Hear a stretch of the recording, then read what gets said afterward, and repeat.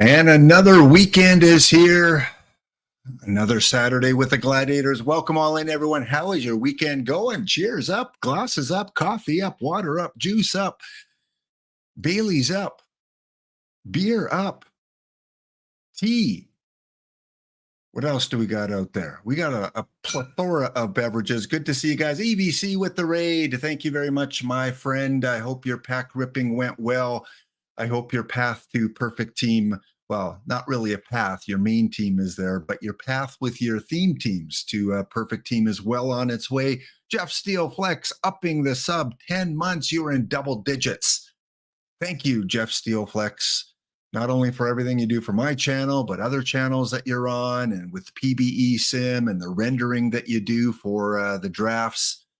Again, just a huge, huge positive to the community of OOTP. Cavacom is here, the real Teddy O. Break out the bourbon. Well, you're a couple hours ahead. I'll give you that. It is afternoon. It is 12 o'clock somewhere. That's what they say in New Orleans. They don't say 5 o'clock. They say 12 o'clock when you're in Louisiana. So welcome in, everyone. Hope you're having a wonderful Saturday weather-wise. I hope you're muddling through this weather. I know Pennsylvania is getting a lot of snow. I don't know if it's made it to, New York and the far east coast of the U.S. Alberta right near. It is snowing. That is the negative, but they're big flakes, which means it is warmer out. It is only minus 15 degrees with a little bit of a wind chill up here in Edmonton, Alberta, Canada. So wherever you may be, I know Vancouver has just been ripped with weather over the last week, snow everywhere. And people in Vancouver are not used to driving in snow. Rain, yes. Like Seattle. Rain, yes. But a bunch of snow, not used to it. And all the best to you trying to get through this January. Well, guys, this, of course, is the return of the Gladiators. Every Saturday, we open 250 packs plus one to try and get some of those hot cards to add to our team. Haven't been very successful in the last couple of weeks. Not getting a lot of good cards. We'll see. So that's what my mother of almost 80 almost says when we play cards, because we like to play cards. We play cribbage, we play whist, we play spades, we play hearts, and a little bit of poker. Yeah, I admit she plays a little bit of Texas Hold'em. Yeah, 79 years old and whips my butt. And when she's on a bad run, she says, I just don't get the cards. I'm not getting the cards. Son, I'm not getting the cards. That's why you're beating me. I just can't get those cards. Yes. Okay, so let's get on to let's start off with an early bird giveaway here. Enter exclamation ticket for 5 packs. Let's see if you can have any success with our first giveaway. Of course, we're going to have a bounty. We're going to have our guess the cards contest, a little bit different from EVC as we rip packs. But let's see if we can reward one of you with 5 standard packs. In the meantime, we'll talk about the Laptop Daily. We'll talk about, maybe a little bit about the showdown last night. We'll talk about today's Laptop Daily. We'll rip some packs. We'll do a bounty, all that other kind of fun stuff that we like to do. Let me see what's going on in chat. How many packs today, Cava? 250 standard and 1 perfect. Yeah, we're opening up a perfect card because I just need another Bryce Harper. I need one because I just can't stop ripping him. I'm on a Bryce Harper streak when I open perfect packs. Let's see what we got on here. See some weather updates. And nothing much else new to see there. Minerva, good to see you. Captain of the chat team on a Tuesday. He took you guys to a 2-task victory, and Minerva earned 5 packs on his own. He drafted some good players, and you guys almost finished 500, but not me. I was way. I was the worst team on Tuesday, but I'm a lottery pick, and so are you guys. You guys, even though you were almost 500, you were the 4th worst team in the league. So you're back in a lottery position. So we will get back to that on Tuesday. Exclamation, enter exclamation ticket if you want a chance to get in on our first draw. And let's get this bounty underway. Which one do I want to do? That one, that one, that one. Let's do that one. All right. You'll see the rules down there. Look at your phone. Look at your device. See the little scroll bar. There's a power outage. Oh, yeah, with this nasty weather and ice storms and cold temperatures, just can't keep up with the power here in Alberta. We had to limit power. They put out an alert in oil country that we had to limit power a couple weeks ago because the grid might suffer some random rotating shutdowns. So there is a power outage. So that means in the draft today, all your pitchers or home run suppression must be 60 or higher. So you want high suppression pitchers, and all your hitters must have power of 60 or lower for their overall average rating for that category. All right? You with me? You got it? And if you come across me in the bounty and you beat me 5 packs your way, if for some reason you win the tournament and you've met the restrictions, an extra 5 packs. So there's a possible 13 packs that you can win by meeting all the different goals here. So again, it is ID Rocking Chair Perfect Draft 16. Get involved in it. We are 5 out of 16. What's up with you guys? It's Saturday. Come on, get into the bounty draft. 5 out of 16, ID 150. I think I got that right. Yep. ID 150. Okay, we got a lot of packs to rip here, so we're going to get involved with this bounty right off the bat. Let's draft our team. Caught a glimpse of EVC in his, his fancy, what do they call those, top hats? Needed to see him in the tux, top hats and tux. Expected him to see a little dance, sing a little bit of taco. You know what I mean, from the 80s and 90s. Okay, let's do this draft. If you're new to Perfect Team, you get at least 2 perfect draft slots that you can go in, and you don't even need to own the cards. You just go in and you select amongst the cards that you're given. We got the Rainiers in. We got the Rangers in. That's it, boiled egg. You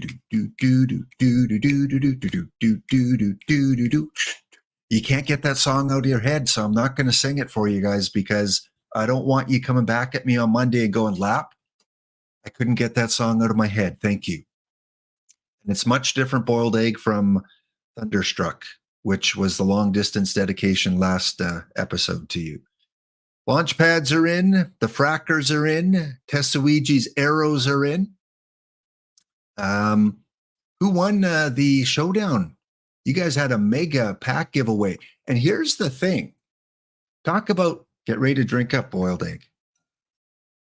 I wasn't watching the showdown. I saw that Dr. Dynastic had like a Friday night baseball and there's drops involved with that. So I was getting my drops, and then I went off and did other things. And then on my phone, I went to OOTB Go and I was like, okay, let's fill up my tournaments, my perfect drafts. And I saw one had 15 out of 16 ready to fire if I entered it. So I thought, yeah, I'm going to enter it. It'll fire right away. And lo and behold, it was the one Tesuiji was doing for his imperfect draft. So here I am drafting a regular team. Oh, I'll take all the best players. And then Tesuiji DMs me and goes, Lap, do I just send you the 30 packs? Or do you want the next person to have the bounty? And I'm like, what? What are you talking about, packs? And then he informs me that I was his matchup, I guess, in the bounty last night. Fortunately, Tesuiji beat me with his undermanned team, and then, that's just the way it goes. So I did not interrupt the imperfect draft, thankfully. So I wonder who won that. I foiled Tesuiji. Well, almost. So synchronicity of all the teams that could come up against Tesuiji in a big giveaway. It's a goofy old Lap who isn't even watching the stream, just entered a random tournament, because that's what I do. and I ended up his first round matchup. But it worked out. He beat me. He went on. He made the semifinals and lost to a non-bounty team. Well, geez, if I would have known that, I would have just wiped you out. Actually, no, I had a full lineup. I didn't know until like game 4, I think. Yeah, just before game 4. And I lost the first 2 in this best of 5. And then I won game 3, and then I lost game 4. Thankfully, because that would have been embarrassing. Here I am. I do deal or no deals. I do imperfect drafts. I randomly enter a draft. It's an imperfect draft, and I could be the one that spoils it. Yeah. Yeah, he did. He beat me with that team. He beat me with that team. I had the newest Mookie Betts on that team as well. Yeah, he beat me. But you know what? You know what? I did win game 1 of the showdown last night against Jim Unknowns. Yeah, I beat the Jim Unknowns team who didn't draft a team. It was an E6 team, by the way. I'd like you guys to know. E6. Beat them. I don't care that they forgot to draft. That's not the point. I beat an E6 team. And then I won round 2, and then after that, I don't know. I lost either round 3 or 4. So, okay. Power outage. Power below 60 or home run suppression above 60. If you can't get a player that meets those qualifications, just draft anyone, and good luck. You gotta bench them. Home run suppression. Okay, this is the only guy eligible, and I know how much you love this this card. I'm not pronouncing him. Oh, I could take pink. We all need some pink. Pink on this Saturday. Okay. So my advice, you're probably going to have to take a lot of pitchers early, maybe, to get that home run suppression. You're going to have a lot of low power hitters later on. Okay, power under 70 or under. Yeah, it's one of those, it's like TTC theme teams. It's people that belong to their own kind of league, and they have their own Discord usually, and they discuss strategies and how we can beat non-guild teams and that kind of stuff. So E6 is one of them. Okay, power under 70 or under, which no batters qualify. So Sonny Gray, you got home run suppression 70 or higher. Kelly Gruber, Norm Charlton, Sean Green. Yeah, good luck finding hitters with 60 or under. Looks like it's going to be Mr. Norm Charlton. Double check. Home run suppression. Yeah, make sure you double check your pitchers because they might have, when you hover over it, the movement, because it's basically movement, but you got to double check because they could have low home run suppression and really high pitcher BABIP. The home run, this 107, has to be 70 or higher because there's a power outage, folks. We're not getting power here. All right. In a pinch, Alcantara. See, I can't take Alcantara. He's got 69. I mean, nice for him, but not nice for this draft because he needs 70 or higher. Okay, let's take my hitters first. Okay, Nathaniel Lowe, I think qualifies. Yep. Nathaniel Lowe has power of 60. Remember, it's 60 or lower. Is 60 on the scroll? Does it for pitchers? Let's see. Power, movement. Yeah, I don't know where it says 60 on the scroll. I know hitters it does. For hitters, it will say power and then 60, but I didn't realize you could see home run suppression for pitchers without checking their profile.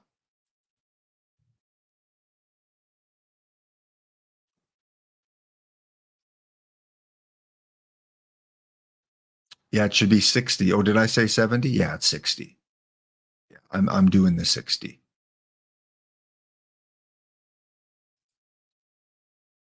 I'm just used because our previous drafts, it was always 70, 70, 70. On the scroll, it's 60. Go with the scroll. Okay, power 57. We're going to take Edmund. Minerva got all 26 compliant. Good.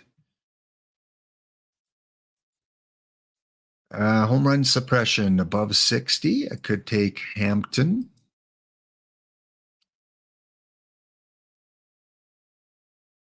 And who else do we want? Sherry Smith?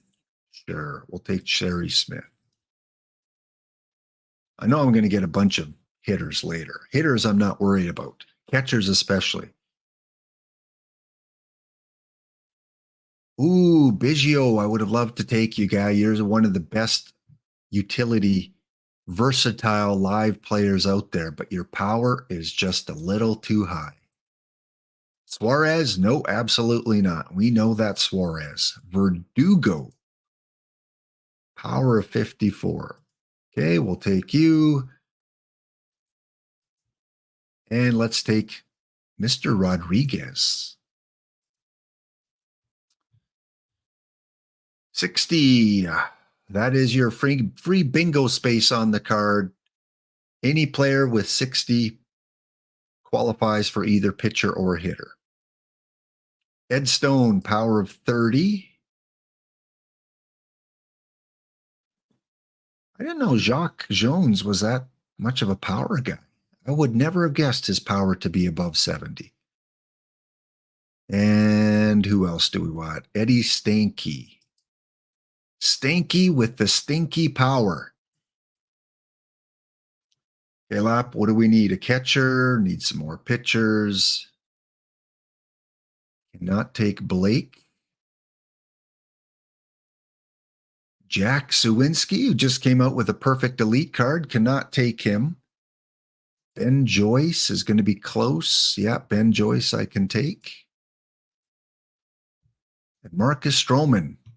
Come to the team, Marcus. Good home run suppression. Michael Young. On. And Eddie. Oh, Eddie, come on. Don't do this to me, Eddie. 71. You're not even close to 60.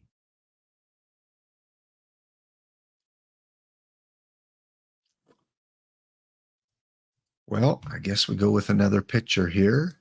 Bill Ricks, you're over 60.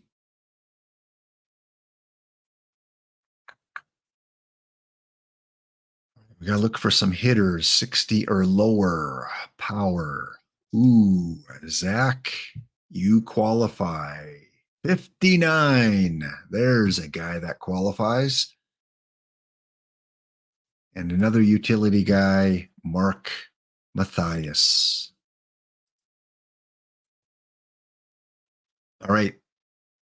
I could be in danger. I got 2 more catchers to come, I think. Maybe more. You might get 12 here. Hundley, you qualify. You're not great with the bat, but you're good enough to join the team. And Larry Chaney, you get to come on the team. We're doing an imperfect. Yes. If you just hopped in, you see the restrictions scrolling along the bottom there. Clishreen. It is all pitchers must have home run suppression 60 or higher. All hitters must have power 60 or lower. We're in a power outage.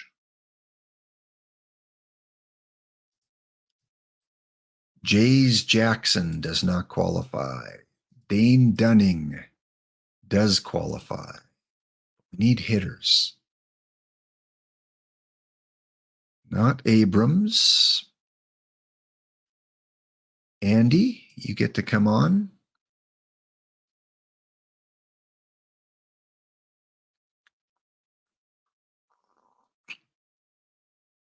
And Matt, and Andy and Matt. Okay, one more catcher. Where is he? Uh-oh, Joe Girardi. Come on, Joe. Joe, power 60 or under? Yes, 19. Or Admiral. 4. Do we go with the 19 or the 4? Well, we're going to go with the better catcher defensively, Joe Girardi. I got 10 pitchers. We're playing in the modern environment, so I probably want 2 more. Home run suppression, 50. Not good enough. Big pin. Good enough. You get to come on. And Vito. Vito is good enough. He gets to come on. But how about Steve? Because everyone needs a Steve. No, we're not taking Steve. Okay, so we got a catcher, 2 more pitchers. We need we got 3 right fielders, folks. No left fielders or center fielders. So we got to rectify that. Sam Tenberger also catches. Maybe no, I think that's good. Ken Harvey, can you play outfield? Mark Quinn, 61. Frank Chance, 6. Okay, you're on. Plus a lot of utility catchers in that choice of picks too. All right, I am not very confident with this team, but it should be compliant. Let's just throw in a basic strategy here. Welcome all in, exclamation enter, exclamation ticket. If you haven't entered already, go ahead and do that. And looks like a break kicked in, but we're going to just fine tune our team a little bit. Make sure we're compliant pitcher wise. We want, better double check this. Pitchers, home run suppression 60 or higher. All right, gang, you can see I'm compliant with the pitchers. Hitters, home run. Has to be, we got to add that, I guess. Adding ratings. Power's on there already. Good. There it is. So Hampton is not allowed to hit. So if you have a 2-way guy, you cannot have him in your hitting lineup. Now, you can't avoid that completely because the AI might throw him in, but if you go to set game strategy, take off the 2-way player, and then go and just make sure he's on my pitching staff. There he is. Yep. And then I'm going to force start him as a starting pitcher. So there you go. Now he should not be in the hitting lineup. Let's auto this. BABIP. Anyone missing? Mark Mathias, maybe. Zach, you need to be a shortstop, I think. Tommy Edmond. Zach, you get to come in.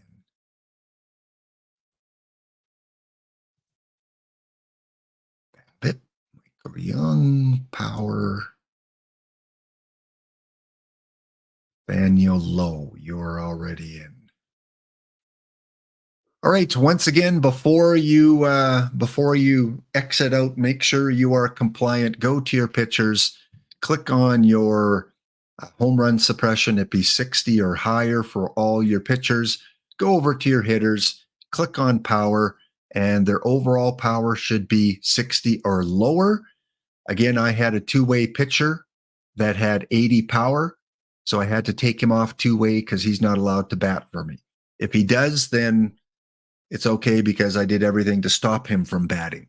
I set him to 1-way and I put his forced role as a starting pitcher.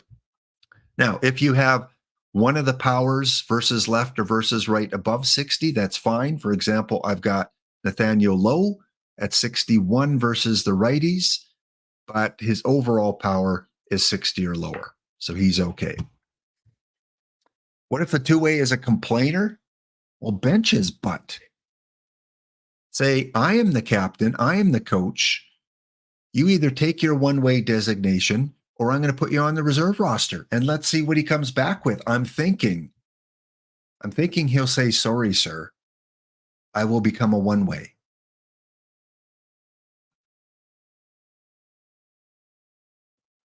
If your two-way is compliant both ways, yeah, you can use him as a two-way. Absolutely. So if you have a pitcher with low power and high home run suppression, yeah, he gets to play. Congratulations on finding him. I was kind of shocked that this guy, Mr. Lewis Hampton, has a power of 83. You don't see that often with the two-way NEL players.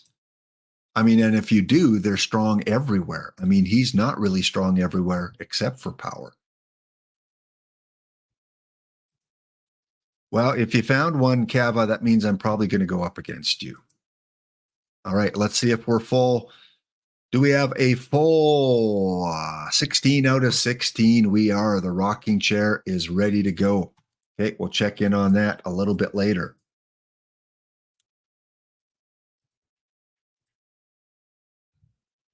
Give you another 30 seconds here to get in if you haven't entered. If you're just coming in late, exclamation enter, exclamation ticket for your chance to win a 5 standard pack giveaway.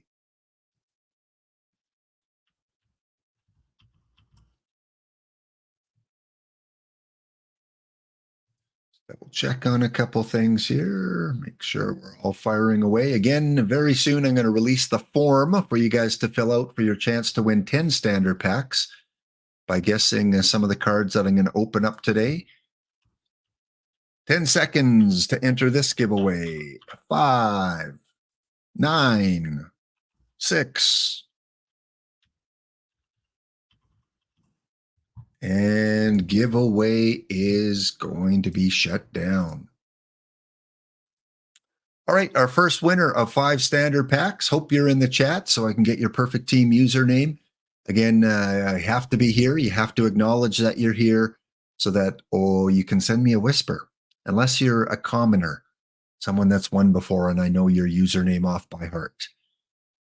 Okay, winner is, well, look at that. Minerva, what a week it's been again for you on my stream. You're the team captain of the chat versus lap. You take them to a 2-task victory. You earn 5 packs there. And Minerva, I know that's because I just sent you packs, or the team sent you packs a few days ago. I know your username is the exact same as your Twitch name. So Minerva 9398, congratulations. You are our first winner today. All right, let's fire off this form. So this is for today's pack opening contest. 1 entry per human. Do not try to get around the system. Very short form for you to fill out. Survivor style. So you have to get the first question right to move on to the second question. And we're not going to know the answer to the first question until the very end, because your first question is going to be, will Lap's perfect pack at the end have a live or historical perfect? If for some reason we pull an A space and we get 2 perfects, they're both right, unless they're both live or both historical. So again, my very last pack will be a perfect pack. Will it be a live or a historical perfect card? Number 2, will I pull 2 or more PT Elite cards today in those 251 packs? No spotlight pack today. It's going to be a perfect pack at the end. Number 3, other than the perfect pack, will I pull another perfect or one of the remaining LE cards? Just one more from all the standard packs. Will I get at least one more perfect?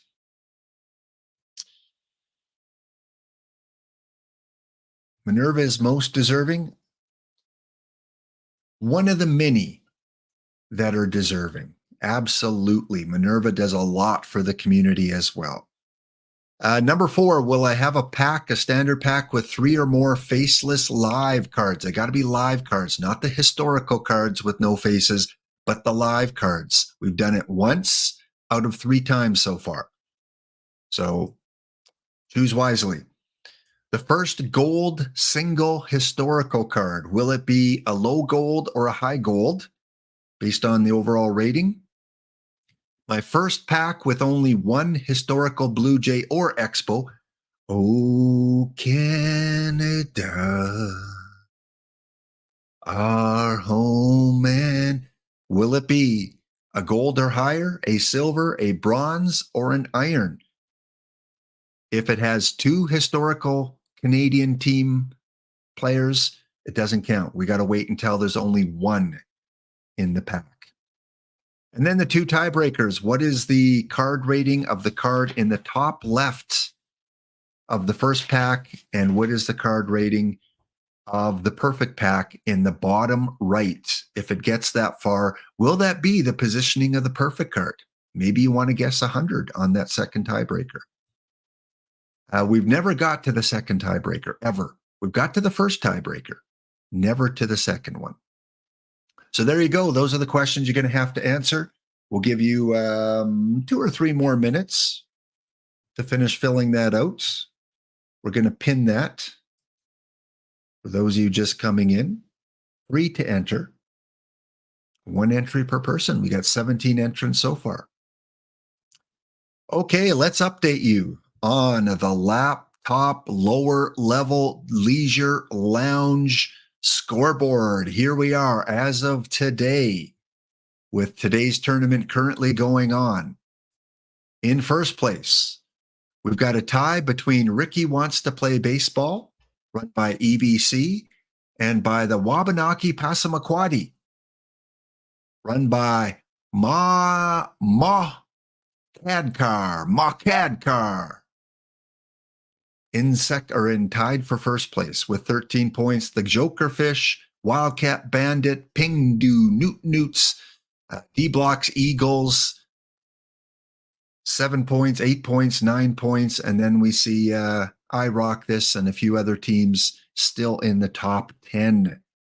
So again, 4 points if you finish first in this tournament, named after me, and I thank you OOTP for giving me the chance to do more work and analyze tournaments more. I'm loving it.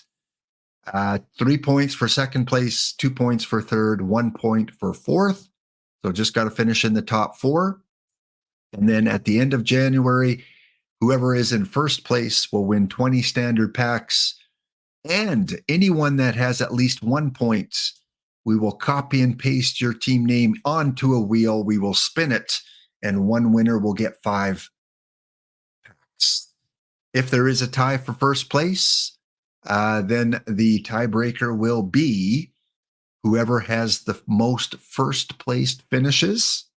So we'll go back and look at the entire tournament for January. And so right now, Ricky Plays Baseball has 2 first place. Passamaquoddy, they've got 2 first place. So then when we go to second place finishes, Passamaquoddy has 1. Ricky Wants to Play Baseball has 1. So then we go to third place finishes. They each have 1. We go to fourth place finishes, and they have none. So we'd put those names on a wheel because they're equal everywhere. It's going to be fun. We're just over the halfway point. We got, 9, 10, 11 more days of January. Let's go and check out today's tournament. 2-minute warning to enter into the pack opening contest. 2 minutes, and then we start ripping. And that's the thing, Hero Driver. You can start entering this tournament now and still win it. All you got to do is win 3 tournaments, and you're up there near the top of the leaderboard.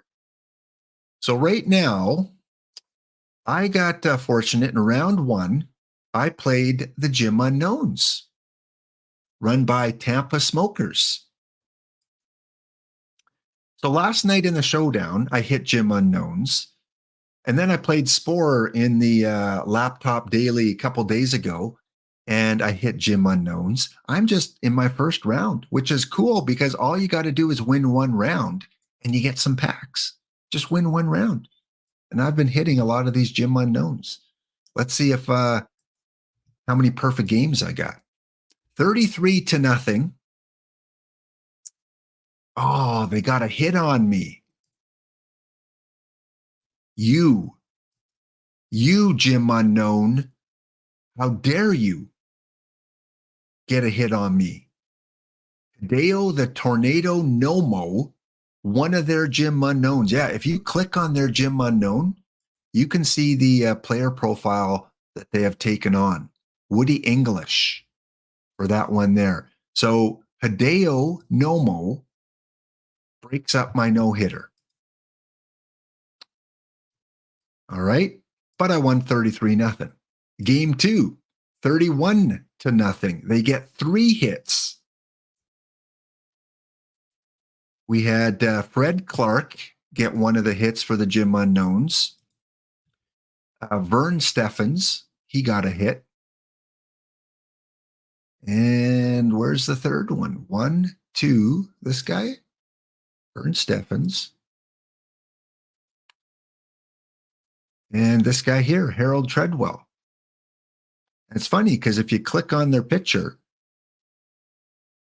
comes up with their card, comes up with a 4-3 loss. I don't know how that happens because they played me. So there's a few little glitches in the matrix here. So even though you play Gym Unknowns, I guess they have to be assigned a card somehow. And even though I won 31-0, they got 3 hits. Game number 3, 30-0. One hitter. This time, their guy that broke up the no-hitter was Ozzie Smith. The 42 Ozzie Smith breaks up my no-hitter in game 3. So if you remember last time I played Spore in his Gym Unknowns, all 4 games were perfect games. No hits, no walks in all 4 games. This guy, he's got a team. Except for this game. No hits. Is it a perfect game? By my 58 pitcher. 9 innings, no hits, no runs, no walks, 15 strikeouts. Perfect game to finish off the series. There you go. Minerva's just coming in. What did I do? Did I win something? Yes, Minerva. You won the early bird giveaway of 5 packs. So I've already got your perfect team name because you already won packs earlier this week. So now I get to go and take on the winner of the Hoosman. Hoosman's been kind of slow in January. He's got to shake off those cold weather blues a little bit. He came out firing in December. Or Hero Driver. Hero. You're down 1 game to the Dodgers. I'm sure that game's probably fired off already. So let's pop back in quickly.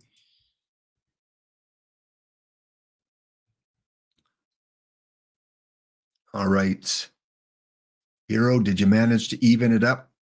No. The Dodgers took you out. I will not be taking on Hero Driver. I'll be taking on the Dodgers in round 2. So there you go. Who else here that I'm familiar with advanced? Easier if I look at this. Team Oklahoma go on to round 2. Cub fan Steve and his Cubs go on. Dick Schott is up against the Nasty Boys. They're a good manager. They're tied up at 3. The Weasel Sports is tied up with the Eagles, 3-3. So Don't Cut the D-Block Dragons got some work to do. The Dashans, Paul Sporer and the Dashans, they sweep Chess Safari 4-0. We got the Newt Newts, one of the top teams in January. They're tied at 3 with the Skull Hearts. They're going to a game 7. Same with D Dempsey and our leader, Passamaquoddy. They're going to a game 7. We have 2 elite managers in round 1, and I get the Gym Unknowns. Works out that way sometimes. We got Mile High Mayhem, who won yesterday, playing. We got GT Sundown playing GT Sundown, and they're going to a game 7. So never accuse GT Sundown of throwing a series, because he's fighting hard with both teams. Who will emerge? I'm guessing GT Sundown. All right. Marshall Mice, one of the top teams on the leaderboard. They swept their first round. Sean Saul didn't get by round 1 today, but he was a top 4 finisher yesterday, losing out to EVC, I think, in the semis. So, yeah, we got a bunch of game 7s coming up. All right, it is time to rip some packs.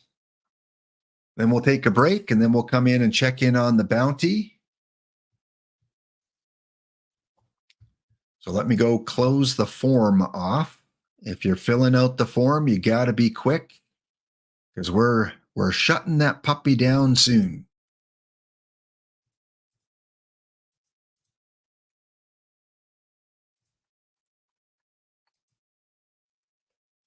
Okay, let's see. We want to mark this giveaway as complete and then go over to the form. We got 24 entries, 10-second warning. If you're in the midst of filling it out for 10 standard packs, time is running short. Or you lost the GT Sundown?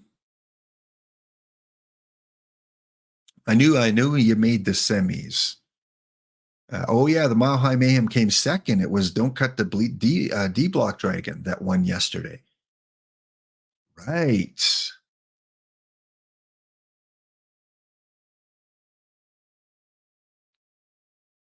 All right, 5, 4, 3, 2. If anyone in chat is still filling it out and needs a couple extra seconds, speak now. We got 27 entrants. Otherwise, it is closed off.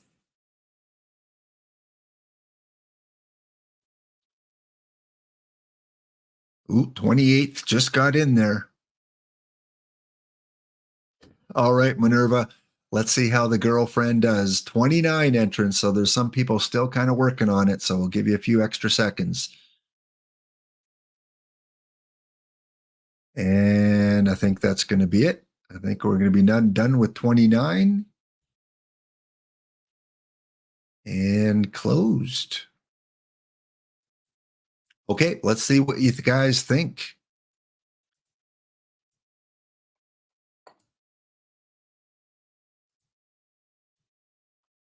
Oops, what do I want to look at here? Questions. Closed off the form. Let's create our sheet.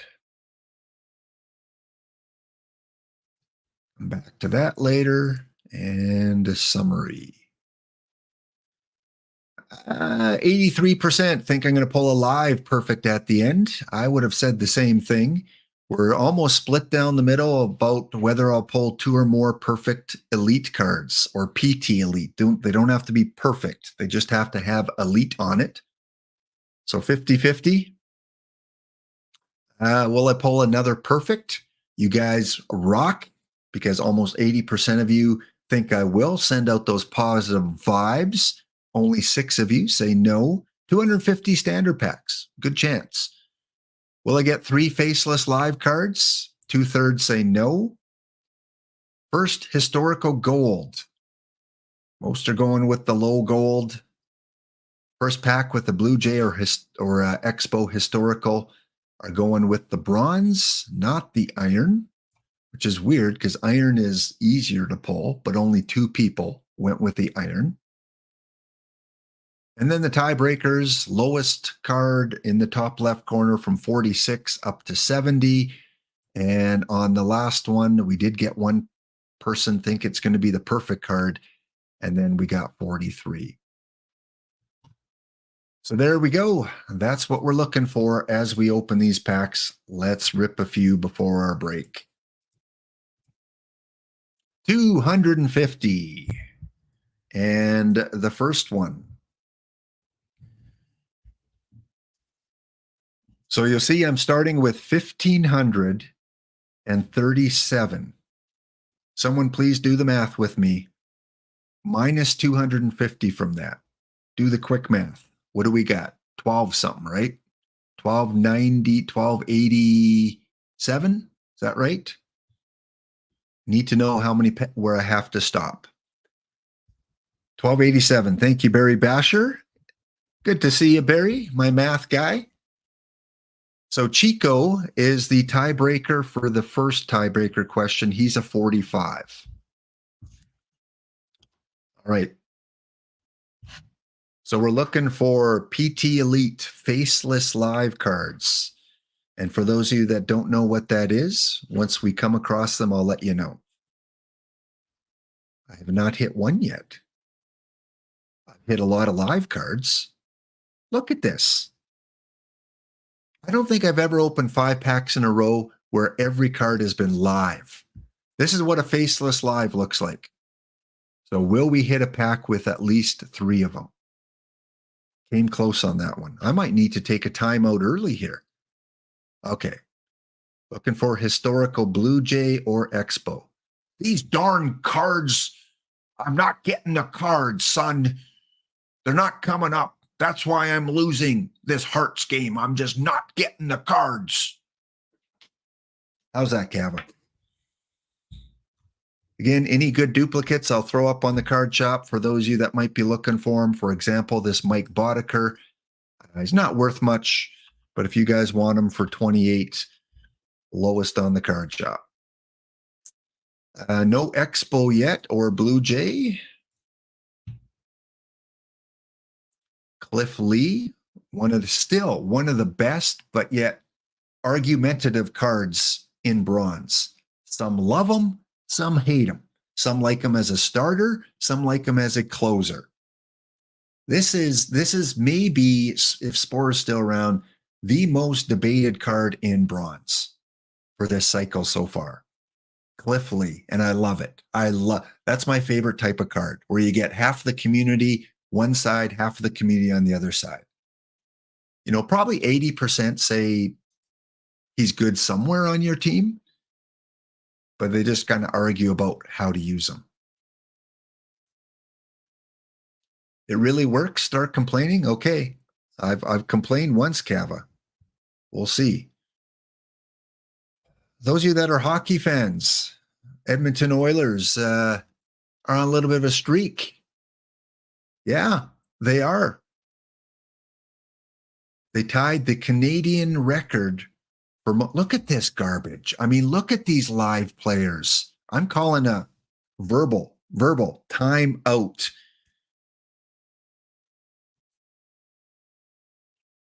Time out. We're exiting out. We're taking a beverage drink. Nespresso, hazelnut, pumpkin, with a little bit of half and half creamer and a little bit of Starbucks coffee flavoring. Go get your Nespresso today. This ad is not sponsored in any way, shape, or form by Laptophound, OOTP, or the community of OOTP. Batteries not included.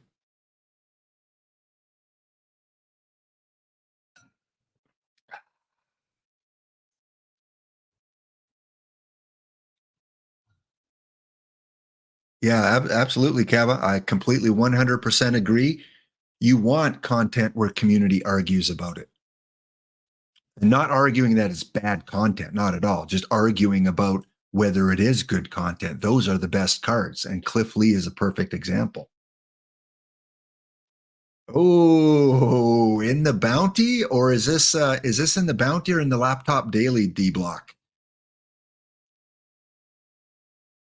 No, you don't get a no. And I need to address this because this is serious. That we need to talk about this.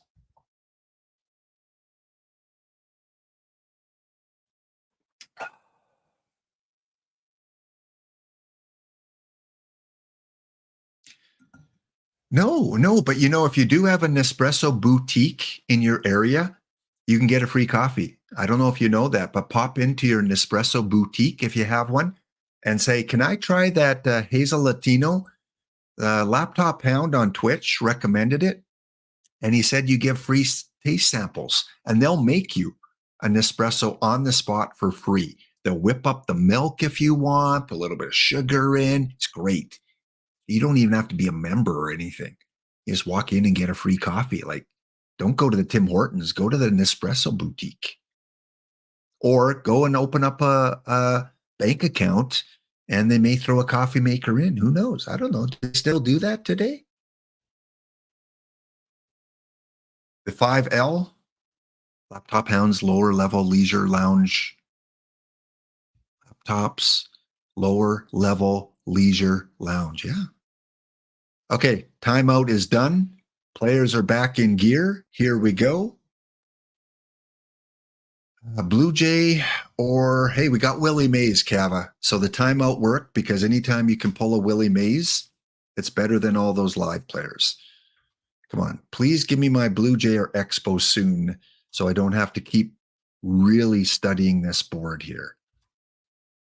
Blue Jay Expo Historical. Kansas City Royals do not count. Heading over to Tesuiji just after 2 p.m. Eastern. We'll be heading over there. Bob. A good card in perfect drafts if you get Bob. At least he used to be. I always used to take Bob. Going to put him on at 213. If you need Bob.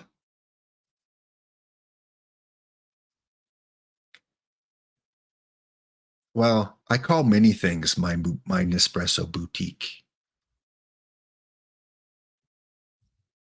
Okay, here's our first gold, but it's got to be a historical. It is a historical low gold. So that answer has been questioned, or that answer has been questioned. So wait a minute, guys. Wait a minute.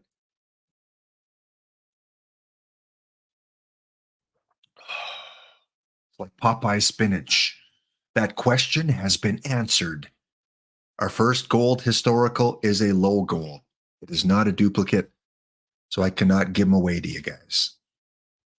By the way, we got another gold.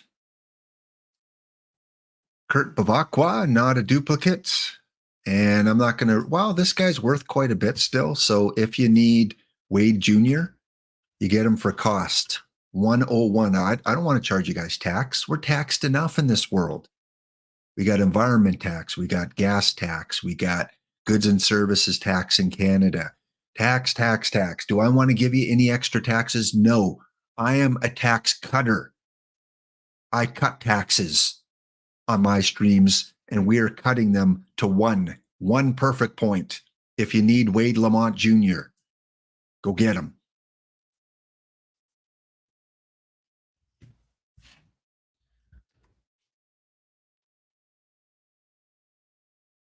That's true. That was a good Jeopardy reference. I am speaking Jeopardese. Come on, where's my Expo or Blue Jay? It happens all the time when I'm opening packs on my own. It's like every pack there's a Blue Jay. There's another one. There's another one. Oh, there's an Expo. But no, when I'm online, it's Dodgers, it's Phillies, Reds, Padres. It's probably going to be one of the last teams I pull. There's an M, probably for Milwaukee, maybe Minneapolis. I pulled that Yankee 5 times, one of the great card arts, but I think this is the fifth time this stream. I'm getting a lot of live cards. There we go. See, Cava, you're right. Complain, whine enough about it, and things happen.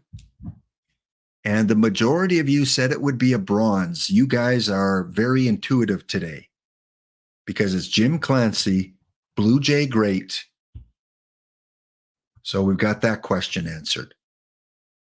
Okay, let's take a quick peek at our sheet, and not the kidney sheet. By the way, when you guys were kids, and this guy, this is between us, right? What stays in the chat, what's said in the chat stays in the chat. No one's listening. No one's listening. They've got me on mute. So let's be open and honest. Let's have some group some group chat here. When you were a kid and you had your own bed and you didn't have to share a bed with siblings like I did, because we were lower income family and we didn't have bunk beds like some people. Did you get to pick out your bed sheets, and what were they? Did you have the original Star Wars bed sheets? Did you have like sports themes bed sheets? Did you have whatever the cartoon of your era was? Did you have Tickle Me Elmo bed sheets? Did you have Pokemon bed sheets? Kava, thank you for being honest with our community. Thank you for opening up. I hope you can breathe a little easier now, Kevin. Just, whew, got that off my chest. Hero Drivers even going a step further. He's saying, I had a Scooby-Doo metal lunch kit. Yeah, I had, I don't know if I had Scooby-Doo. I had the plastic one with the plastic thermos where my not 80-year-old mother would put soup in sometimes. And she would always make me cheese and bologna sandwiches. And to this day, I cannot stand bologna. Cheese, bologna, and mustard. Because again, as a low-income family, we had to buy the cheapest sandwich meat available. Sometimes she would fry the bologna. I don't know if your parents ever did that. Fried bologna. What are sheets? You don't sleep with sheets? Bedding. You got the comforter, and then you got the fitting sheet, and then you have the sheet. Loved it fried bologna. I preferred it fried over regular because regular was very greasy. I mean, fried was greasy, of course, but regular was just raw bologna. Ooh. Hero Driver, there was a product that was awesome, but it cost 2 cents more than the trash. She went cheap. Yeah. Same with my mother. A penny saved is a penny earned. She would buy that meat. If it wasn't bologna, it was the what was that meat that had like little pieces of macaroni and pimento in it and pickle and those were the days I was hoping it was bologna. That or Cheese Whiz. She was big on Cheese Whiz. Cheese Whiz was cheap back then. And like every once in a while, I would beg my mom for the cheese slice for it not to be like the regular cheese slice. Please get Velveeta. Velveeta was like Nespresso coffee. It was gold. It was cheese gold.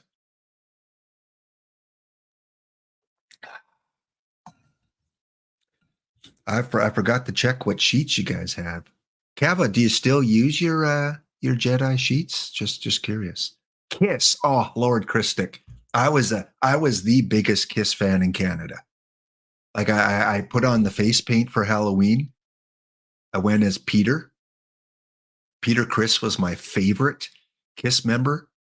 He was the quietest, he was the most meek, he was the gentlest, from appearance anyway. Maybe in the back room he was just hardcore drinker. I don't know, but Peter Criss. I was a drummer when I was a kid, so I like Peter Criss. And yeah, I had Kiss everything. And when Kiss Alive came out and they gave you the free tattoos, oh, Merry Christmas, Lap. Well, we got a show to do here, guys. What was I? Oh yeah, questions. Okay, so we're still looking for PT Elite. We have not got any of those yet. Have not got a second perfect because we'll get one at the end. Have not hit our 3 faceless lives, but we did answer question 5. It was a low gold. It was a bronze Blue Jay, and the tiebreaker was 45. So again, this is Survivor. The earlier questions count more. Stop that. Go back to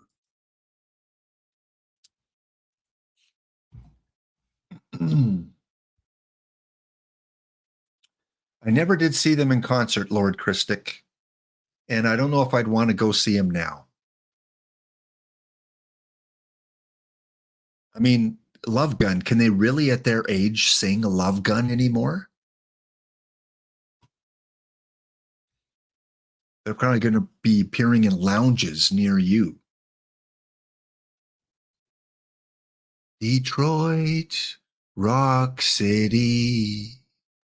Welcome to Detroit, Rock City, where the girls are. No, that's a different band. Okay. All right, let's continue on as we try to get down to 1,287 packs. And now they're all easy. Faceless Live. Again, one of the best bronze pitchers. Can be verified by all you bronze players out there. If you need Mr. Willis, 33. Like, seriously, go get him. Even if you want to resell him to someone, I don't care. Earn 10 points. But again, pretty easy because we're looking for faceless. We're looking for PT Elite. There's Pete Rose. It would have been an iron if I didn't hit that Jim Clancy. Dontrell is one of the top 5 starters for me in bronze. Kalan, Dontrell, Messersmith, Giolito, McNally kind of still there. Dave Stieb, possibly, depending on the type of tournament.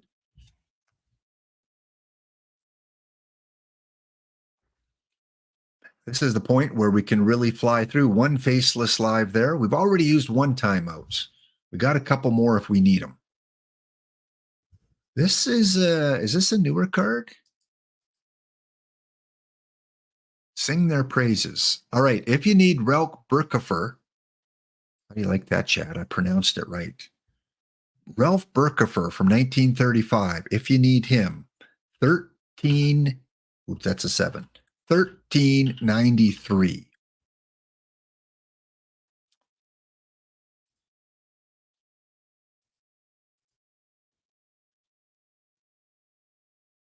Oh, the new Ventura. Yeah, that was a community request card by Don't Cut the D Block Dragon from the Kansas City Royals. And Spore came through, as he has with many of the community requests. And you never know. Check out the Tuesday Treasure Trove. See what new cards are coming their way. I still think there's going to be one more mega drop of cards. Whether it's over the course of a few weeks or whether it's in 1 week. But there's so many good players out there that don't have peak cards yet. There's got to be at least one more. Will we get a good two-way? Speaking of good players, Kenji, my bronze starting catcher.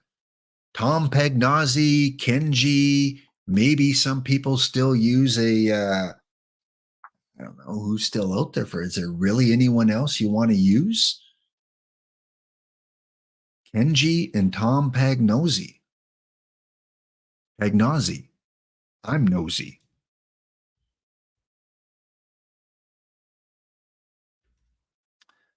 Everett Cabrera, good iron. Another Blue Jay historical. Jimmy Key.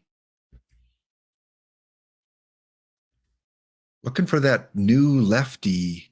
Was it lefty Grover Gomez, the new gold one? Lefty Gomez, right? The new gold one? I get my lefties mixed up. Steve Sachs, Los Angeles Dodgers. If you still need a Steve Sachs, part of the Steve mission, part of the Jackie Robinson mission, the Silver Sluggers mission, 133 for my friend Lord Christic. 33. 133. Gomez was the one? Yeah. Well, we're hitting on some gold. Dick Whitworth. You still need some of these Negro League cards. What am I going to put up? 133. There we go. We're honoring you twice, Lord Christic, because you have a number in your name. Ken Harvey. Now he's not worth putting on the card shop. Man, hitting a lot of baseball reference cards today. Here's one you might still need. Put them on for 33. 33 is the theme today after subscriber Lord Christic. For Mr. Canseco. That makes sense. If it was 44, I would have said, I bet you're a Reggie Jackson fan. So for Reggie Jackson fan, 244. There we go. Birdie Cree.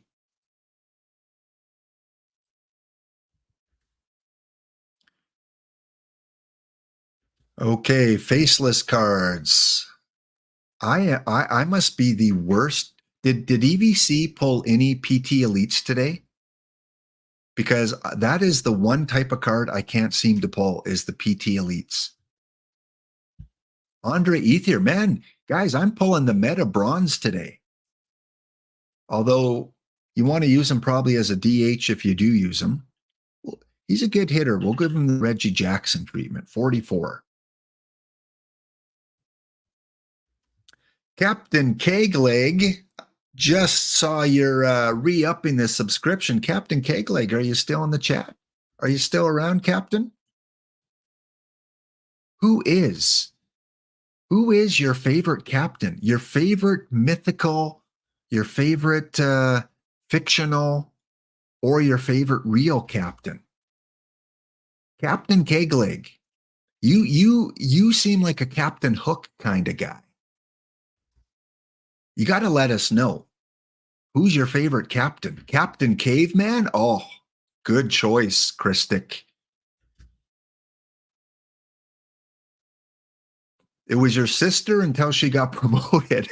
Oh, well, there you go. There is a real life captain. And is that part of Navy, Army, Air Force, Marines?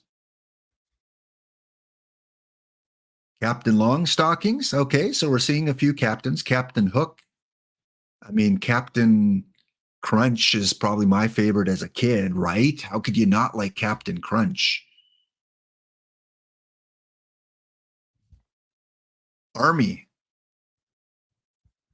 Well, next time you see your sister, Captain Kegleg, even though she's not a captain anymore, what's the next step? Sergeant? Major? Give her my gratitude. Say Laptophound on Twitch gives you his gratitude for serving the country, even though I don't live in the country. Major is next. And yeah, give her my gratitude and congratulate her on her promotion. So that begs the question, are you going to change your name to Major Kegleg now?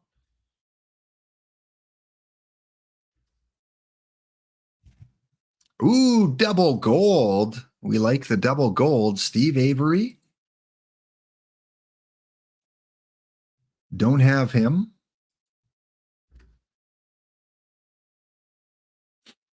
Captain Future. Captain Planet. I still think Captain Caveman as a kid and Captain Crunch are the two that stands out for me.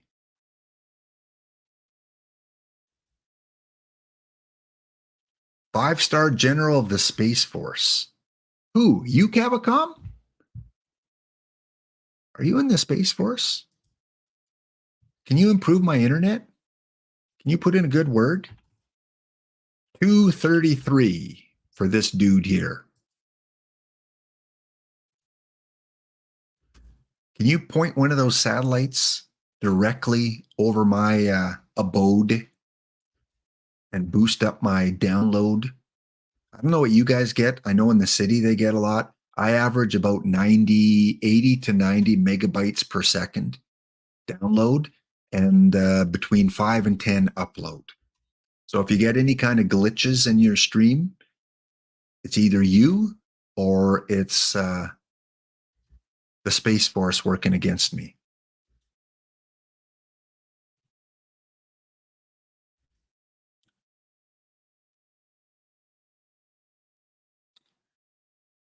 All right. Still not getting our faceless cards here. Still not getting any. I might have missed it in chat. Did EVC pull any elite cards or any perfect cards? All right. Well, we are on a break here, so we're going to, on this Blue Jay historical, we're going to exit out.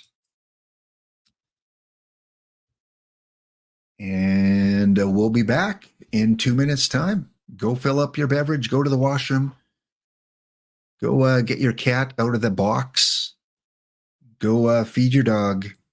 Back in 2 minutes.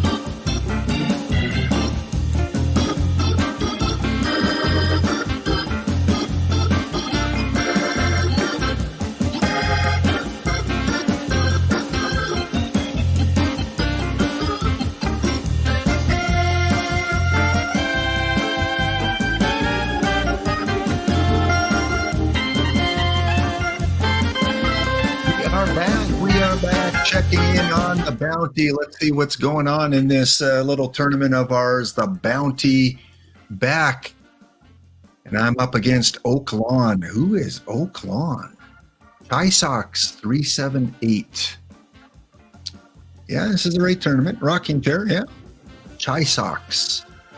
So this is round number 1, and we are tied up at 1 in this best of 3. Oh, within 2 minutes, we'll see if the bounty is claimed. But first of all, we got to go check Chai Sox and their roster. What was the name of that team? It was the Oak Lawn Catholics. Oak Lawn Catholics. All right, pitching wise, home run suppression 60 or higher. They are compliant. Good. Chai Sox, are you in the chat here? Can we have a little bit of trash talk from the Chai Sox?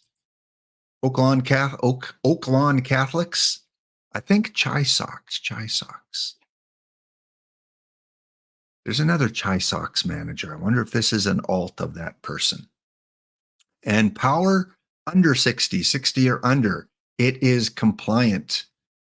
All right, were they able to get 26 players? That is the question. Oak Lawn has 26 players. Yes, they did. Well, we are within a minute. So we're gonna check in to see if they Ludlud. Maybe that's Ludlud's alt. Unless I hear otherwise from Chai Sox, we're gonna call it Ludlud. So I won game 1 6-1, and then they won 8-5. Yeah, this might not be them. I mean, I'm sure there's more than one Chicago White Sox fan out there, right? There's probably more than one.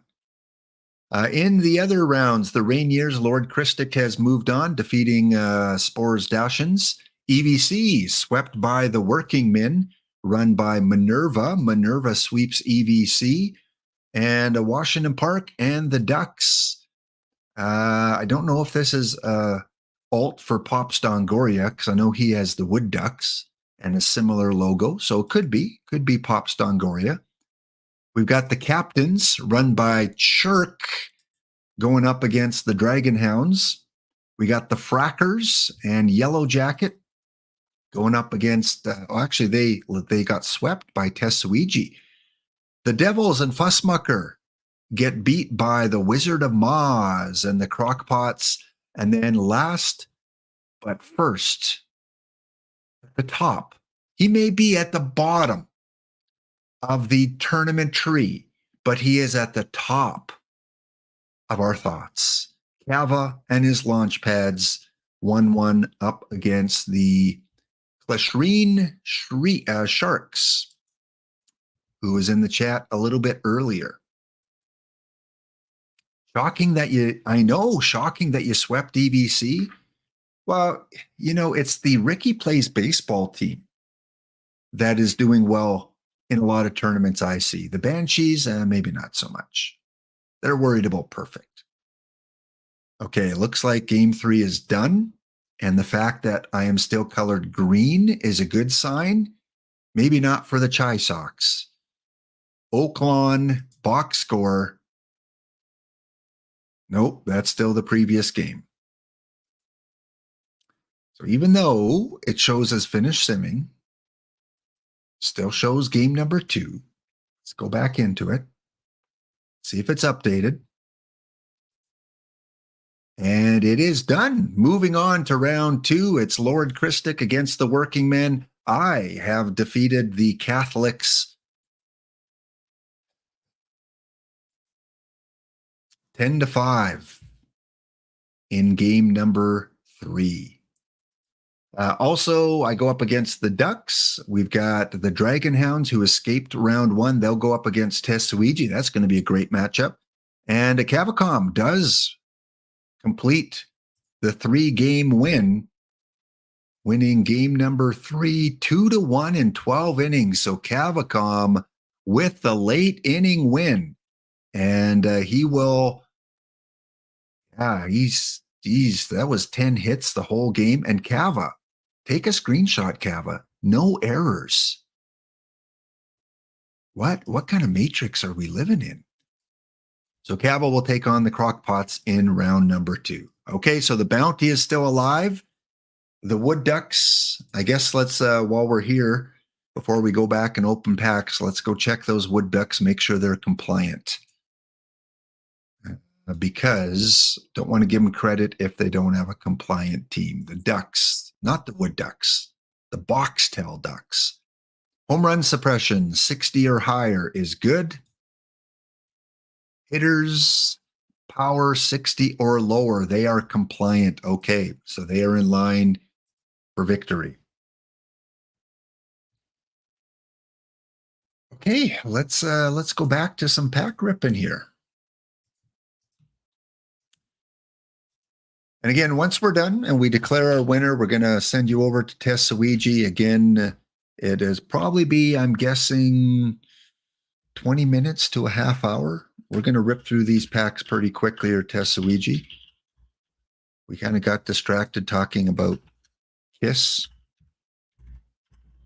and bed sheets, which, kind of go hand in hand. All right, back to Perfect Team. Rip until we get 1,287 packs. No game action today, so anytime we show up, okay. Off-season stream. Gotcha. Okay, well, we'll still try and rip through this here. Faceless cards. We're looking for PT Elite. EVC, if you're still here, I don't know if I've seen an answer. I probably missed it 3 different times. Did you pull any PT Elite today? First diamond card of the day is someone we can quick sell because his value isn't that high. So let's quick sell him. Sure, at some point it's going to want to give me my limit of 9,999 cards. Bobby Estelala, there's another meta gold or bronze card. Estelala. Bobby, another Bob for your meta. Okay, we're not even going to look for cards to sell here because we want to rip. We got to get till 1,287. One faceless. Although if they keep being this bad, we may need to take another time out.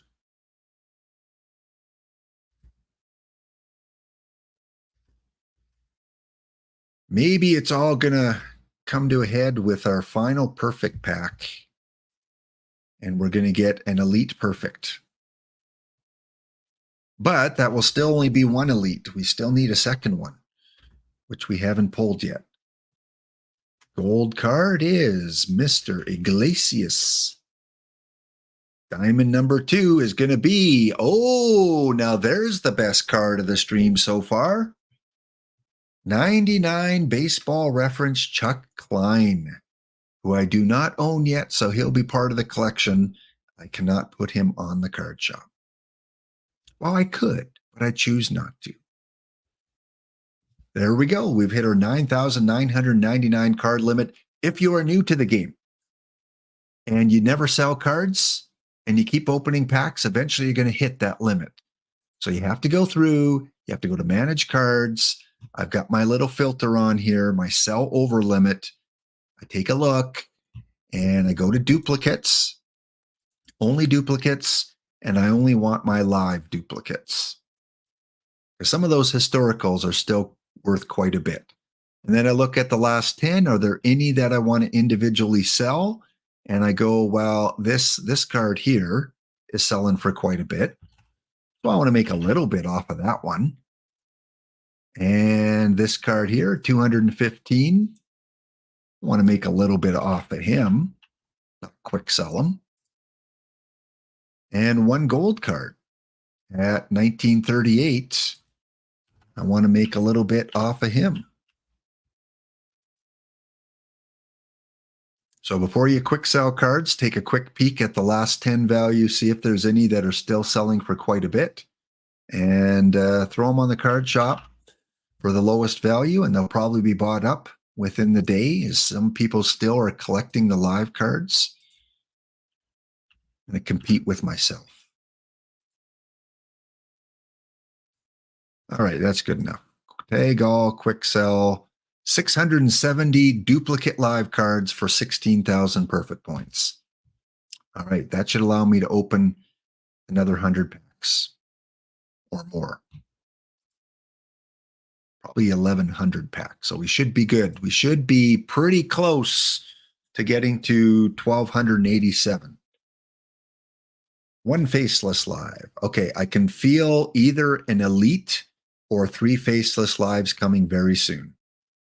I feel the energy of the man with no face.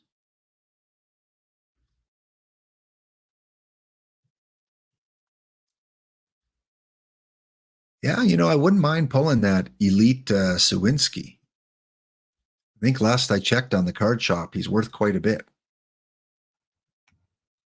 Double gold, double my pleasure, double mint twins. Who as a young boy did not love that commercial when they were in the 80s? Double mint twins. I bet you they sold a lot of gum. Mike Schmidt, still worth quite a bit. He's been out since the very beginning. I'm surprised his value is still that high. So if you want a Mike Schmidt still, 1666. Great third baseman, great shortstop if you're at the lower levels. Don't think we're going to see another powerful Mike Schmidt. Although I still think there's a meta third baseman coming, because could George Brett actually last the entire game now as the best third baseman versus righties? Tom Seaver worth, wow, he's still worth quite a bit. $7,000 for Tom Seaver. $7,000. I can't pass that up. If you want him, I'll put him on for 7,001. Oh, but it does finish a mission, so I got to keep him. Okay. Keeping Tom. Those perfect points were tempting, though.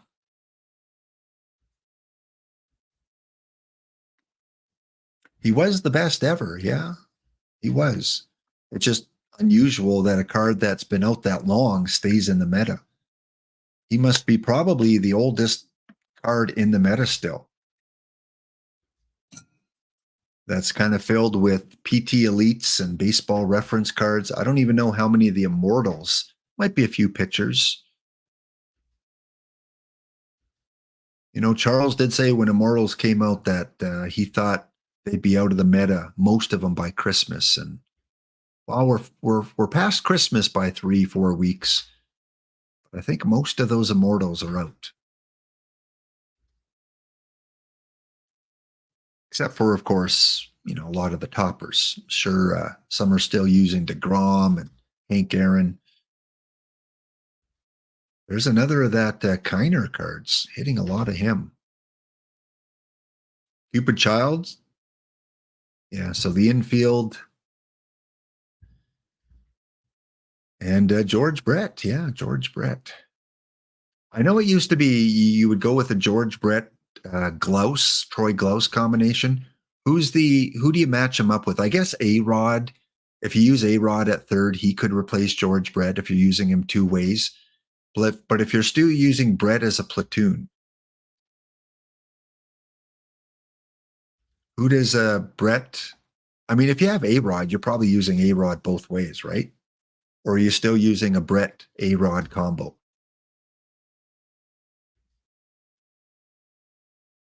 A-Rod is the guy. When those spotlight packs came out, saw a lot of people posting they got an A-Rod. How about we get an A-Rod today? That would be synchronicity right there. A-Rod, come on. Channeling you, A-Rod. Brett is, yeah, Caged Wisdom. He is one of those cards you're going to remember from OOTP24 because he's had such good value. And for a long time, even now, he might be cheap on the card shop. But for a long time, you were getting Brett for a really good price for a card that is meta. Like he's not going for like 500,000 or 400,000. He's going for in the hundreds, I think, maybe 150.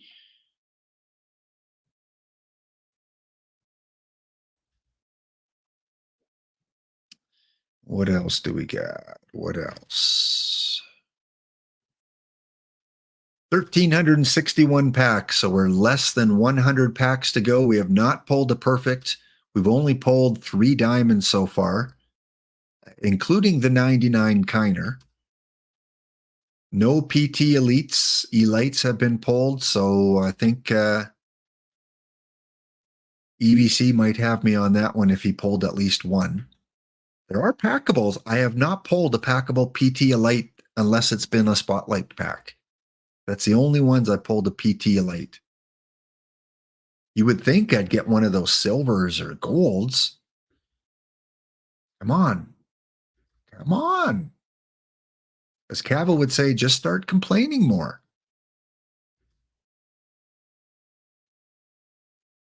Enrique Hernandez, again, one of those fan favorites for sure. Actually, first time I got him, though. Curious. First time.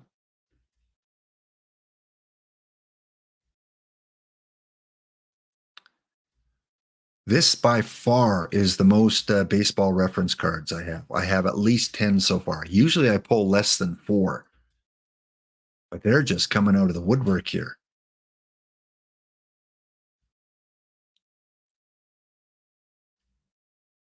No perfects this week for EVC. You did get the Sawinski. So you did get 2. What is that Sawinski selling for? Last I checked, he was going like for 40,000 or something for a gold, 45,000. And the other one I want to pull is that Carlos Santana, that silver, going for quite a bit. Those treasure trove cards really are. I mean, it's an appropriate name because they are treasure. And look at that, another baseball reference, Johnny Logan. I must be getting close to some of those missions being done.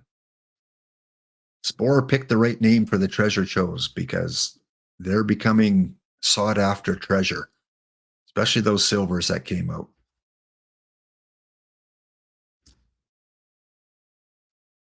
And I'll be back regular time on Monday for the Monday show.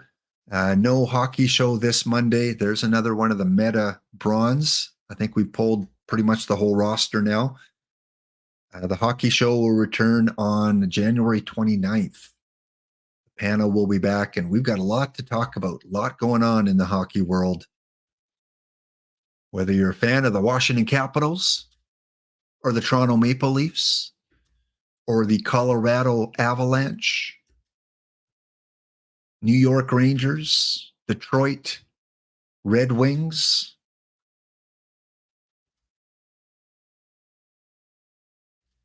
Still aren't that many Santanas, huh? Joe Charbonneau. Don't have him. Yeah, they're very kind. Were you getting a lot of the baseball reference, EVC? Because I can't believe, I think I'm on number 13 so far. Diamond. Okay, here we are. Here we are. PT Elite? Nope. Christian Yelich. We can put him up. If you still need Christian, 4693. Bruce Petway, another former meta. Some still use him in bronze.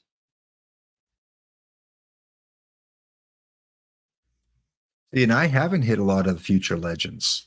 I have been stacked with baseball reference cards.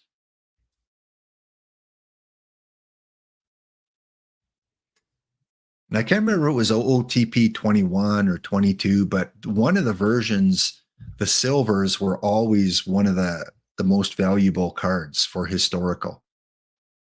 And we're starting to see that again in this version. All right, one more time. We need to empty our cache here of cards. Sell over limits. Anyone worth selling individually? We got a couple. This guy? No. There's one of those, someone's taking advantage. Someone's cheating the system. Last 10 for an iron 41. No. Don't do that, people. Now this guy, yeah, this guy, someone's, I'll make someone happy. 2,400 for Christian Walker. Actually, I'd like to offer it to you guys first. 2,401. Must be one of those hard lives to get, Christian Walker. And Corbin, 1,369.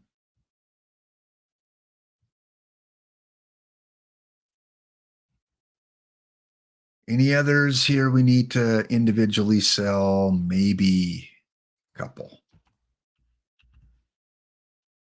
Why get 100 when you can get 130?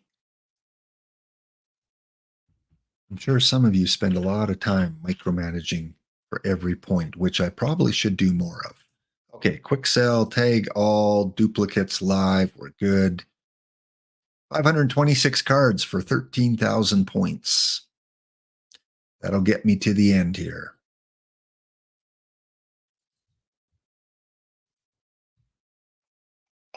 Two faceless lives. Oh, we were close there. All right, we have 14 more packs, and we've got one more ad break coming up here very shortly. So let's try to get to our perfect. And I don't think we're going to hit any PT Elites today. So those of you that said no, which was a lot of you, you're going to get that question right. All right, Mike Stanley, duplicate baseball reference, another baseball reference cards. I'm going to put them on for just under last 10, 2733 if you still need this for your Brian McCann mission.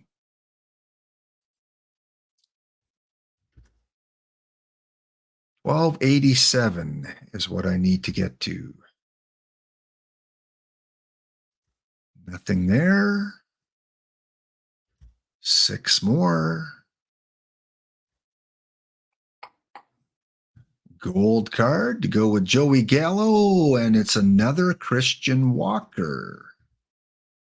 Someone bought the last one. So if one of you guys missed out, I'm putting it back up for 2401. If you need them, there's the second one on the shop. Thank you for whoever bought the last one. 3 more standard packs to go.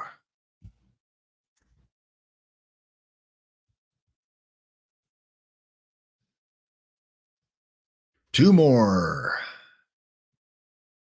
And our last standard pack, last chance to get 3 faceless lives, and it will not happen. Okay, so we got 1 more pack to go. That's the perfect pack. We got to check in on the bounty. We've got to award our winner, and then we're going to take 1 more look at the Laptop Daily to see if any of you have advanced to round 3. We'll be back in 2 minutes' time to close off the show. Be back soon. In the meantime, thank you to all the Hound subscribers from the last week.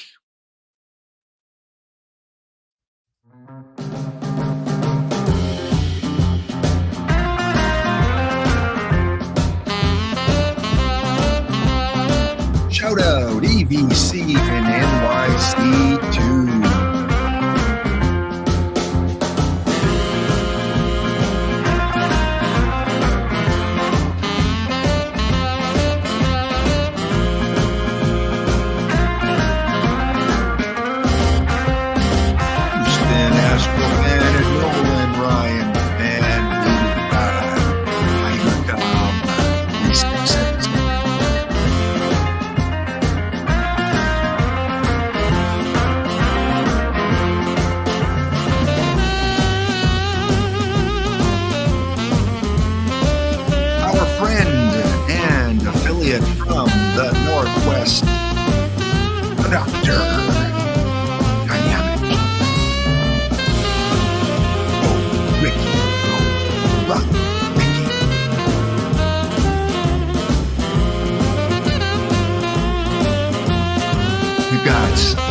Flippin' for Dark Horse _414.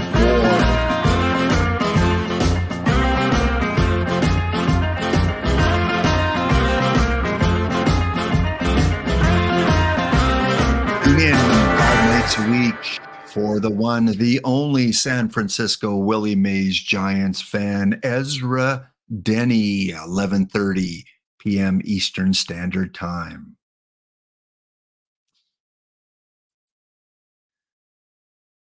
And my manager for the Brew City Bears, Punk 42AE, Ken Griffey Jr. fan, loved the Detroit Tigers. Thank you, Punk 42AE. All right, we are back. Got 1 more pack to go. Perfect pack. Let's see if we can find it here. Somewhere hidden by these diamonds. Can we find it? Can we get that Ken Griffey Jr. baseball reference? We've been hitting a lot of baseball references. Historical. Come on. Please pull down menu for next year. Pull down menu. Let me pick the packs. But Lap, if you didn't have so many packs. Okay, there we go. I think we got it. No. Just missed it. Diamond. Oh, perfect. There we go. Perfect pack ready to crack open. We have a perfect. This will eliminate either 80% of you that chose live or the other 20% that chose historical.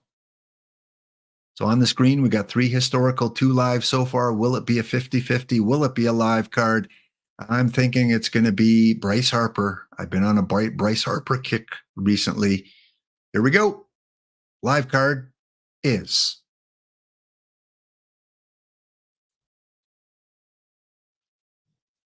a live card. breathe a sigh of relief. The majority of you got that first question right. You are going to survive at least till question number 2. Not the elite that I would have preferred, but hey, we're going to put him on. Is he a duplicate? Must be. Yeah, we're going to put him on the card shop and try and make a little bit off of it. 29993, lowest on the card shop. If you're still missing him to complete your missions. All right, we're going to get to the form in a sec here and find out who our winner for today is, and then we'll close off by looking at the bounty. Thank you guys for tuning in, checking out the show. Yeah, the Uber is impeccable. Yeah. But, maybe I got an error card. Maybe they accidentally put one in the pack. Could you imagine if they accidentally put Cole and Acuna Jr. in packs? Hopefully the computers don't go haywire when that happens. Let's check in on the Laptop Daily. I am still in the Laptop Daily. That is good. Round 1 was against Jim Unknowns. Let's check out round 2. I'm up against the Dodgers in round 2. And the Dodgers have a 3-2 lead. The Hoosman, if you're within listening range, give me a ha-ha. I got you, Lap. Got you down 3-2. Losing 6-4, winning 5-4, losing 9-8, winning 8-3, and then losing game 5. So we're rotating. So this is my turn to win. And we've got Whitey Ford, one of the better bronze pitchers, going up against one of the pitchers I used a lot early in the cycle, Fred Bibe. Okay, I'm feeling good about game number 6 there. Tournament tree, the Stars advance. Cubs fan Steve advances to round 3. Congrats. D Block advances. Spore is same as me, 1 game away from elimination. We've got Defense, 1 game away from winning.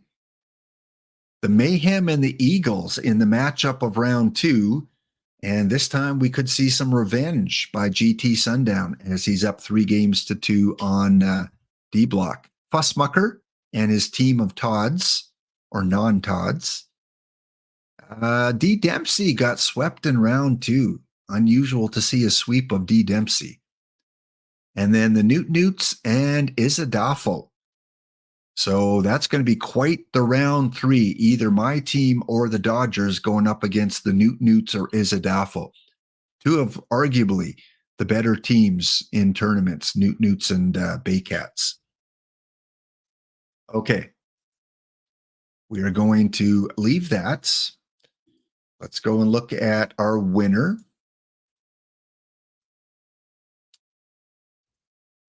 Let me get the sheet going here.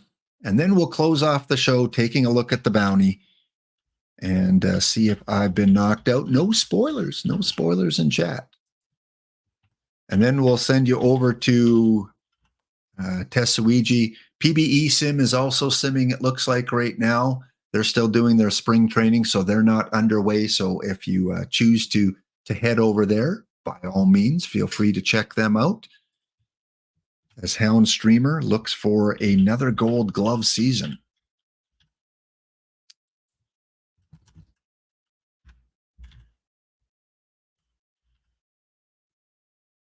In Diamond 356, only 2 teams have Uber Acuna. I thought, well, I know in Perfect there's a lot. Like Perfect EVC, if you're still here, there's got to be over half the Perfect teams now with 1 or both of them. All right. Just want to open up that account there. Okay. While we're here on the bounty, so 5 packs go to Minerva because Minerva won the early bird, and the bounty has been claimed. Congratulations to the Boxtel Ducks, Boxtel, Reg Norash. That'll be the account I have them send the 5 packs to. But if you're in chat, Ragnar Rosh and you want them to go do a different account, just send me a whisper and say, hey, my team was the Ducks. Just be honest. If I get 5 whispers that say, hey, my team was the Ducks, I'm not going to believe you. I simply won't believe you. Were your Portland Llamas still alive? I don't know.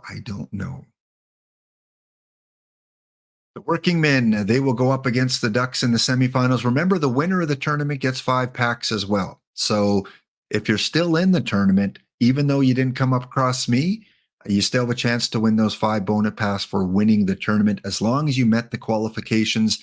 Dragon Hounds and Tetsuiji go to a game 3, and the Crockpots, they may be crackpots, but the Crockpots and the launch pads. Wouldn't you like to launch some Crockpots? That would make some damage. They go to game 3 too. Okay, so let's exit out. And we're going to go in just a bit and check it out. Okay, time to present our winner. No more suspense, 29 entries. Let's go and create our filter. Where's my menus? Where is my menu? Let's shrink down a little bit. Oh, let's zoom in a bit. All right, data, create a filter. First one, will the perfect pack card be live or historical? It was live. That's going to keep most people still alive. Next one, will 2 or more, we'll check the questions. Will 2 or more perfect elite cards be pulled? No. A resounding no. And that narrows the field a little bit because 52% only said that I would not pull at least 2 perfect elites. Question number 3, will I pull a second perfect card? This is where we're really going to drop because I did not. No LE, no perfect. Only 6 people said no on this one. I thank you for your support, but it's not going to get many of you much further. The answer is no. And we're down to 3. 4, Rob Deere and Headlight, Captain Kegleg, Hero Driver, and Clishreen. Number 4, will I have a pack with 3 or more faceless live cards? The answer was no. And we lose 1 person there. 3 to go. Rob Deere and Headlights, Captain Kegleg, Hero Driver, 68. As we go to question number 5. The first gold historical card, low gold or high gold. It was an 80 baseball reference card. So that is low. 56% guessed that. And of our remaining 3, they all said high gold. So that means they all move on. Oh, all one of you had to do is go low gold. And then we get to question number 6 before our tiebreakers. The first pack with 1 historical Blue Jay or Expo. It was a bronze. Jim Clancy. Oops, not that one. This one here. Clear, bronze. Down to 2. Rob Deere and Headlights and Hero Driver. So for the rare time, we go to the first tiebreaker, closest over or under to the card in the top left-hand corner, which was a 45. No one guessed 45. 1 guessed 46, 47. So who was the closest? 47 is the closest, and we have our winner. Congratulations go out to Hero Driver, who is our champion today. Hero driver, let's give you a little bit of color there. Steak Fan, we'll send those 10 packs off to Steak Fan. You went with the low iron, and it was a low iron in the top left-hand corner. Been close, many weeks there, Steak Fan, and finally took home the prize. So 5 packs to Minerva, 10 packs to Hero Driver. The bounty packs go to the team that beat me out. And so now just looking for whoever wins that bounty tournament. Well, guys, thank you so much for tuning in to the Gladiator Saturday. Hope you have a wonderful rest of your weekend, rest of your Saturday. Do something fun tonight. Go watch a good movie. Play some OOTP. And again, be kind to others. Give what you can. Take what you need. And we'll see you next episode on Monday. We'll see what the theme team looks like. We didn't have a chance this week to fix the theme team because we had D. Dempsey on, but we're going to get back to that on Monday. You guys are wonderful. Cheers. Thank you to the follows today. Thank you for Jeff Steelflex and Captain Kegleg for re-upping your subs. Send you over to Tessouiji in just a minute's time.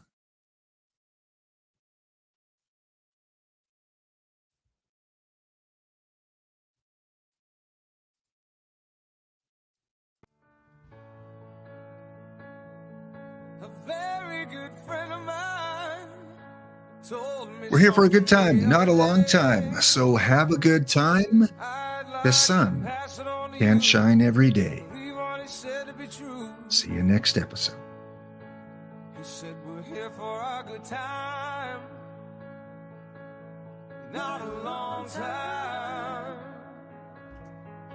So have a good time. The sun can't shine every day. And the sun is shining in this rainy city. And the sun is shining.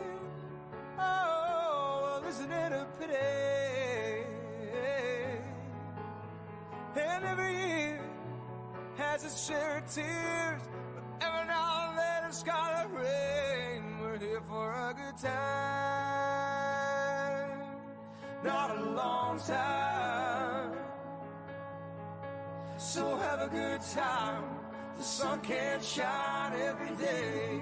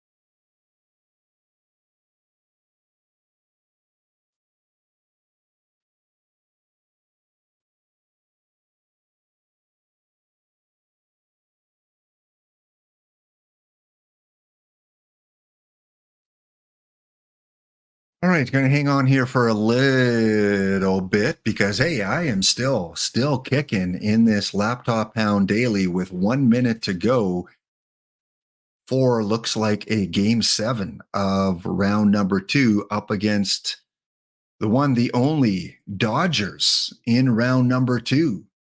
Ooh, I was comfortable in game number 6 with my pitching situation. Now, Jack McDowell and Frank Dwyer. Frank Dwyer 2-0 for me going up against Jack McDowell. So I don't think I'm going to fool around and make any changes here. Up 2-0 or with 2 wins. In fact, my starting pitchers have done really well. And I go up against the Dodgers. This is a big game for me. My confidence in this tournament has dropped quite a bit recently. Last month I did fairly well. I made the top 4 3 times, but this month I don't know if it's the era change or just the luck of the draw. Going up against Jack McDowell. So I think the pitching matchup is fairly even. Dwyer against Dowell. All right. Well, I want to hide the scores. Yeah, hide the scores is on. Hopefully the game is going to allow me to hit that download button so I don't have to spoil anything. And for those of you that are still hanging around, well, I hope you're doing well on this Saturday. Thanks for not escaping the dog pound.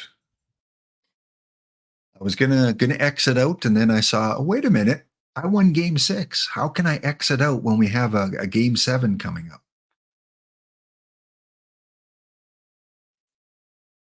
And music lessons. I don't know if music lessons is what was music lessons? What did they say their team was here? They asked if they were still in it.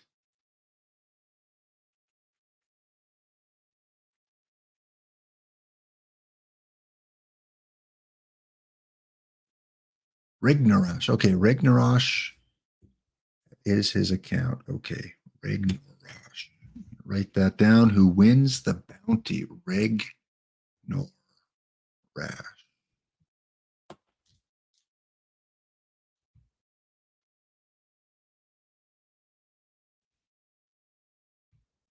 Mr. Audit, good to see you. Hope your weekend's going well. Got to get you in here for a tournament or two. Although I don't know if you're a fan of the lower level cards, but a lot of familiar names in here. So the Stars, the Cubs, the Nasty Boys, they escape. Go to round 3. Weasel, Sporer loses out.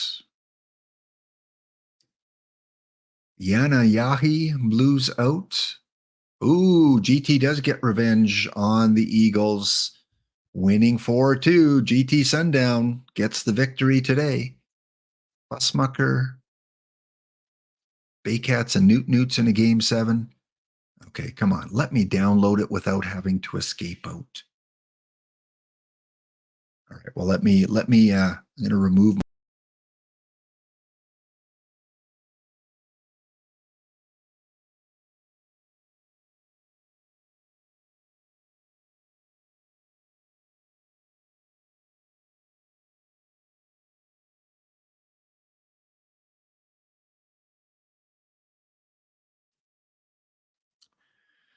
All right, let's bring the game back in. Game number 7, Dodgers up against the Rocky Mountain Gladiators in the Laptophound Lower Level Leisure Lounge Daily. Round at number 2, game 7. I always like to slow play game 7s just a little bit. Oh, what kind of feeble attempt was that? Third baseman and shortstop were like, you jump. No, you jump. And it fell between them. All right. 1-0 for the Dodgers. Got a lot of white in these uniforms. Oh, that's good. Vaughn swings, hits it to the fence. It's going to be at least a double. Depending on the animation, it might be a triple. Yes, it is. All right. With 1 out, the Hound has a runner on third base. And that should score a run as it gets by the second baseman. Marshall can't handle it. So Rob Deere at the plate. Top of the third inning. Oh, right fielder. What a goof. What a goof on that ball there. You goofed on it. Oof. That's going to hurt. That's going to cost me, isn't it? Well, gets a key strikeout. McNulty. Yep. Right fielder, if I advance, I'm benching you one game. That was I know it was a hot shot, but who was that in right field for Rocky Mountain? Goodman. Goodman, you're going to get benched if I win this game. All right, bottom of the third, chance for a comeback here. Hit to the fence. We got a runner coming home from third, and the pitcher cuts it off, and it's a triple. A RBI triple, 3-2. Can we tie it up? No. Well, James McCann, yes, he drives it up the middle in the fourth inning. Puts runners on first and second with two away for the pitcher. And the pitcher delivers. No, he does. Yes. Even though that the animation looks like they tagged him out, he wasn't. Frank Dwyer loads the bases up for Aaron Boone. Come on, Aaron. Big chance here. That could be the game. Wasted opportunities. We go to the top of the fifth. The Dodgers up by 1. Game number 7 of the Laptophound Lower Level Leisure Lounge Daily. Rob Deere, Fred McGriff, Xander Bogaerts. The big names are delivering. Bogaerts drives that one to the gasoline sign. It gets caught up between the wall and the sign. They dig it out, throw it in, and that is going to be another RBI. That is 5-2. Bottom of 5, Goodman pays me back and says, Lap, do not bench me if we win. There is a home run for you. Trot, 5-4 a game. Trot is going to trot to first base with a single to center field. All right, 1 on, 1 out for James McCann. McCann delivers with a ground ball double play. Aaron Boone. He drives that one into center field. That will fall. Runner round second and holds up. We've got runners on first and second for Josh DeVore. Pet gone bad. Good to see you. Hope you bring me a little bit of comeback luck here. So Pet gone bad. You should have your Helm biscuits back because on Tuesday when I did the lap versus chat, you had left by then. So I just returned them and someone else was the captain. So any other Tuesday, we're going to get the lap versus chat started a lot earlier because it does take some time. So if you ever want to cash those in on a different Tuesday, feel free and you can captain the team. Minerva did a great job captaining them to 2 of the 4 accomplishments.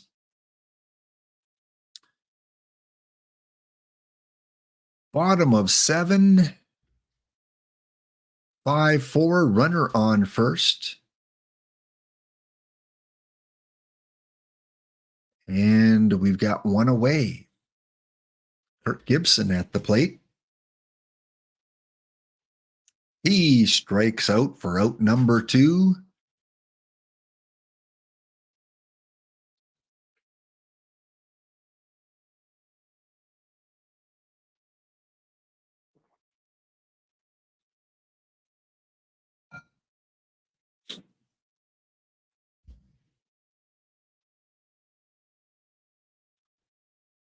All right, here we are. Bottom of 7, 2 away, 1 on, 2 out for Ben Zobrist. The Hound down by 1 run.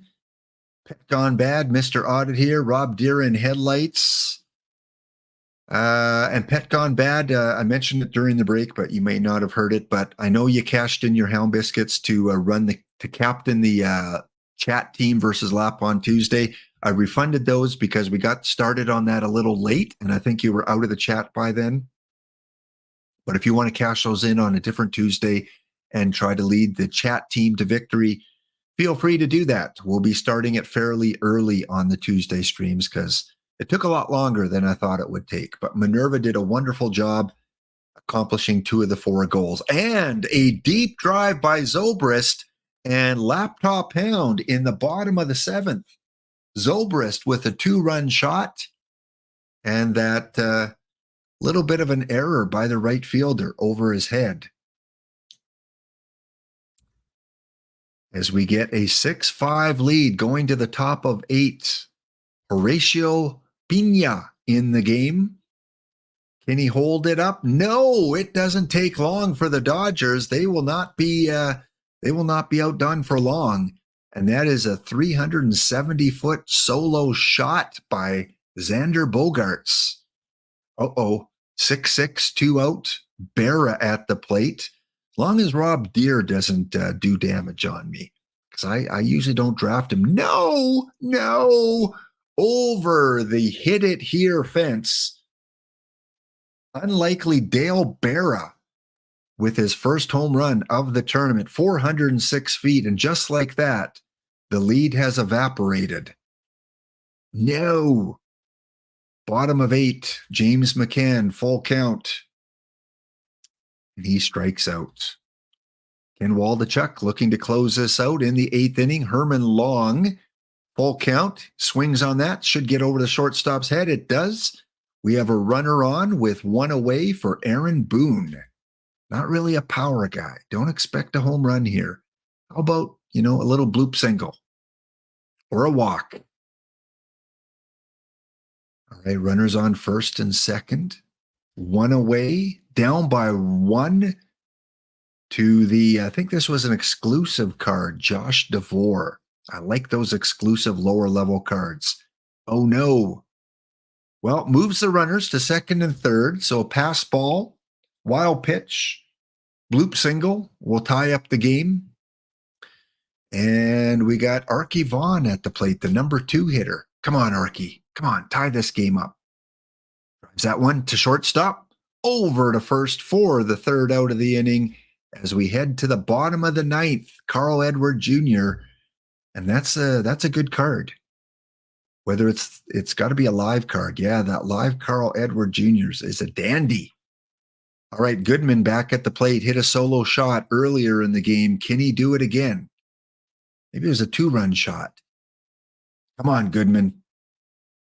That one is not deep enough. Just got under that one. Just missed it. 1 away, Kirk Gibson. Guy that's been known to hit the odd dinger. Gibson drives that one into the hole at short and over to first. Strong throw by Bogaerts. We're down to Ben Zobrist. Zobrist hit a 2-run home run in the 7th inning as he got another one in him. Edwards, Zobrist, Game 7, round 2 against the Dodgers. First pitch of the at-bat, Zobrist swings, drives that one to second, slow roller, and that will do it. And the Rocky Mountain Gladiators will be eliminated by the December champion, Dodgers, as they move on to round number 3. So congratulations, you guys are in the packs now. Once you get into round 3, you are guaranteed at least 4 standard packs. Winner round 3 guaranteed at least a silver pack. So our final 16, the Stargell Stars going up against the Cubs. We got the Nasty Boys. They're going to take on those Criminals from Kingston. We've got the Weasel News Sports Desk. They're going to take on the Erie Porcupines. And then the Llamas from Portland taking on Defense. On the other side of the bracket, the Tin Cups will go against the Marshall Mice, who are in the top 10 of our overall leaderboard. The Mile High Mayhem, so Fussmucker and GT Sundown, 2 listeners of the Hockey Podcast every Monday night, they're facing off in round number 3. We have the Roseville Cardinals taking on the Mill Basin Yankees. and a grudge match between the Pingu Newt Newts, who took out the Florence Bay Cats, and Isidafo. They're going up against the Dodgers in round number 3.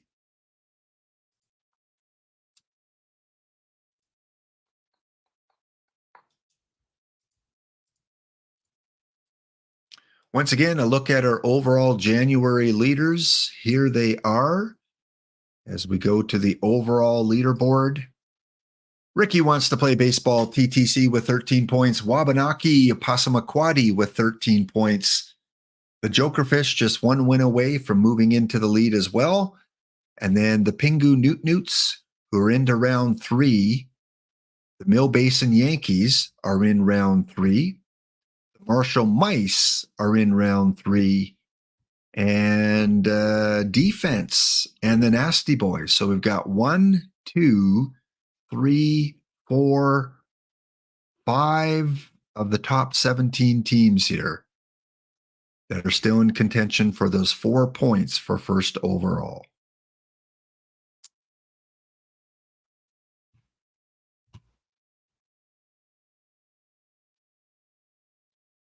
You swept your way into that draft final, the perfect draft or the bounty draft, Minerva?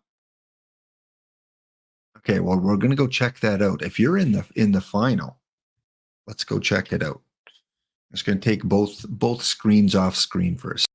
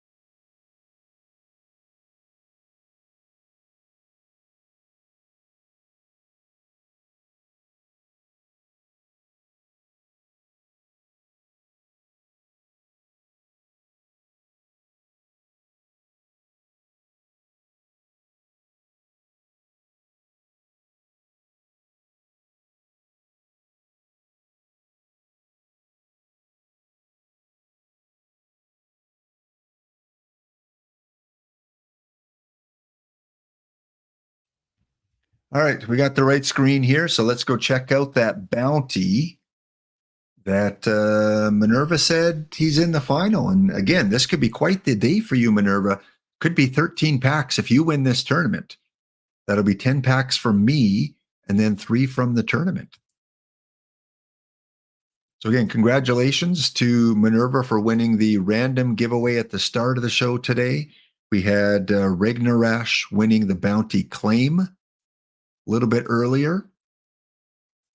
We had Hero Driver winning the 10 packs for Guess the Card contest. And so now we're just waiting on the final bounty results.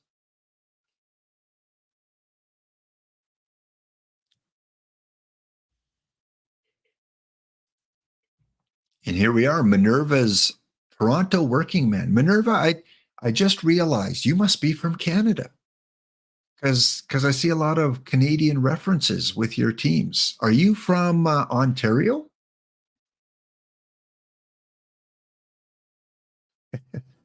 Well, I hope, Hero Driver, I hope you pull something good in those packs because my pack pulling today, other than those baseball reference cards, which are always usually good, it was just the packs have been so poor recently.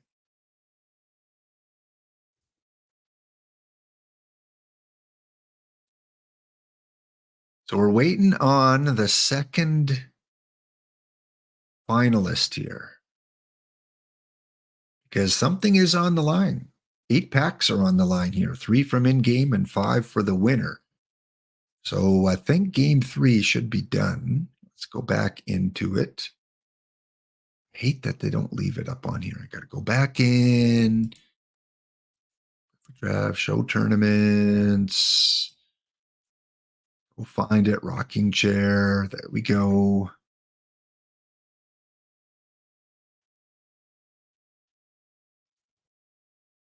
And still, see, it should have fired off. I don't know. I don't know if it messes up your game like that, but even though the game has fired, it's quicker if I go this way. Perfect draft, rocking chair.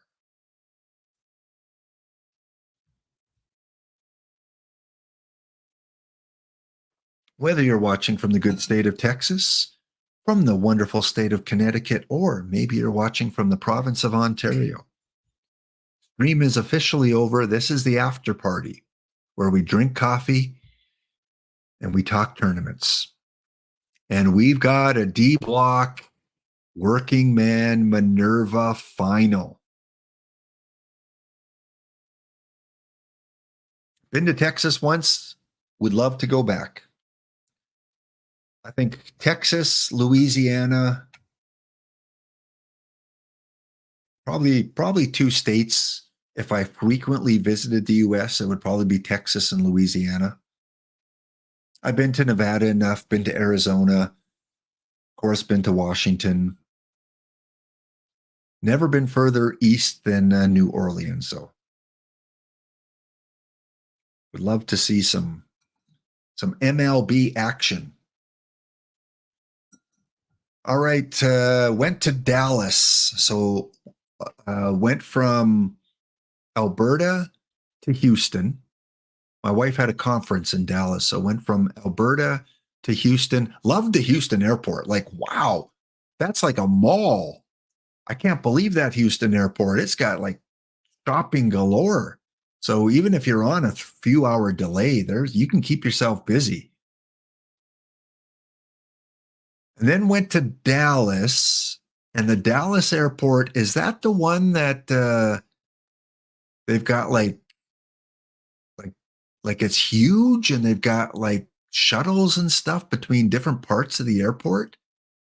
Is that the one I'm thinking of? I think it was Dallas. That was huge as well. Was in Houston, Brent, back in 2019, just before the pandemic hit. Landed in Houston and then went over to Dallas, spent 3 or 4 days in Dallas at 40 degrees weather. Didn't go to Arlington, was going to go to a baseball game because the Rangers were, right? Rangers? Yeah. Rangers were playing that weekend, but it was 40 degrees and they were afternoon games and I just didn't want to bake in the heat. I don't know what the shade is like in Arlington, but it was seriously 40 degrees Celsius. I don't know what that is in Fahrenheit, probably like 110, but it was hot. So didn't end up going to Arlington. Yeah, 40 degrees Celsius. Like it was over 40 degrees. I know because I remember when it hit 40 degrees, it's like, wow, this is hot. So that would have been back in July of 2019. There must have been a hot time in Dallas. We have a retractable roof, but would they close it on a 40 degrees Celsius day? I would think that they might keep it open because you guys are used to that weather down there. Well, let's take a look at the 2 finalists here. Let's go look, first of all, at Minerva's Toronto Workingmen. They're all compliant, so that's good. All home run suppression is 60 or higher. Let's go take a look at Minerva's batters. All power is 60 or lower, including Willie Randolph, with no home runs. I wonder why. Let's go take a look at D block. Home run suppression is above 60. And power is 60 or lower. So compliant. Good. I think this is the same guy I had who has 61 power against the righties and has 2 home runs. Catcher wise, yeah, he does not have a catcher. That's rare that a team goes to the finals without a catcher. Who is catching for him? Mitchell, Garrett Mitchell.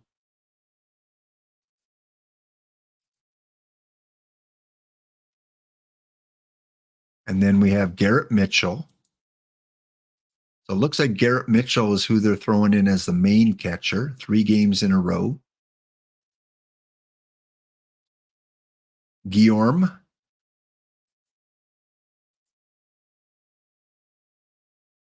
Guillaume is second base. Where's our catcher? Connor Joe. So they're doing this by committee at catcher. Connor Joe. Check out one more score here. Connor Joe. And Connor Joe, yeah, is not a very good catcher. 5 games, minus 1.2, minus 2 frame rate, but it's enough to get it done. So Guillaume Mitchell and Connor Joe.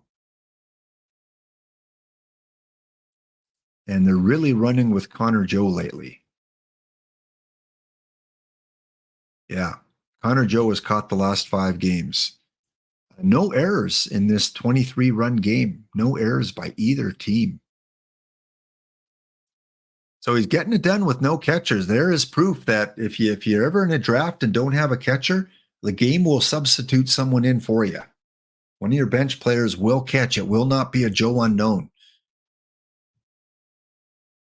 And then it's just, you get some luck. All right, let's take a look at these pitching matchups. Best of 3 final. Who do we got going for Minerva? We've got Charlie Morton, fully rested, 1-0, 7 2/3 inning. He has not given up an earned run. So arguably his best pitcher in the tournament so far, although Spencer Strider's done well. So really interesting, Minerva. You're going with all live starters. All live starters have got you to the final. And then you got a few historical guys in the bullpen. You've got quite the starter crew there. D Block. Well, in game 2, you better win game 1, Minerva, because in game 2, he's got the perfect Walter Johnson, and I think you're going to have a tough time against him. And even as a number 5 guy, I think that's why he's compensating for his lack of catchers with his dominant pitchers. He's got Walter Johnson. He's got 2 of the best live pitchers in Fried and McClanahan. Matt Latos, historical. This may be one of the best pitching rotations, even though Matt Latos didn't have a couple good games. But you will not have to see Matt Latos because best of 3. You're going to see Stroman, Johnson, and Fried. But you got to win game 1. I think it's over if you don't win game 1. You can win if you win game 1, you could win game 3 against Fried. Let's take a look at your hitters here. Who is doing well? So home run wise, not a lot. You got Joe Sewell with his 28 power. This game sometimes amazes me. We have all these high home run suppression pitchers. A guy like this should have no home runs. 1 maybe, but he's got 2. Curious who he hit him off of. Joe Sewell home run in the first. So he hit his home run off Zach Wheeler with 99 home run suppression. Joe Sewell should not be getting a home run off this guy. And his second home run came against. Oops, that's the one I just checked. This one was in the, where's home runs? First inning off of Roberts. Yeah, that one I can see. Home run suppression's not that great. But yeah, he legitimately with 28 power should not be a home run guy. Jim Brown, yeah, I can see him. He's got okay power. He's got 2 home runs. Really, the roof was only open twice all of last year. And I think from Dallas to Arlington, it's about 40 minutes, I think. I think if we were to take a shuttle, hotel shuttle, they said about 40 or 45 minutes.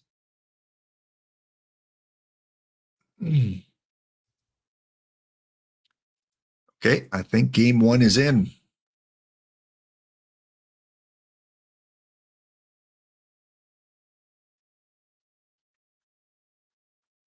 But isn't Arlington closer to Dallas?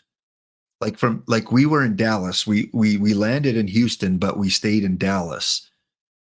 And then we're thinking of going to Arlington for a game. Like from Dallas to Arlington, isn't that like a 40-minute drive?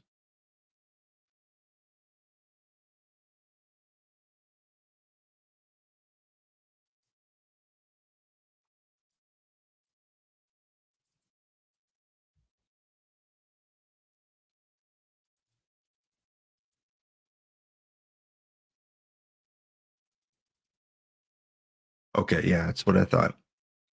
So that's what made it tempting because it was pretty close.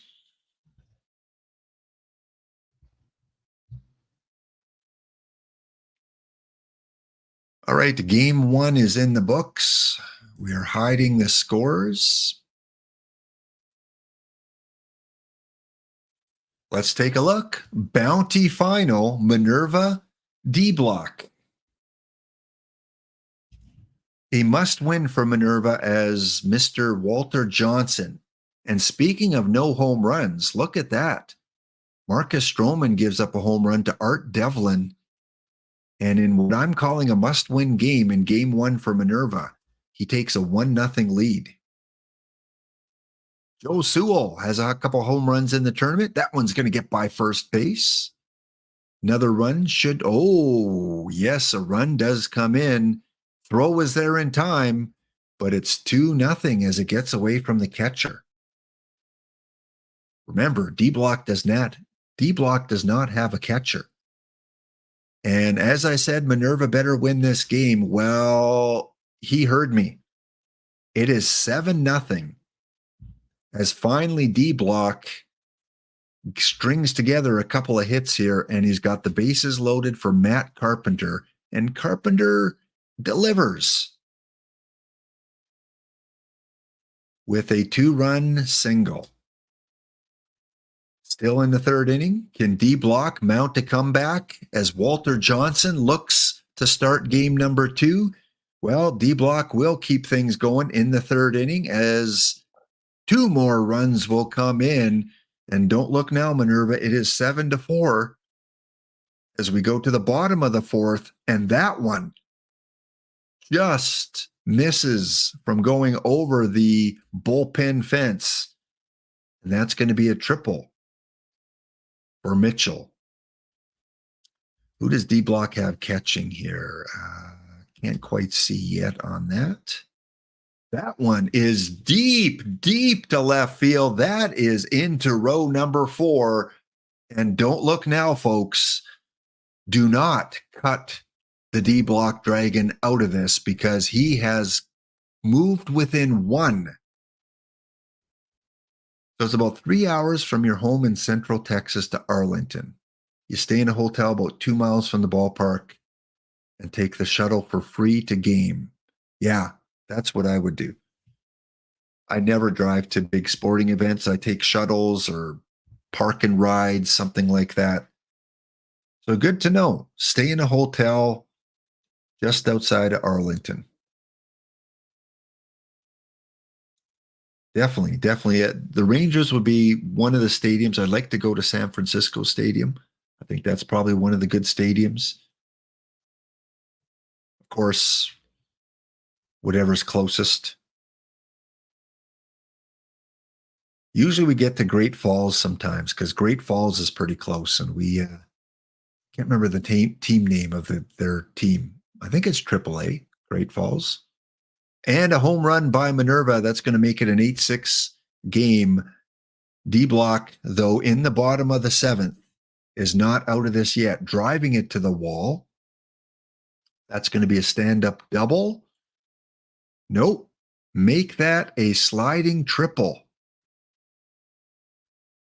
D-Block, tying run at the plate. Miller, Huggins, bottom of the seventh. Game one of the Bounty Final. 5 extra packs on the line. Will it be D-Block? Will it be Minerva? Matt Carpenter, hot shot down to the first baseman, out. Top of 8, 8-6. Minerva does not want to be down 1 facing Walter Johnson. He's got to hang on here. 2 on, 1 out. Double steal, and the ball gets away from the third baseman. Remember, D-Block does not have a true catcher. He's got Connor Joe catching. 11-6. Still in the 8th inning. Minerva, you avoided a bullet big time because you were up 7-0. And D-Block came back to come within 1 run. As we head to the bottom of 9, that should be at 15-6. And that is the game. Minerva with the game 1 victory. After sweeping his way to the finals, Minerva takes game 1 15-6. 3 errors by the Blockhounds, probably by the catcher. Slaughter, Joe, and Guillaume. This is where the not having a true catcher might hurt you.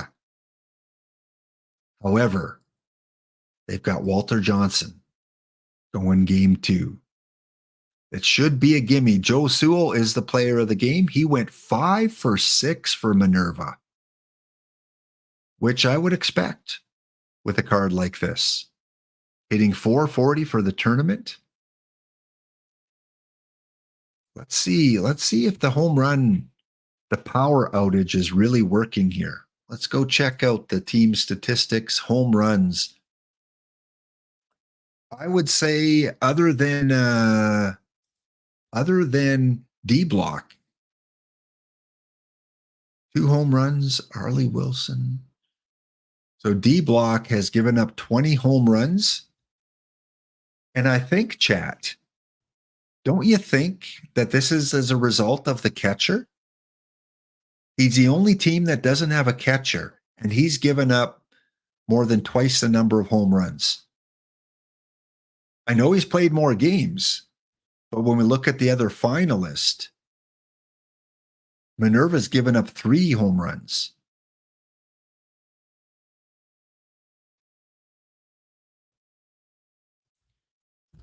Bogarts, I've been looking to get that one. I have a buy order in for him. No one has the Bogarts? I thought someone had Bogarts here. I guess not, probably because he didn't qualify. I can't remember what he looks like, and I can't check in the card shop right now. But yeah, you put him on your team somewhere in bronze. Bogarts is part of the new bronze meta. He's better than Kevin Stalker against the lefties. So if that's the card I'm thinking of, Hero Driver, he's splitty but better against the lefties, correct? And I was always using Kevin Stalker against the lefties at shortstop. And they're almost identical. If you look at them, they're almost identical, except Bogarts is just better at BABIP and some of those other categories. So yes, Bogarts will replace my Kevin Stalker, which in turn should replace your Adam Everett against the lefties. But Everett, a lot of people play Everett both ways. See, I didn't think Ozzie Smith was the best shortstop, so I never really used Ozzie Smith. I preferred Archie Vaughn and Kevin Stalker, the two other LEs. I would think, though, the reason why he's given up all these home runs is because he doesn't have a catcher to frame the ball properly. And so the catcher is not putting the glove on the corner of the plate, so to speak. So that's why D Block's given up 20. And impressive that a team in the finals, Minerva's only given up 3 home runs. That is impressive. I mean, I was out in round number 2, and I gave up 5.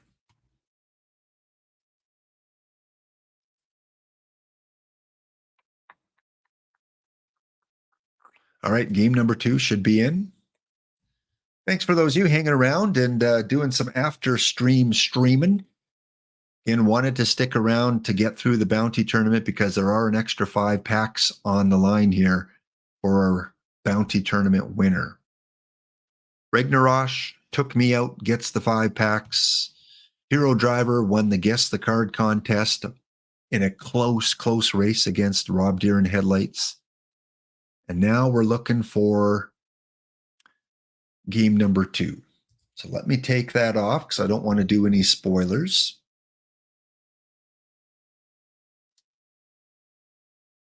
Game number 2.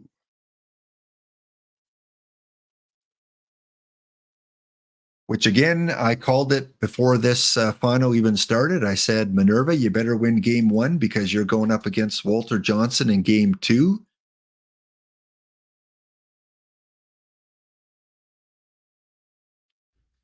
So here we go. We're gonna go ahead. No spoilers. Let's go ahead to the 7th inning. And just like you did in game 1, you had a 7-0 lead. And then D Block came back to make it 7-6. Well, now it's the other way around. D Block has a 7-0 lead. And you're coming back 7-2, 2 out, 2 on. And that one, a shot by Jim Brown. And that is going to make the game even closer, 7-5. We have a reverse of game 1. Almost exactly, just different innings.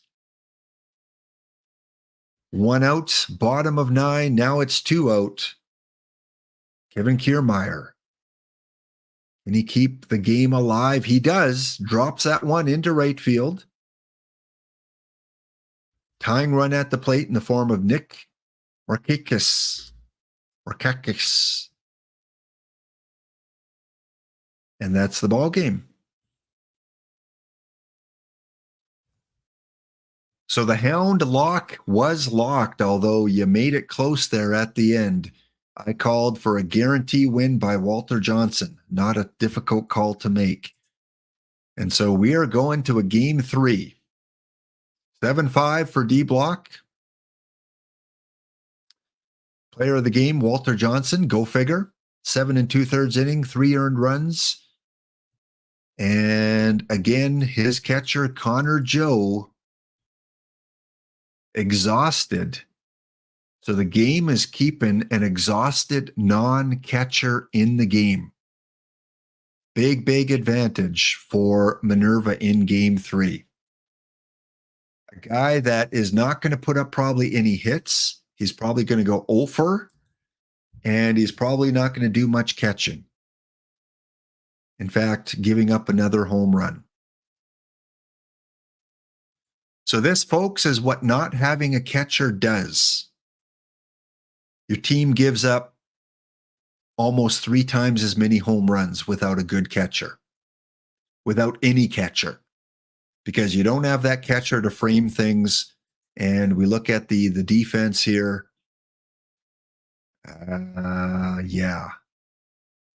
Zone rating, sortable stats. Look at defense.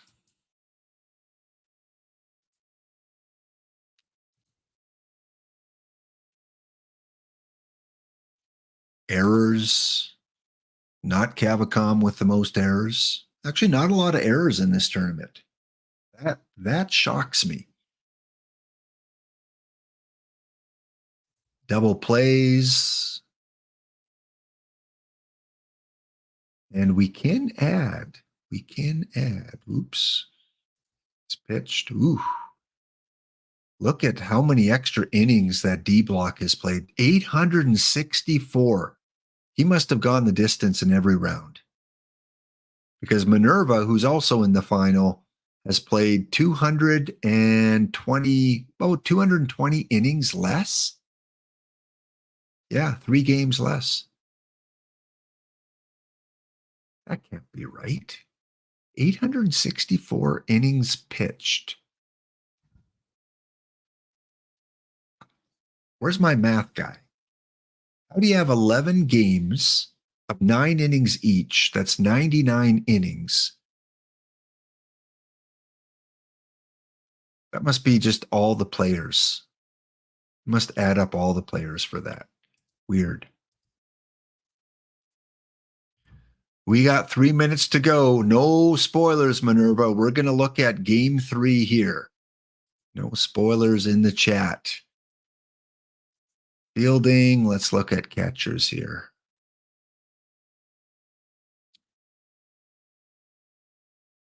Can you not see the frame rate here? Frame.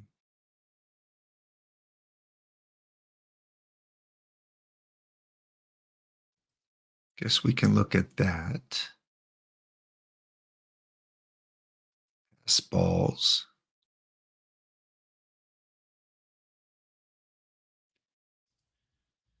Where is that now? Yeah, it doesn't show it there. All right, 2 minutes away from game number 3. Pass balls. Yeah, I thought there'd be more pass balls, but 3. Only 3 by the Dragon Hound. So what I'm gathering, the intel I'm gathering from this tournament is by having a non-catcher in, you're not going to commit a ton of errors by the catcher. They're not going to have a ton of pass balls.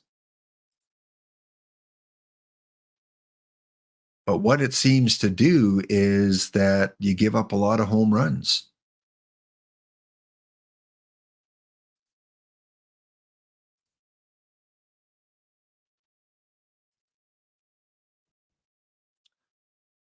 That's home runs 4.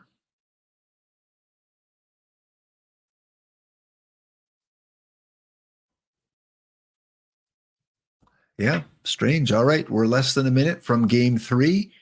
Who do we have going up in the game 3 matchup? We've got Spencer Strider, rested, ace of the staff for Minerva. And they're going up against the Dragon Hounds, Max Fried. Gotta love it. I love this. 2 live pitchers heading to the final game. Dragon Hounds, they've got no rested pitchers. Advantage Minerva. Look at this. Everyone other than their starter is not rested. Minerva, he's got some room to play with here. And the reason why Dragon Hounds are so short-staffed, they went the full 3 games, full 3 games, full 3 games. They're playing the maximum amount of games, 3, 6, 9, 12 games. So they have not had an off day this entire tournament, whereas Minerva sweep before losing to Walter Johnson. Very impressive.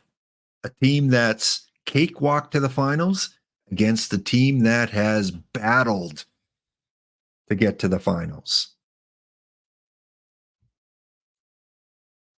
Okay, let's exit out. Both Atlanta, yeah. Two Atlanta pitchers here. All right, the game is still simming. We will check in on that once the results are available.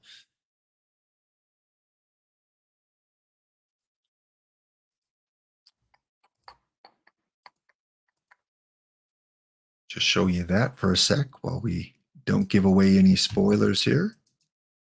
Those of you tuning in, still a few of you around here. Welcome all in. Laptophound doing some after stream streaming on this Saturday. No mothership show tonight. I think, Hero, you asked about that earlier. Saturdays, usually there is not a mothership show. And tomorrow there's no World Series because it's the week Dish is on vacation. So unless someone else hops on to do something, unless Rich comes on or we get another baseball stream like yesterday, I don't think OOTP will be on. But they did announce last week that there are going to be some surprise streams. So keep an eye out for Rich or someone else coming on.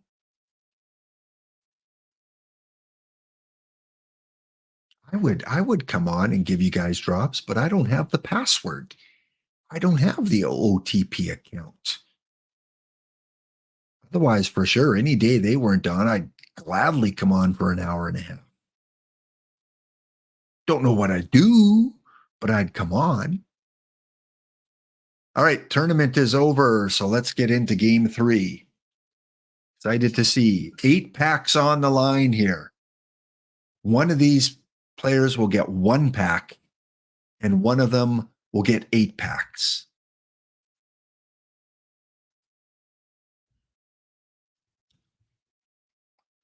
All right, let's show you the right screen here. Go back here, stop, present.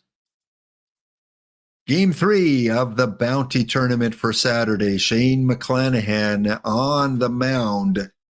First at bat is a walk.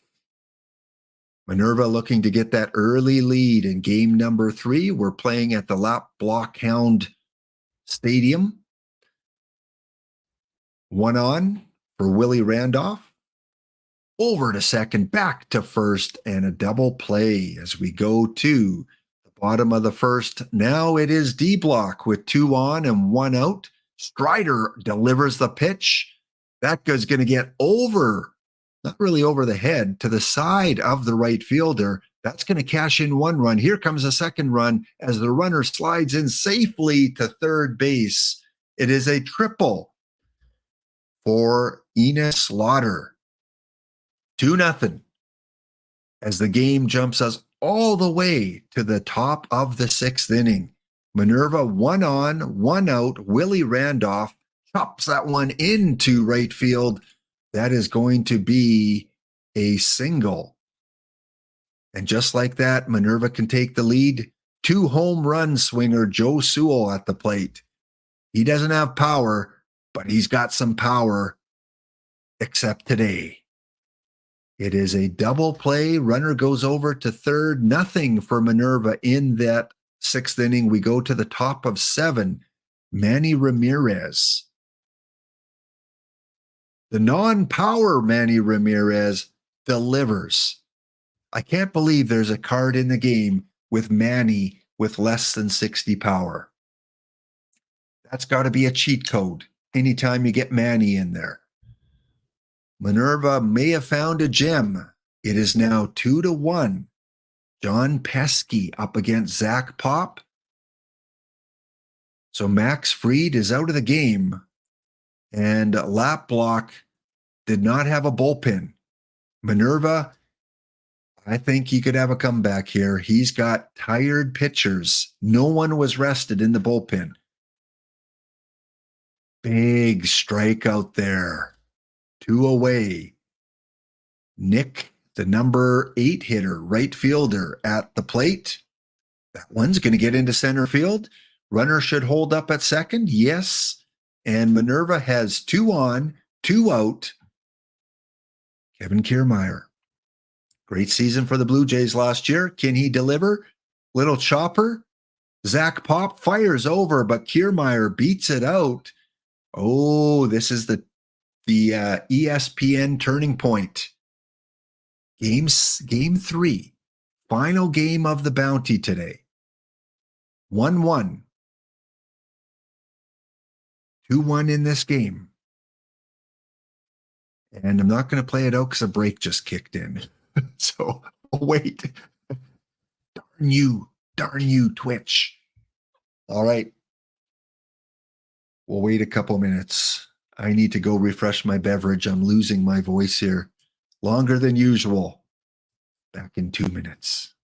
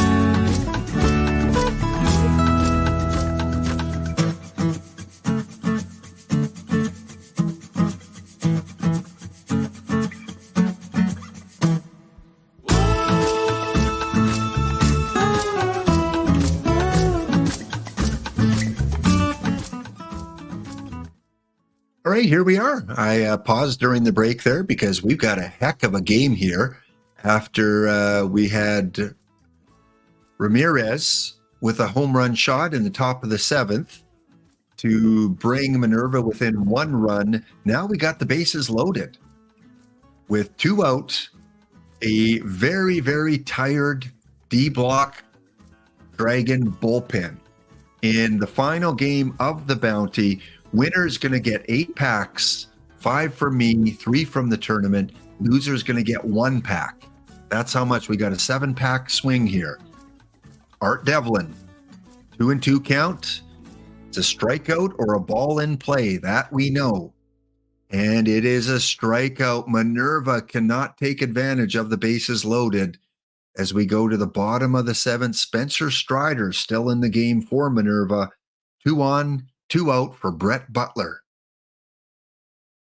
Butler drives that one into right field. That is going to fall. Runner comes around third. Not in time for the throw. And D-block, the unlikeliest of all teams, with no catcher, no natural catcher. He has Connor Joe catching for him the last 7 games. And Connor Joe is dead tired.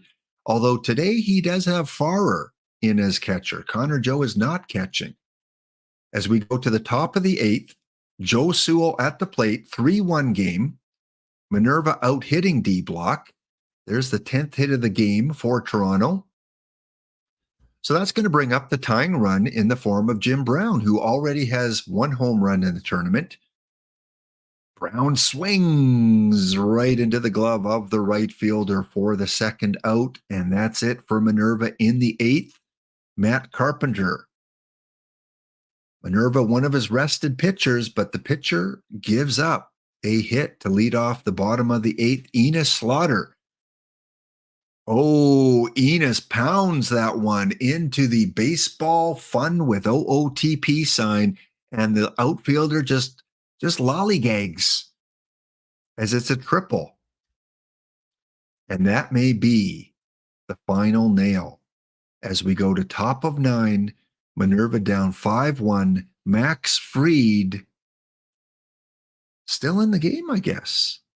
I guess that's weird. I thought Max Fried was the starter. Interesting. All right, Johnny Pesky at second, Owen Miller at the plate. And that will do it.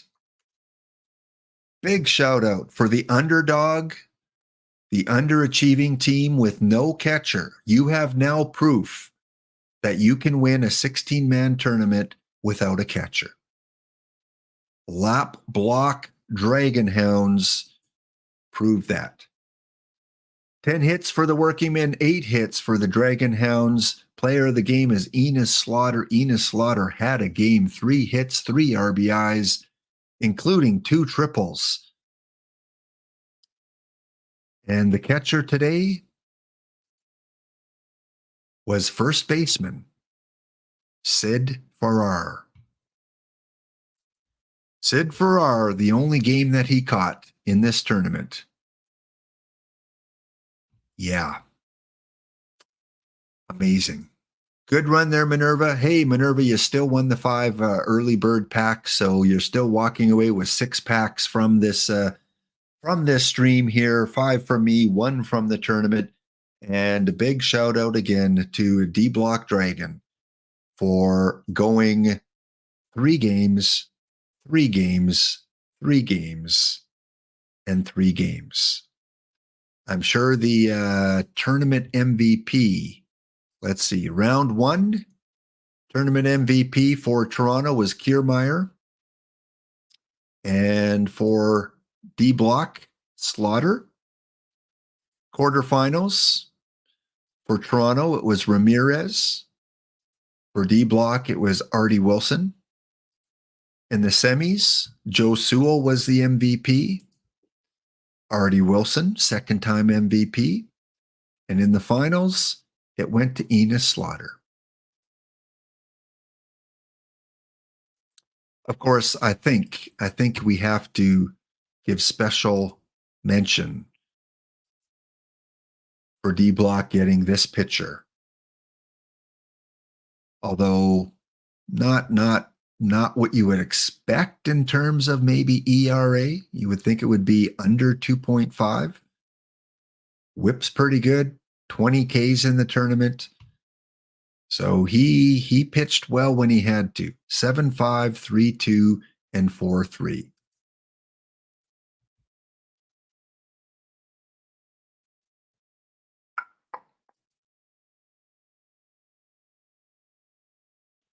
So he was the deciding pitcher against Tetsuiji. And then he won game 2 in 2 of the tournaments, and then game 1 in the first one.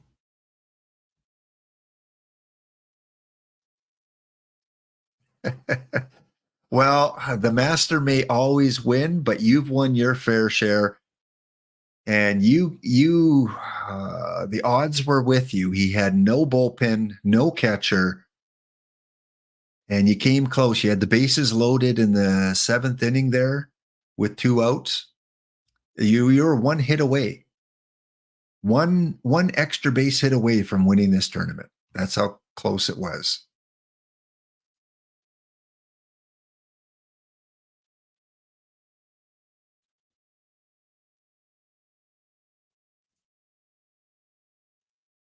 Since we're on the theme team here, and we've got some theme teamers in the chat.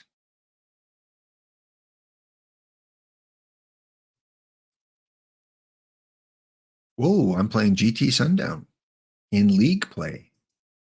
So this is the team chat has given me, 68 and 75.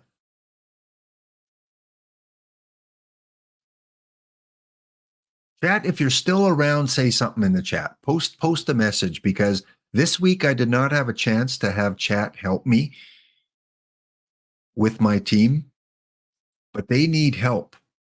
So even though it's Saturday, I am just 8 games above regulation.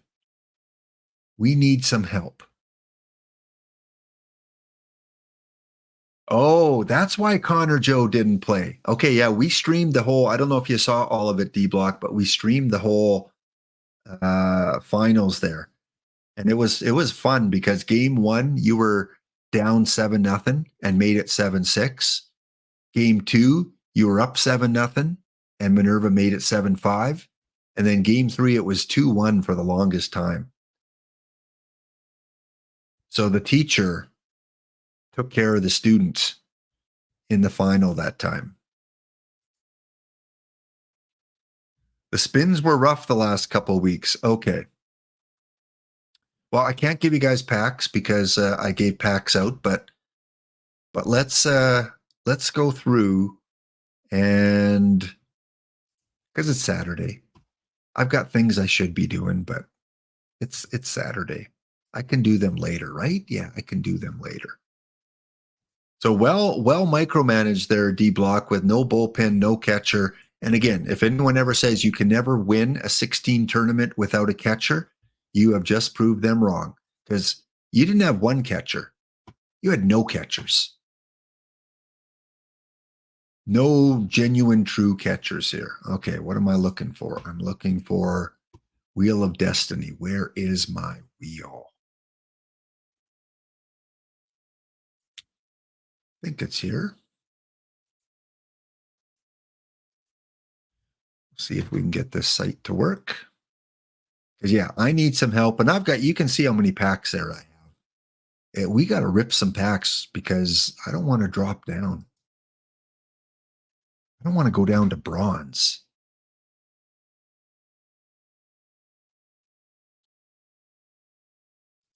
Okay, let me change a couple things here, because again, I wasn't planning on doing this today, but still a few of you guys around.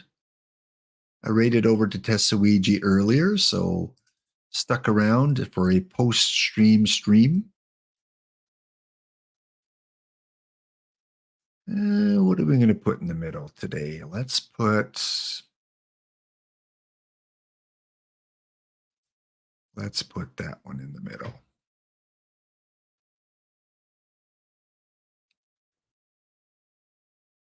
Okay, let me go like that, like that. Impromptu. Help with the theme team.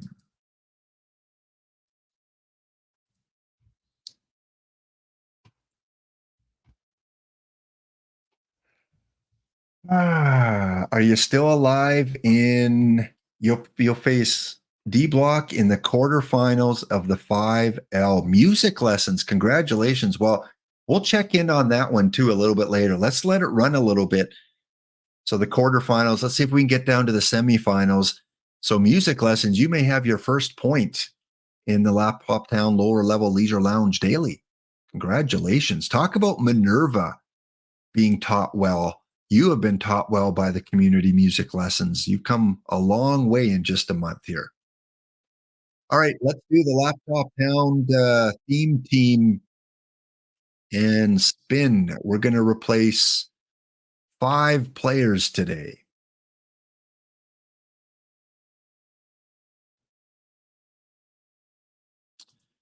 5 players.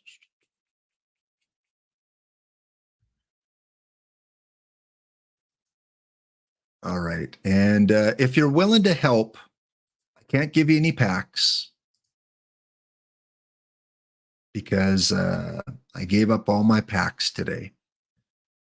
So ignore where it says the pack giveaway at the top. We're just going to put theme. If you want to help me out, just put exclamation enter, exclamation ticket. Again, no packs for it this time.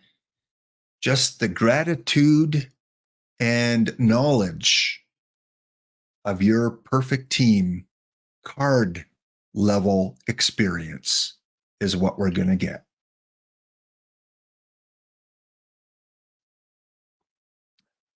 Let's get at least a couple names on there. I know there's not many people here. If we get 5 names, we're lucky. If we only have the 2 by the end of a minute, then I'll get you guys both to help me. Caged Wisdom and Don't Cut the D Block Dragon.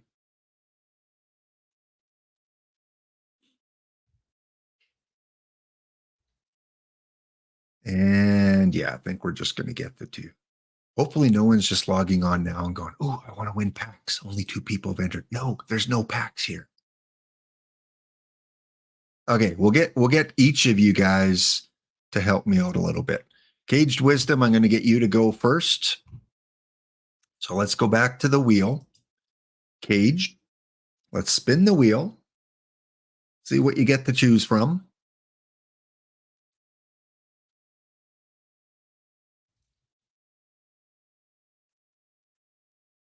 All right, Caged, who is your favorite team? I don't know if I've ever asked you that. Maybe I have.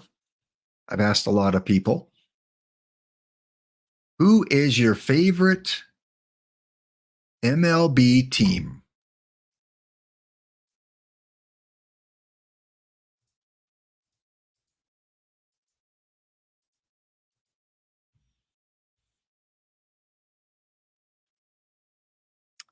Ooh, it's been a while since I heard the Red Sox. All right. Excellent. We're going to add a Red Sox. So, Cage, just to give you a little refresher here on the team and who we might need to replace, we were forced to put in some of these guys. We got our lowest rated pitcher is L, and L is struggling in silver. He's had 2 silver years, over 5 ERA. So he's a candidate to get replaced. Sonny Gray hasn't pitched very well, even though he's an elite diamond pitcher. ERA's over 4 the last 2 years. Shoop had a good season last season. He's over 4. I mean, you know your cards pretty well. I don't really have to explain the good and the bad ones here. Here's what we're looking at for our pitchers. And for the hitters, let's go to the ratings. Again, a lot of good cards, but cards that definitely have seen their day already, that are out of the meta. So positional wise, we've got Roger Bresnahan and Ethan Salas. So, I mean, we got 2 decent catchers, unlike D Block in the tournament. First base, we got Johnny Mize, David Ortiz. We got Vlad Guerrero Jr., who can play first. Second baseman, we got the Baseball Reference Kinsler and the Live Semien. Again, possible replacement. John Henry Lloyd and Vlad at third. The PT Plus, Barry Larkin, John McGraw. And then in the outfield, we got the Babe, Billy Hamilton Immortal, Jose Bautista hitting 176, and Nelson Cruz. So personally, my favorites so far to keep: Cruz, Hamilton, Ruth, McGraw, one of Ortiz or Mize, and then at least Salas, unless we get 2 really good catchers. So that's what we have to work with. So now we're going to go look at Boston Red Sox, and the maximum price is 30,001. And if we want to look at lives, just let me know. We can, but I'm sure you'll want to look at historicals.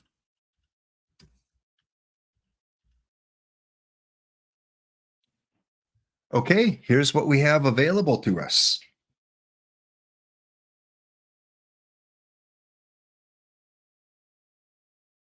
Oh, the Porcupines knocked you out twice. Well, are you still alive at all?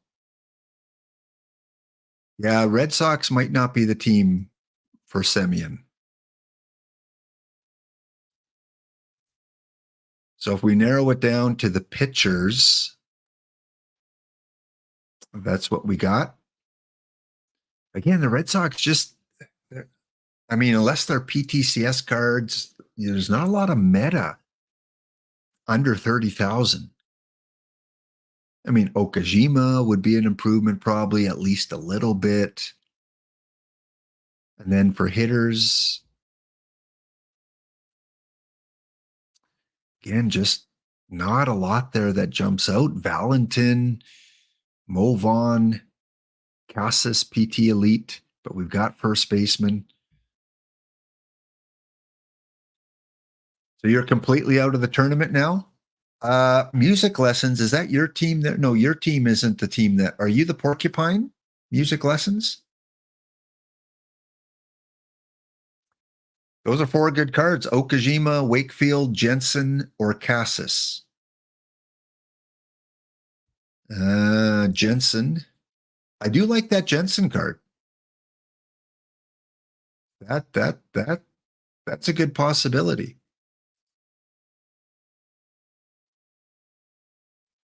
I mean, Cassis, again, first or third base. I don't know, like, if he's a huge improvement over Johnny Mize or David Ortiz or even Vlad Guerrero. Like, Cassis just has so much competition there. And then pitchers, you said Okajima.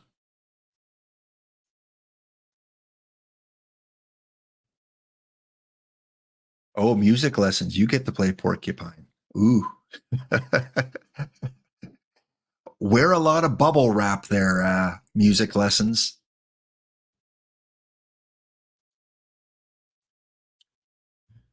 Yeah, Bautista, he is better than Bautista and better defensively too.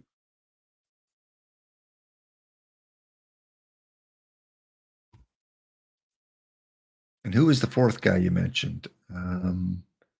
Jensen, Okajima, or Wakefield? Yeah, Wakefield. Either of those pitchers are going to be better than El Mamo.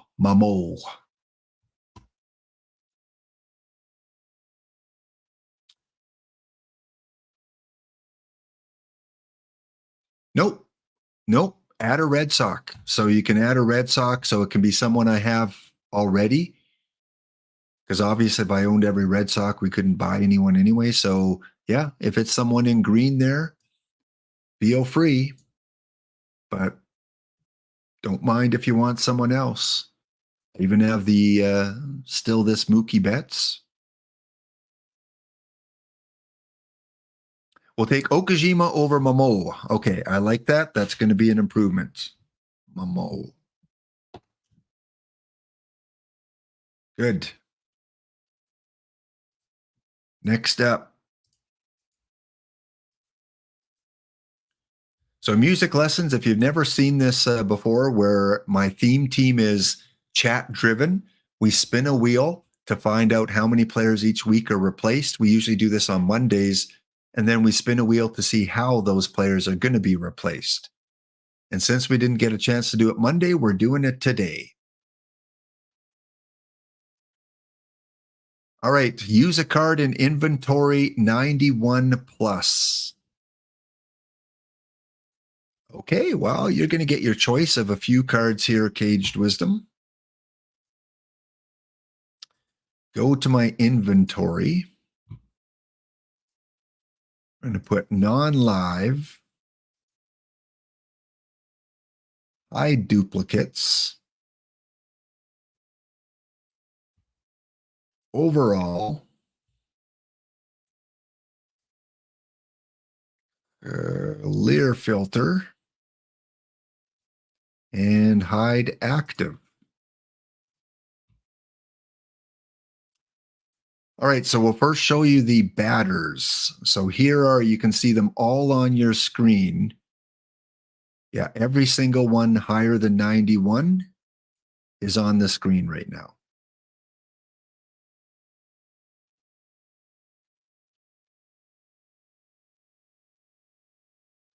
And Caged, I don't know, do you see the commercials or not? I can't remember if you were ever gifted a sub or anything and get to miss the commercials.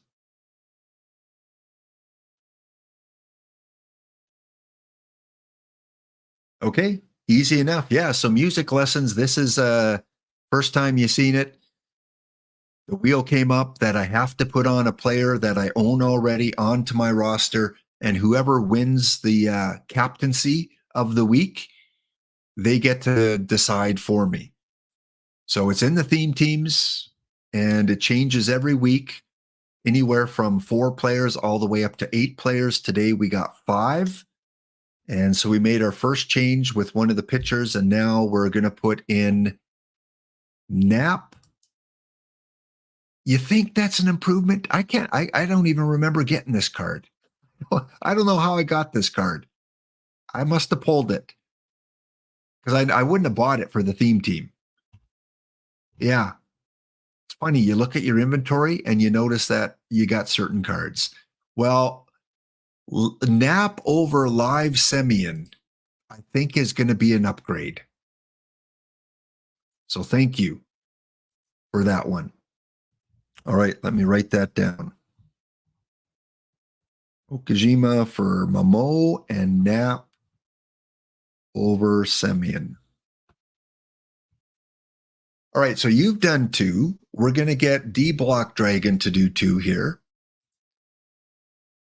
Because usually music lessons, usually I choose 2 or 3 people depending on how many changes I have to make. We're going to get D-Block Dragon to make a couple more, and he always kids about putting Connie Rector on the roster.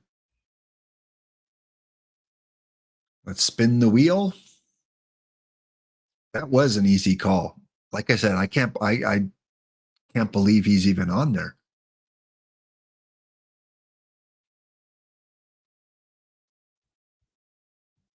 Yeah, there he is. See? Every chance he gets, he puts Johnny Dickshot, Connie Rector, and you never know. We may get one of them because I have to open 15 standard packs. And the rule is that D-Block Dragon has to choose one of these 15 open pack cards. So even if all my cards are iron and bronze, he's got to pick one of them. So D-Block, get your pen and paper ready. Start writing down some of these names because we get to open some packs.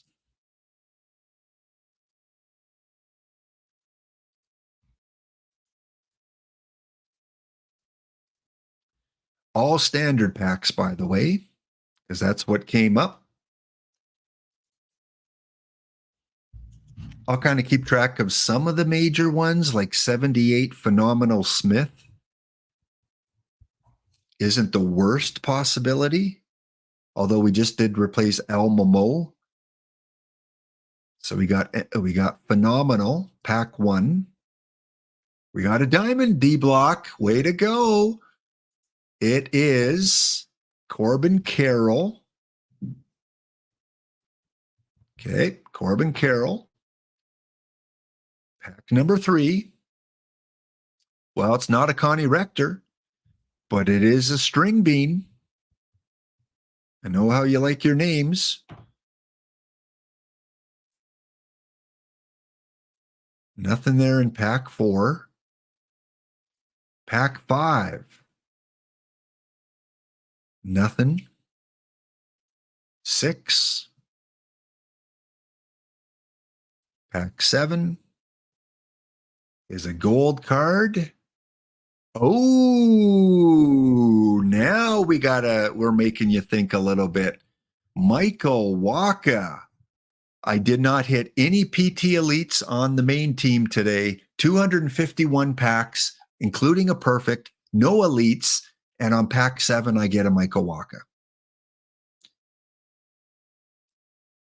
New Royals pitcher. Pack number 8. Number 9. Pack 10 is another gold card. Kevin Ginkel.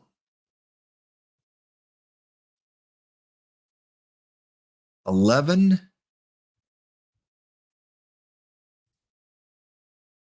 12.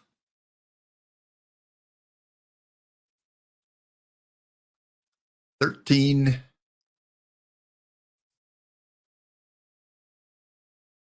And one more standard pack is no one here that really stands out. All right, D-Block, you got Phenomenal Smith, you got Live Diamond Corbin Carroll, you got String Bean Williams, and you've got Michael Waka. Who comes in? Who goes out?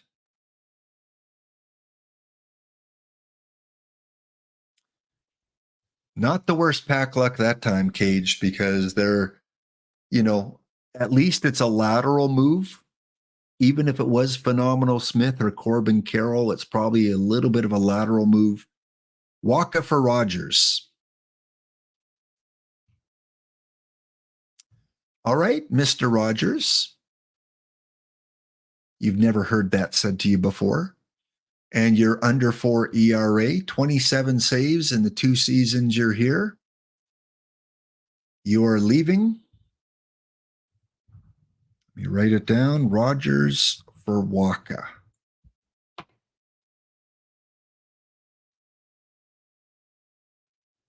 All right, 2 more players to replace. Let's go back to the wheel. And again, it cannot be the same wheel spin twice in the same day. So we've opened 15 packs. We've had player from favorite team, and we've had from the inventory 91 or higher.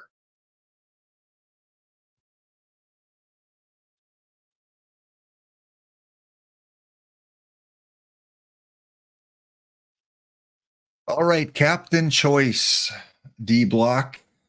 So Captain Choice, that's a new one I put on the wheel. Let me go back.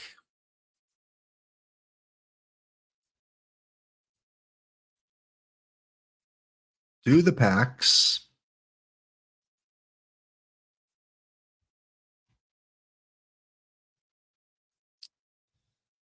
All right, for Captain's Choice, we take a look at the pack shop and we eliminate packs that I cannot open up. I don't have enough funds to get the historical rainbow. So your choice is 1, 3, or 5. 1 diamond historical, 3 silver historicals, or 5 standard packs. Which one do you want me to get? 1 shot, 3 shots with the silver, or 5 with the standard? Captain's choice.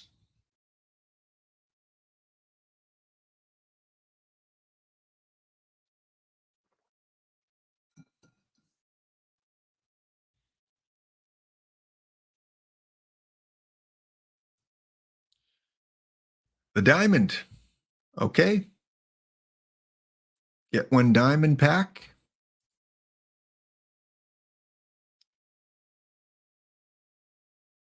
Go to my diamond packs here. Come on, perfect. Oh, nothing but that diamond. So music lessons, this is a case where there's not going to be a lot of choice. D Block is going to have to find someone to take off the team for this card to replace. I'm hoping it's a pitcher. Let's find out.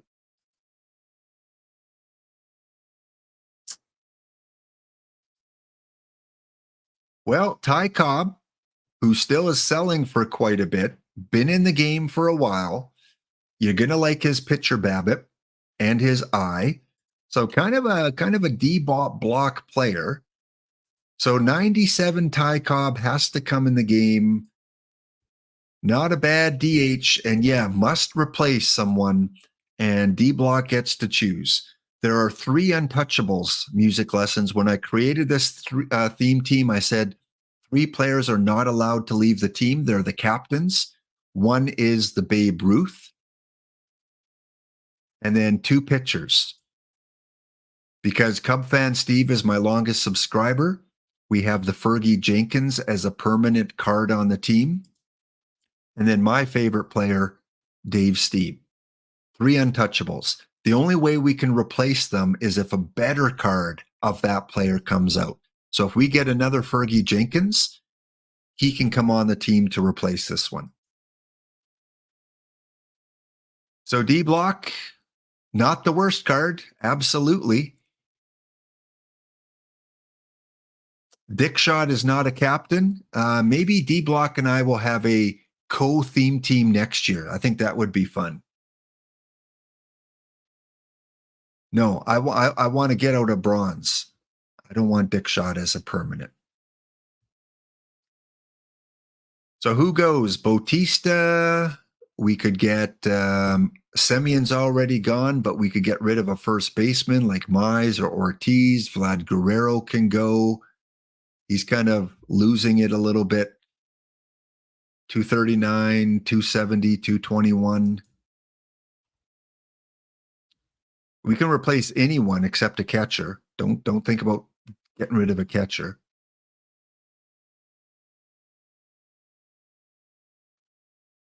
John Henry Lloyd, not great with the bat, versatile, defensive, speed-wise. Yeah, let's hope for a high diamond Dick shot and a high diamond Rector. I think Rector, they could definitely make a gold of Connie Rector. I don't know if they could make a diamond.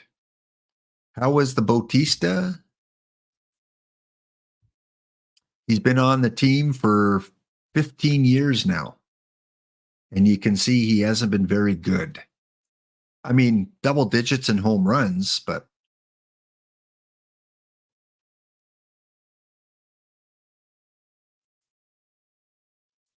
let's take him off. Okay. So off is Jose Bautista. And on is Ty Cobb.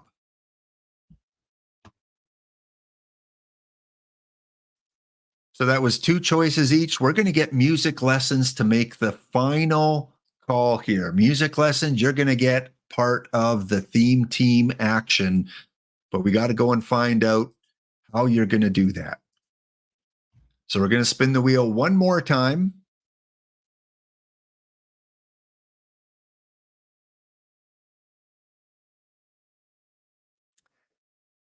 And look at that. We're going to open 3 more historical diamond packs. So D-Block had an easy choice. Caged Wisdom had an easy choice with the replacement. You get a choice of at least 3 cards. And I know you haven't played the game a long time, so I'm sure the chat will kind of give you some advice. So we're going to open 3, and we have to take one of these cards. One of the 18 cards that you see here. Okay, so our diamond is a certain Walker Cooper. Guys, I can't believe this. I pulled 251 packs on the main. No Immortal, no PT Elite, and I hit one of each within what, 20 packs so far? All right, so there is Walker Cooper. We've got Bresnahan and we've got Salas as our catchers so far. Diamond pack number 2.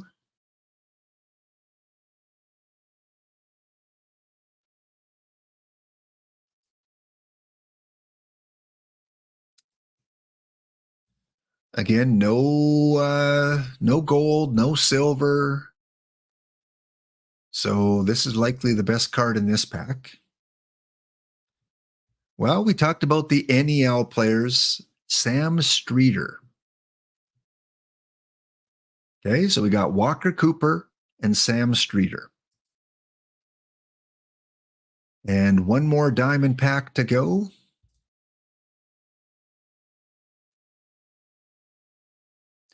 Alex Rios, Yu Darvish. Again, nothing outstanding. Okay, let's bring it home. We've hit a PT Elite. We've hit a Immortal. Let's hit a baseball reference.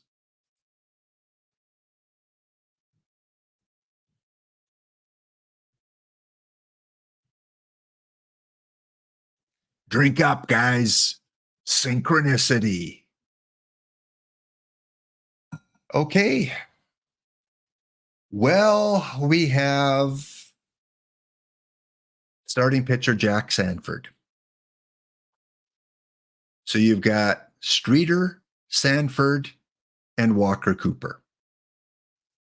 Let's take a quick peek at those cards. Hopefully they're going to be on my reserve list. Walker Cooper.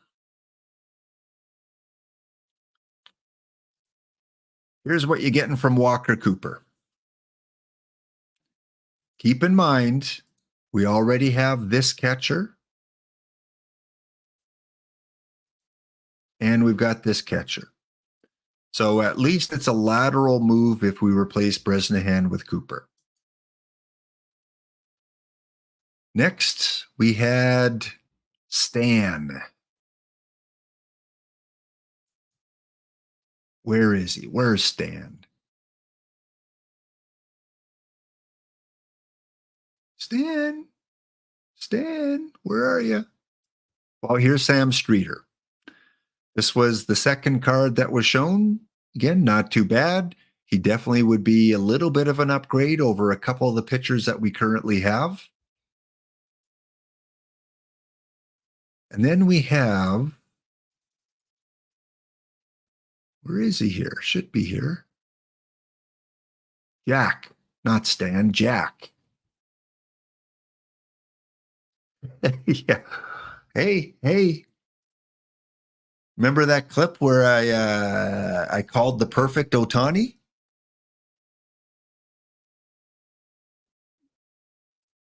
So control's not that great. Really good pitcher, BABIP. Good stuff. Good stamina. I don't know if he'd be in my starting five, but maybe.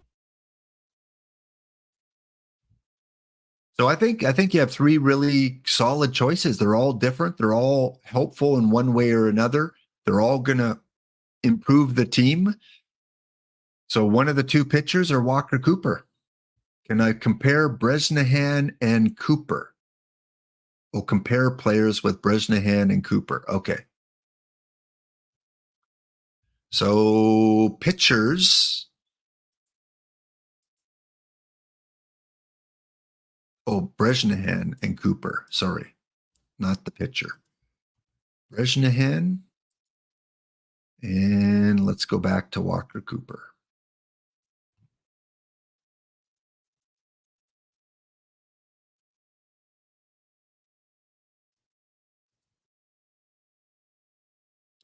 There you go. Let's jump to their defense first, because catcher defense in league is kind of important.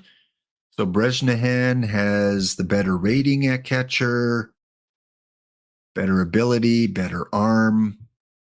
So defensively, it's Bresnahan by quite a bit. And by hitting, give and take.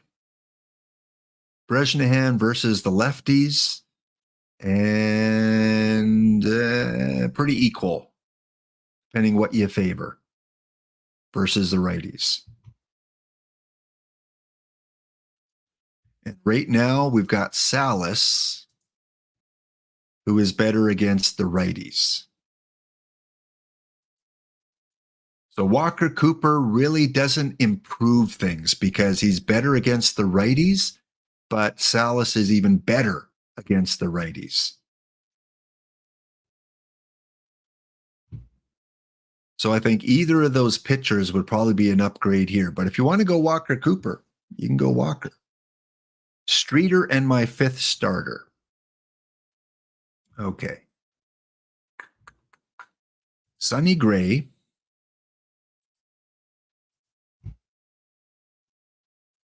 And Streeter.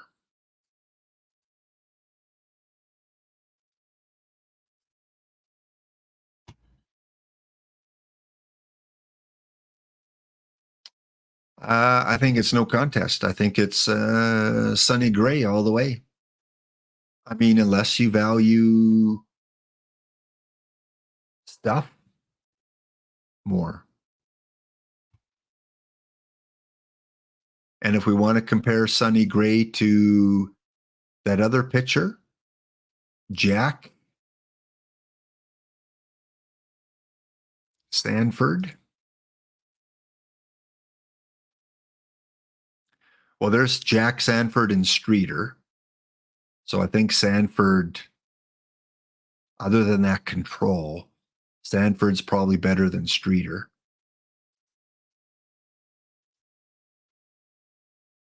And if we want to compare him to Sonny Gray,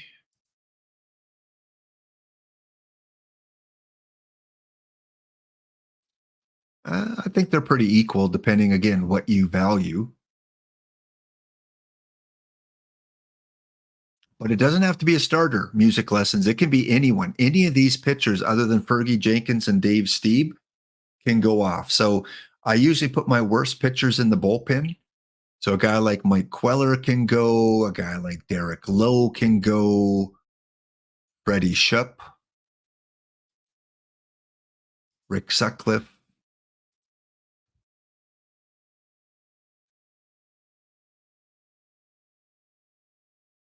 So yeah, if you do go with the pitcher, I think Chat's right. I think it's either Sutcliffe, Lowe, or Queller.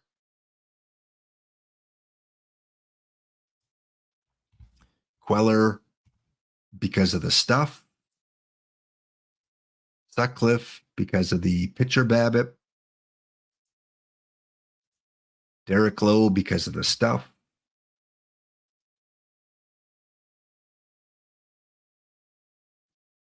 I mean, and maybe you want to look at the stats and see who's performing worse, because sometimes you go by gut feeling, by performance. So here's Rick Sutcliffe. In the last 6 seasons, only 1 year with an ERA above 4. So he's pitched well for Sutcliffe. For Freddie Shoop, again, pitching, he's been a roller coaster. For Mike Queller, last 6 seasons, 5 seasons, he usually has a pitching ERA of over 4, so he hasn't performed well. And then Derek Lowe. So I think based on performance, the worst pitcher is Mike Queller.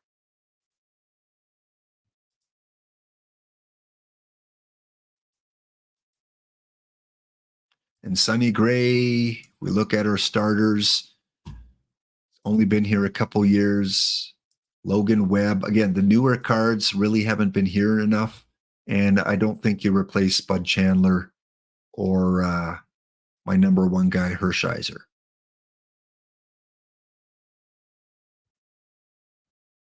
Someone shaky in my pin. Well, I kind of showed you the ERA. We already got rid of Rogers and Mamo, so we can't replace them. Queller, Lowe, Shoop, and Sutcliffe. I would say Queller, but that's a lefty. But I already have Shupp there as well, so I'm not losing all my lefties. See, let's look at Shupp versus Sanford, because they both have a similar profile.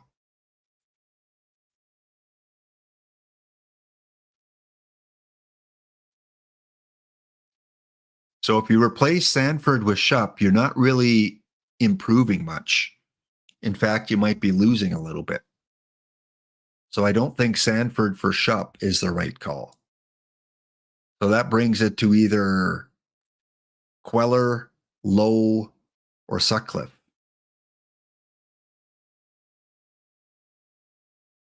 Yeah, Sanford or Lowe. Sanford for Lowe or Sutcliffe. Okay, let's take a look. Sutcliffe and Lowe.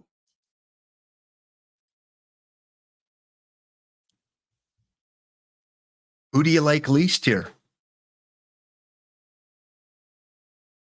In your opinion, music lessons, who is the more inferior pitcher?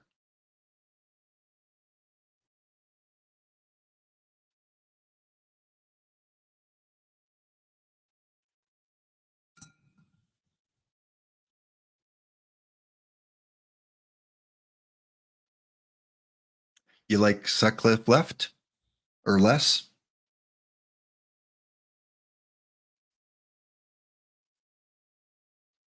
We'll throw the stats on there, see if that changes your mind a little bit. I mean, look at Sutcliffe, a batting average of over 300, BABIP over 362, higher whip. They pitched exactly. That's amazing. Synchronicity. Drink up. They've each pitched 38 and 2/3 innings. So it's a fair comparison. Sutcliffe, 4 more home runs against, even though he has a lower ERA, which is weird. He's hits against 46.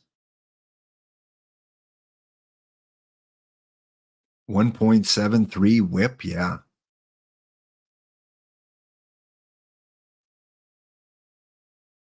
And yeah, career stats is the same thing because it's league play.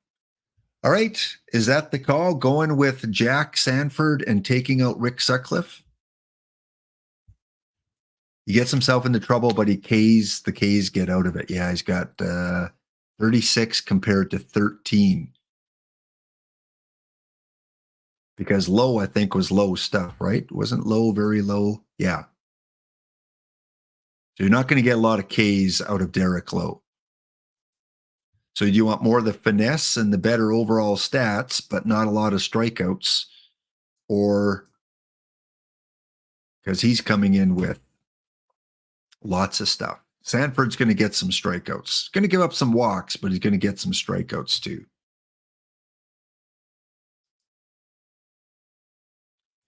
One more time. Here's the player comparison.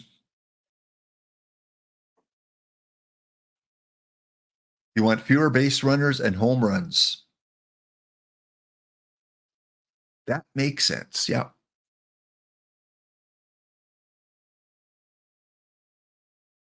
Sanford for Sutcliffe.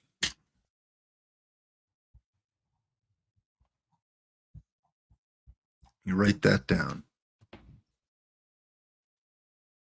All right, guys. Well, it's a little late in the week to try and rebound from where we are in the standings right now. We are currently 68 and 75. We won't make the playoffs because we're currently 6 games out, but 143, we've got about 18 games left. When I make these changes after the stream, you never know. It definitely is an upgrade. So once again, we got rid of Marcus Semien and we're bringing in Joe Sewell. We got rid of Jose Bautista and bringing in Ty Cobb. We got rid of Trevor Rogers, Al Momo, and Rick Sutcliffe. And we're bringing in Okajima. We're bringing in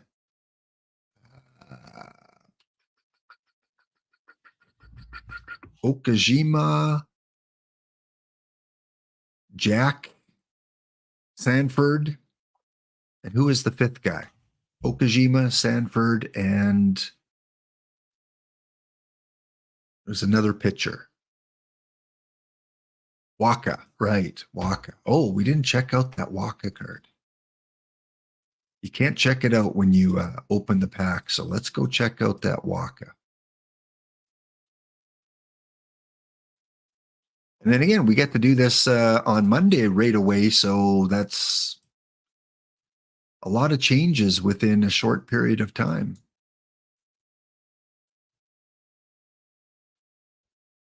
Waka, where are you? You don't remember what number that card was? What his rating was? I know I could look it up in the card shop, but there he is. Low gold. Yeah, he's going to make a difference. I like that. For a low gold, solid.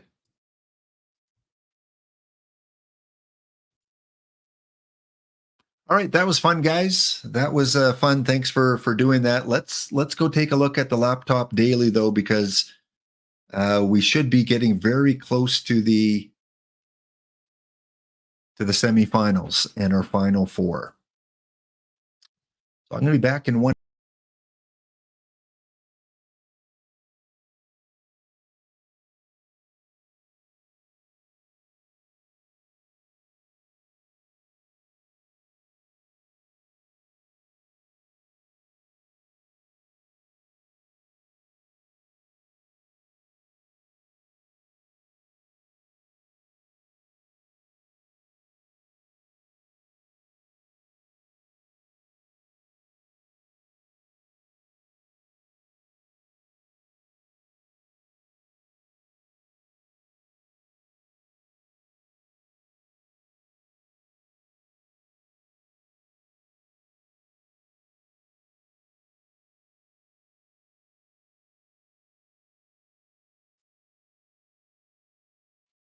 All right, so what do we got going on here, chat? What do we got going on? Music lessons. Did you make your first Final Four? I lost to the Dodgers in Game 7, and it doesn't look like we're quite there yet. Still ways to go. 3-0 for the Nasty Boys over the Stargell Stars. So the Nasty Boys, who are currently in the top 10 overall leaderboard, looks like they're going to gain at least one more point. We got the Porcupines down 2-1 to the Llamas. Who are the Llamas? Oh, look at that. Look who our Llamas are. The music lessons. Good stuff, young person. I don't know you that well. The Llamas up 2-1, including a 10-2 and an 8-4 victory. Well, it's quite the daily initiation. Because is this the first time in this tournament for you, or have you been in a couple now? The Dodgers that beat me out are on the verge of being swept by the Roseville Cardinals, another team I'm not familiar with. Ant Food. All right. Ant Food is on the verge of sweeping a good team in the Dodgers. And then we've got the Marshall Mice, another good team in the top 10. They're going up against Fussmucker, and they have a 2-game lead over Fussmucker. Well, I think the recent sim just came in, so we got to take a peek. Shows us simulating. Can't believe it. I opened 250 packs, not one PT Elite, not one Immortal. And then on the theme team, I get one of each, plus the baseball reference. Nope, sim's still not in. And music lessons, we changed up the format a little bit. In December, it was 1969 in Jari Park, so a little bit of different environment. Now we're in 1985 in a rotating park. So every tournament with the rotating park, you get something different. And sometimes it makes a difference because if one's very high BABIP, one's very high home run, you kind of focus on cards a little bit differently. Still, the meta are kind of the meta. Like Arky Vaughn, in December, he was the top hitter in the tournament. He was the number one card by WAR. Of all the cards you could take, this one performed the best. And even though I got knocked out in round 2, he had a 0.5 WAR. So pretty good for a card that only played 11 games. Archivon, if you see him, usually if you see any of the LEs, you take them. Other than that, though, Dale Murphy, he's always a good card to pick. DeVore, I like this DeVore card. He hit 500 for me. Goodman, another solid card against the lefties. And I did have 2 catchers. I was let down by my pitching because after Whitey Ford, I didn't really get any of the meta pitchers. Bronca is a really good iron pitcher, but don't know how he can hold up against all those bronze. Although he had a good tournament here, went 2-0.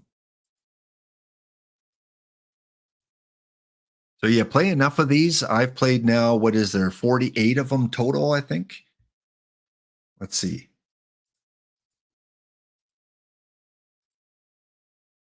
Since they brought this tournament in, there's been 46 played. We're currently on the 47th tournament. And when you play 46 of them, you get to know cards and how they play.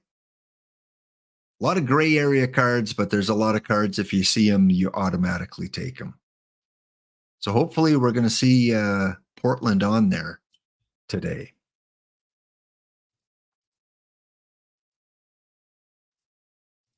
All right, I'm out of here in 2 minutes. We'll pop in one more time, see if Music Lesson can get his way to the semifinals one game closer.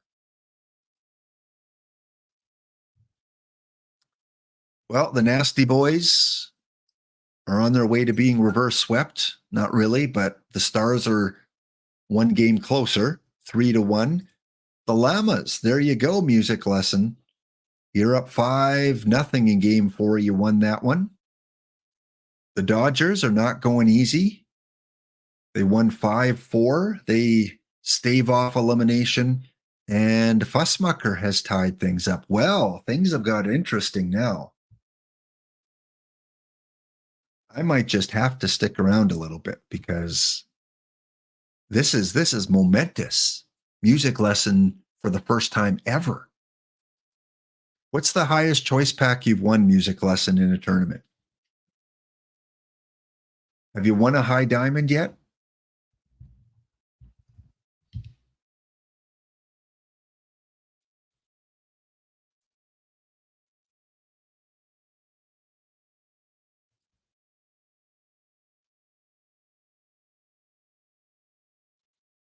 It's plain silver. You won a couple high diamonds.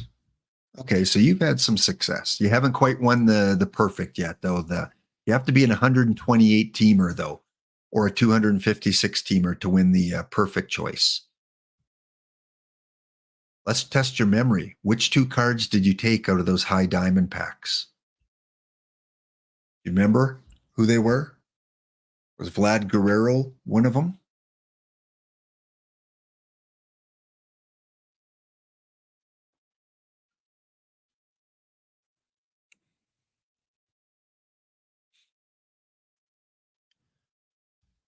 And now we get to analyze your team. Once you make it to the big leagues like this, once you make it to almost the semis, you get to be criticized. You get some constructive criticism on your choices. And I know my bronze and iron really well. D Block knows his bronze and iron. Cage Wisdom, I don't know if you play a lot of bronze and iron, if you're still here, if you know your bronze and iron cards. There's a lot of the community that don't like the high levels. They don't like diamond. They don't like open tournaments. They don't like even gold. But they love, like Cavacom. Cava loves iron, bronze, and silver. So we know our cards very well. Good afternoon, Garnick. Good to see you. So D-Block, if you're still here, because I know it's late at night over in Germany. By the way, D-Block, follow him. Go to his channel. Don't Cut the D-Block Dragon on Twitch, Sunday mornings, very early Eastern Standard Time. Gives great advice on the lower levels. All right, here's some constructive criticism. Sal Magley, great choice. Often if you see Sal Magley, there you go. Shout it out. If you haven't followed him yet, right now, click on that. It's the weekend. Spread some love. Click on that link and hit the follow button and then come back here. Well worth it. Believe me, you won't regret it. You're going to learn so much by following Don't Cut the D-Block Dragon. Not an affiliate yet. He doesn't have drops, but just wait, just wait, just wait. Especially when the new game comes out, you may see a new affiliate on the list. So Sal Magley, D-Block would agree. You draft him almost every time you see him, unless you got some other big cards there. Great pitcher choice. Hog, yep, great choice there as well. And I mean, we don't have to tell you. Look at this; he's 5-0. So you're high on the Hog, as you should be. And maybe you picked him because of your llamas. You got llamas and hogs. Are you like a farmer? Boof Bonzer, he's one of those borderline guys, but if it's the last round of bronze and you're low on pitchers, another great choice in Boof Bonzer. He's not having a great tournament here. Love hurts. Yeah, Nazareth. You're taking me back, Boiled Egg. Boiled Egg, 1974. Good to see you. I'm still going. I've still got a quarter of a cup of coffee. When that runs out, I'm out of here. Gristle, buddy. Gristle, whistle. It's been a while. You guys are coming out of the woodwork. Rob VD fan came back this week, and now Gristle Whistle from, I believe, Portland, Oregon. Do I know my know my community? Gristle Whistle from the Portland, Oregon area. Is that correct? Patrick Waugh back in the NHL. Well, it's not going to be with Edmonton because there was rumors he was going back with Edmonton. Buffalo? No, he wouldn't be with Montreal. Martin St. Louis there. Ottawa? The Islanders. Wow. They got rid of the former Washington Capitals guy. What's his name? Great coach. It's close, but I'll give you credit for the win. Oregon Coast. Okay. Lambert got the boot. Oh, so the other guy that used to be the Trotz. Wasn't Trotz there for a while? And they lost to the Blackhawks without Bedard. Yeah, Edmonton almost lost to the Blackhawks a couple weeks ago. So Boof Bonzer, yeah, that's a decent choice there. Ken Brett. Yeah, I don't see Jim Booten. Jim Booten is one of the meta iron guys, or at least he kind of hovers on the iron meta border. No, he hasn't pitched well for you, but in iron tournaments, he does a lot better.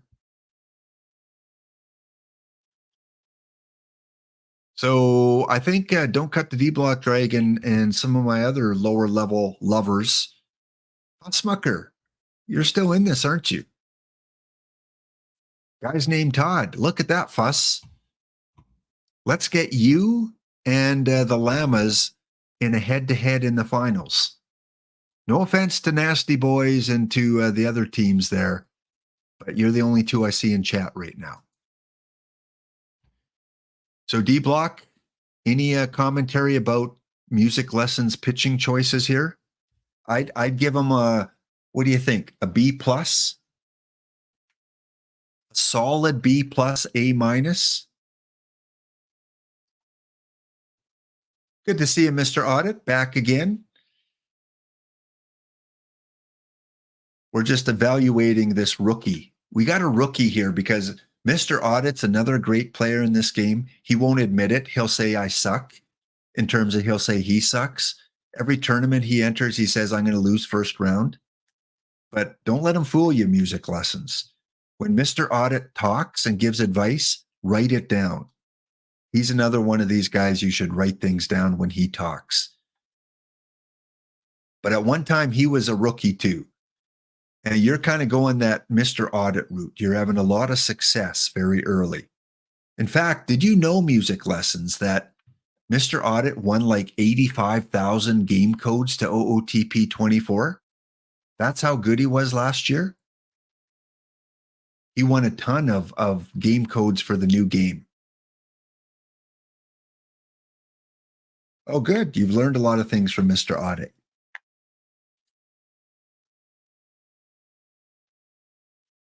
Yeah, well, you must still have some unused game codes, don't you? Collecting dust somewhere.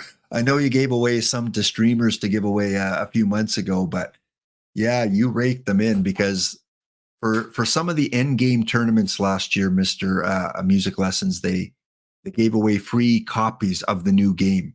And they'll probably do that this year too at some point, although it's not been confirmed. But Mr. Audit, he won at the right time. I mean, you only really need one or two games, but he won quite a few. So D-Block, I gave this pitching roster at least a B plus, A minus. What do you think for music lessons? Rate the young new player to the game.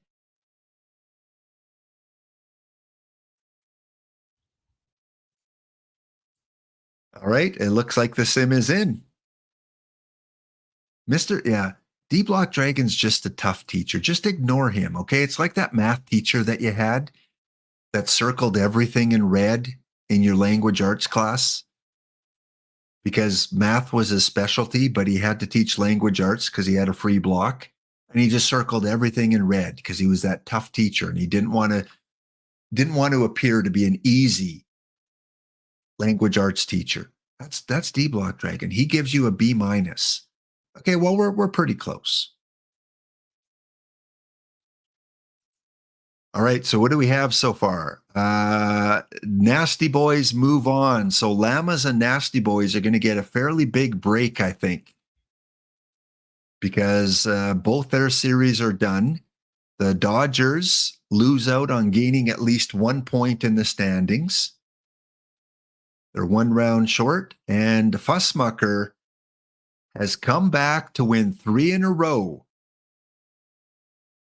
3-2, 5-4, 7-4, and Fussmucker is 1 Elam Van Glider away from heading to the finals. So we'll know in 5 minutes if we have our semifinals matchup underway. Love to see it. So congratulations, Music Lessons. You have made your first Laptophound lower level leisure lounge daily semis. What was your last game? 5-4.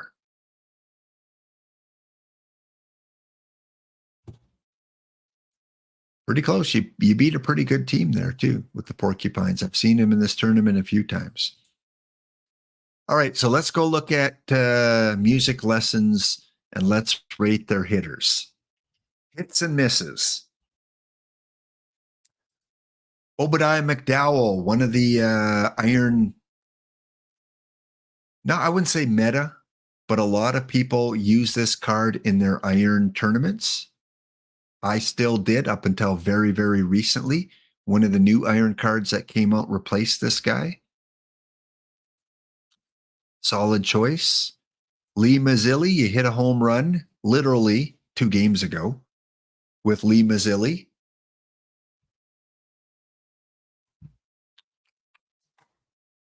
So Lee Mazzilli, another good choice. Tessawiji, I know, I'm still going Tessawiji. I rated over to you, and then I thought, let's watch the end of the bounty tournament. So we watched the end of that with about 15 people. And then I thought, let's check the Laptophound Daily. And we checked that, and we've got 3 of our community still in there going into the semifinals, including this young rookie, Music Lessons. First time he's appeared in the semis. Just recently got there about 5 minutes ago. So yeah, we kept on going. When you have Fussmucker on his way and you got Music Lessons, you got the Nasty Boys. So hope you had a good season, a good off-season stream there and are ready to go for next Saturday. I know. When I outlast PBE Sim and Tessawiji, we're in the matrix. I usually can't go over 3 hours at the most. But we're having fun. It's the weekend, and I don't want to shovel snow. So keep chatting, guys. I don't want to shovel snow. Don't make me. Please don't make me. It's still minus 15 degrees here. All right, we were rating Music Lessons. We're giving them some constructive criticism. And we're talking hockey. Patrick Waugh, back with the New York Islanders as head coach. That'll be interesting.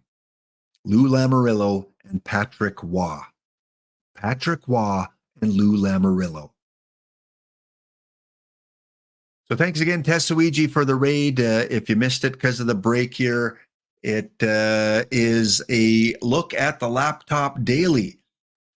I went long today. I went really long today. I can't go that long on a stream usually, but hey, for the community with 3 of you in the quarterfinals, we had to take a check-in. So Lee Mazzilli, a good choice. Candy Maldonado, you're probably going to take him every time. One of the limited edition cards, Marquise Grissom, another great choice. Obadiah, we talked about Obadiah.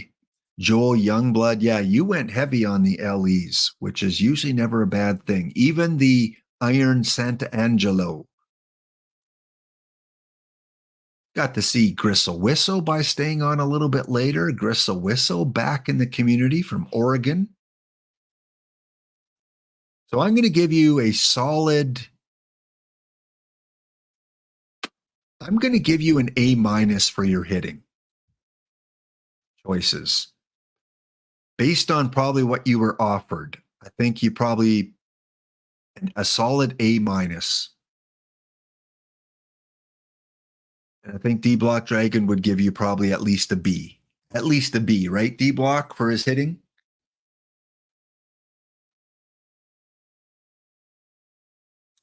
Do I have a list for Iron Meta? I could tell you. I could tell you who I use. Depends if you want, because Iron, there's different tournaments. There's some that are this year. There's some that are, dead ball, like from different time periods. So the meta changes a little bit. But I can go through kind of what I use for my quicks and for some of the Iron tournaments. And then we'll come back in and check Fussmucker. Let us know if you win game 6. We'll come back to this. I just take myself off the stream a little bit.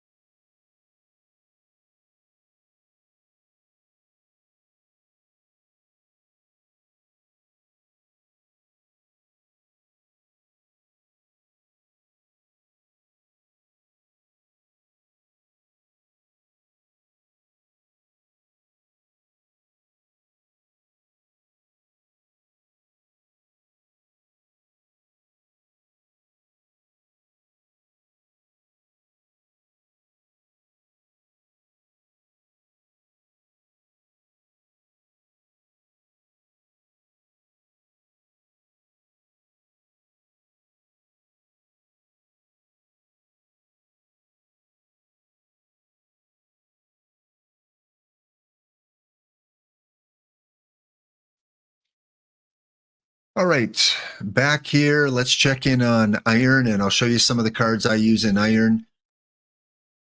Again, it's a very cheap way to play Iron tournaments.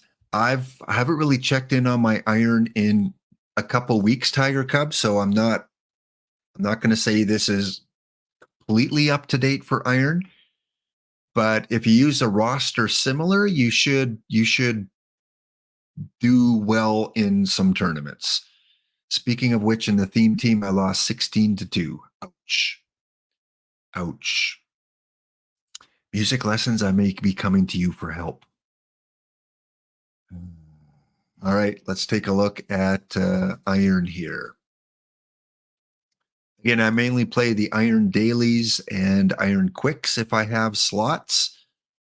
So let's go through and take a look at a recent one. Okay, here's a second placer, third, fourth, second.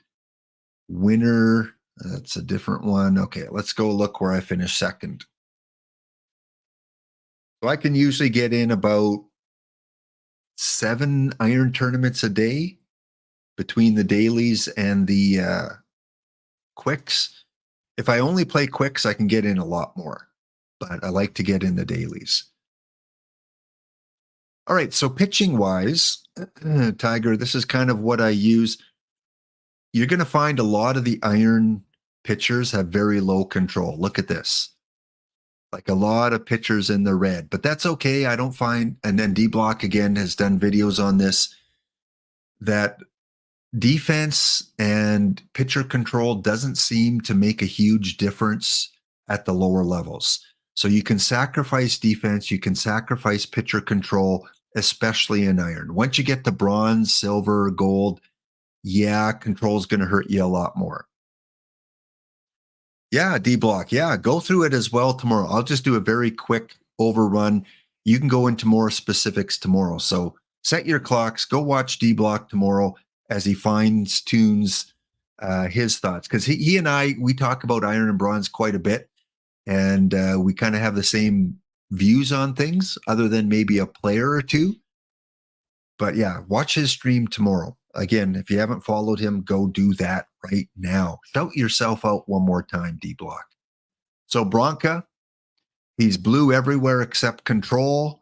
You can see in this tournament here, he pitched 22 innings, 3.63 ERA. You're going to find, even if you win tournaments, like this is unusual. Usually my pitcher ERA is a lot higher, like a lot higher into the 4s and 5s. If you get a pitcher at the end of a tournament with a 2 ERA, that's rare. That's like Haley's Comet. Floyd Yeomans is another guy. Don't let the control scare you. He went 2-0 for me in the 2 games that he pitched. Joe Black is a newer card, probably a little bit expensive. Let's see. How much is he going for? 310. He's probably going to be one of your more expensive pitchers, but well worth it. Get Joe Black on your roster. Again, he pitched in 4 games. He went 3-1, and a very solid pitcher. And Charlie Lee, most teams will have Charlie Lee. Very inexpensive, 38 points. So D Block mentioned it's not very expensive to put together an iron roster, and you can get packs. Just keep spamming the tournaments, the quicks. Lundgren, I put in number 5. He only pitched 1 game because I swept some rounds, I guess. Let's see. 3-0, 3-0, 3-1, and then I lost to a very good Tiger. Weren't you the one that asked me about who the Iron Meta are? Are you trolling me? I did not plan this, guys. I had no idea who beat me in this tournament. And it's the guy that asked me the question. Tiger Cub.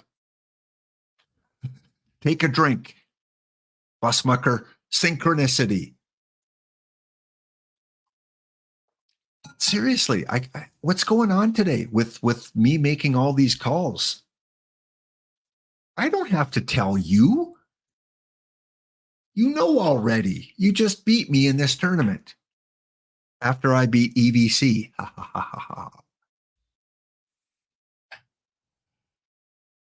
I know you're not trolling. So yeah, we'll check your team later. I'm curious. But Carl Lundgren, your number 5 guy, he may not pitch a lot because if you sweep rounds like I did. So you want to put someone good there, but again, someone that may not play a lot of innings. In the bullpen, here's a card I think D Block and I would disagree on. I really like Ken Tatum because of that pitcher Babbitt. He didn't have a great tournament for me, so D Block would win the debate here for this tournament. But my philosophy is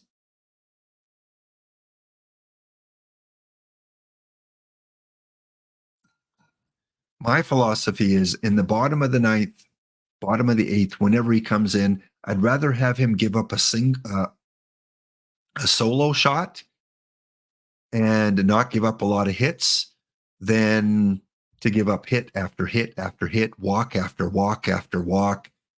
If he gives up a solo shot, he gives up a solo shot. But he's probably not going to give up a 2-run shot or a 3-run shot because that pitcher Babbitt's probably going to prevent some hits. Although this tournament, he didn't do well. Lee Smith, another guy I really like, but he's risky. If you put in Lee Smith, you're hoping he strikes everyone out. And in this tournament, he was pretty successful. 2, 3, 5 innings, 6 strikeouts. So that's a pretty good K per 9, 10.8 K per 9 rate. But again, it's risky. You're either going to get a strikeout or a home run or a hit or but again, that's stuff. And here's something that the community has kind of agreed on. Once you get over 125 stuff, the effect it has on the game doesn't seem to be a lot once you get over 125. But again, great pitcher. He's got 4 good pitches, and it's either going to be strikeouts or he's going to get into trouble. So I have 2 risky guys as my closer. High risk, high reward. And in fact, both of them, one panned out, Lee Smith, 180 ERA. The other guy didn't pan out. And then another risky one is Mitch Williams because he's very splitty. So you're hoping he gets to face a lot of left-handed batters. And sometimes we put up the specialist role, but that doesn't seem to function properly in the game. So you could put him up as set up as a secondary. CC Sabathia, another solid guy, splitty. Usually I put my more splitty pitchers in the bullpen. And Fred you want in the game, but more as a hitter. So if you do have him on as two-way, he's kind of my long relief, avoid high leverage mop-up because he's not a very good pitcher. So let's compare. Let's go to the team that beat me in the finals, the Wolves. Let's count how many of the same pitchers we have. Okay, let's go. Let me look at mine again. Romo, Acevedo, another really good pitcher, Acevedo. All right, let's go, because I don't think D-Block was in this one. We can't look as in. Foo Fighters, is that Rich Grisham? No, that's a different Foo Fighters. Let's go back. Oops. So funny story for those of you just joining in. Tiger Cub in the message says, what are the iron meta? So I thought I'd go into one of my more successful tournaments from yesterday or a couple days ago, when I finished second place in. And lo and behold, the team that beat me was the guy that asked the question. You can't write this. All right, where are those Wolves? All right, so Lundgren, Lee,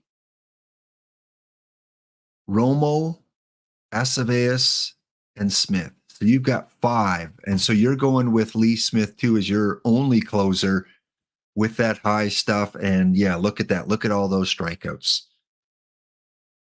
So Lee Smith has paid off for both of us in our bullpens in this tournament. Lundgren, you're going as your number 1 guy. I completely get it. He's my number 5. He's in my rotation. He went 3-0 for you. You can't complain. You've also got Charlie Lee. But you've got Bunker and you've got McGinty. 2 guys I used to have. And then you got Booten. Oh, Fussmucker, you lost in game 7. Oh, bummer. So wanted you to get to the final 4 there. So all of our hopes and dreams are with you, music lesson now. Get retribution for Fussmucker. Oh, man. You know, I shouldn't. I apologize. It's my fault because when I read off the scores, I said you won 3 in a row. And when I said it, I thought, don't do it, Lap. Don't stop right there. You don't want to hex it. All right, D-Block Dragon. Okay, so yeah, that pitching was meta like in August, September, but that is not the lower levels. The range of outcomes is so wide. So D-Block, yeah, Marshall Mice is a good team. So if you were making a recommendation based on the 2 finalist teams here, Bronca, Black, Lee, Yeomans, and Lundgren.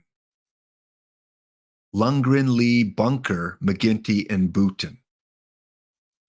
Would you say the newer meta is the black Yeoman's Bronca?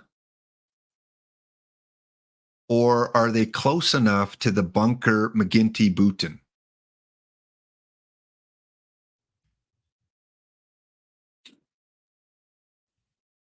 I think all of us would agree that Joe Black for sure is probably a must-have. To me, Bronca's still a must-have in iron, just because he's so overpowering everywhere. I mean, he is going to walk. Look at this. In the game he lost, he walked 7 people. In the game he won, he walked 7 people. So he had a 7-2 victory with 7 walks, and he had 11-2 loss with 7 walks. He is going to walk, guys.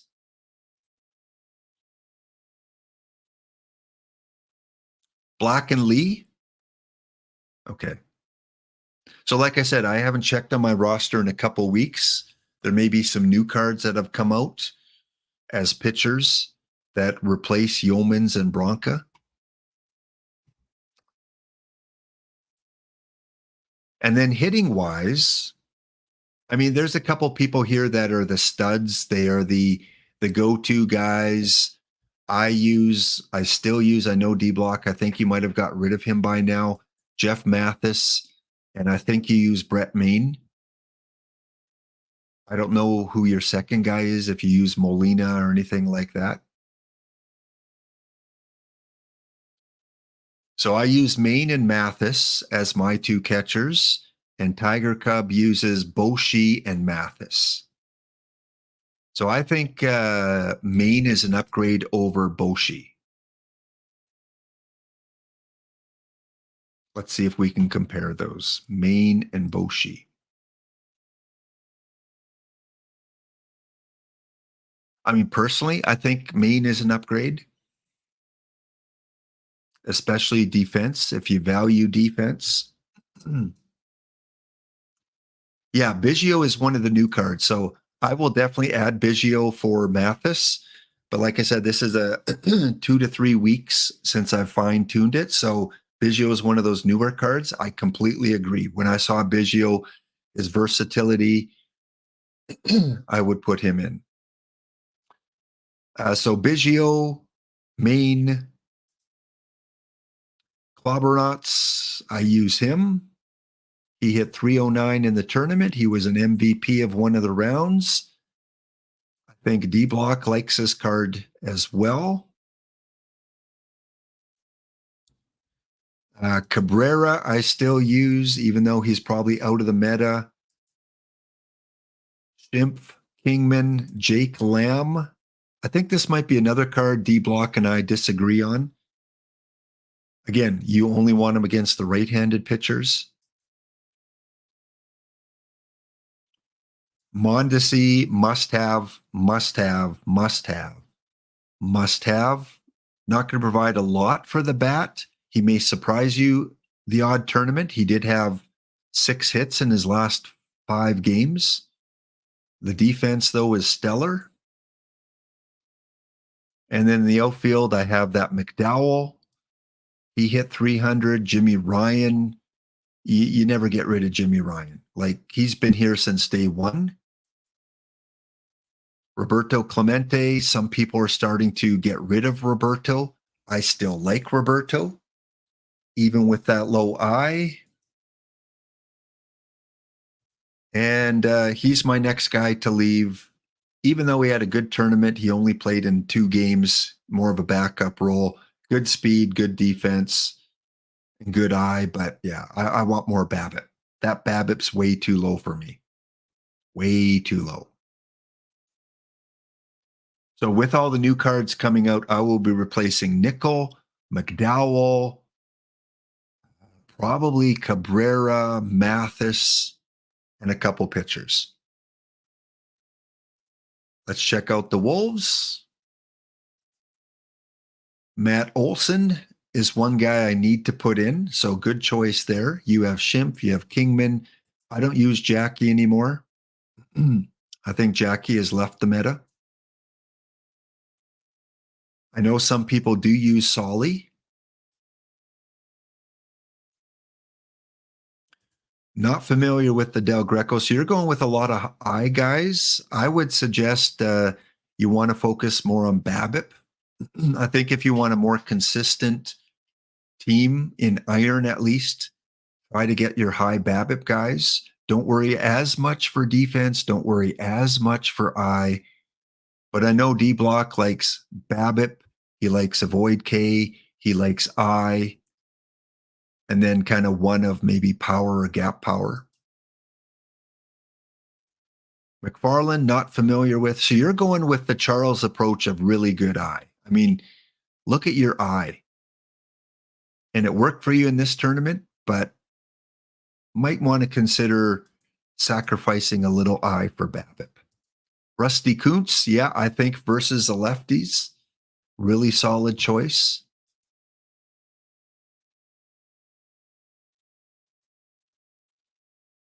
And Jelly's Jelly. Doesn't hurt to keep Jelly on your team.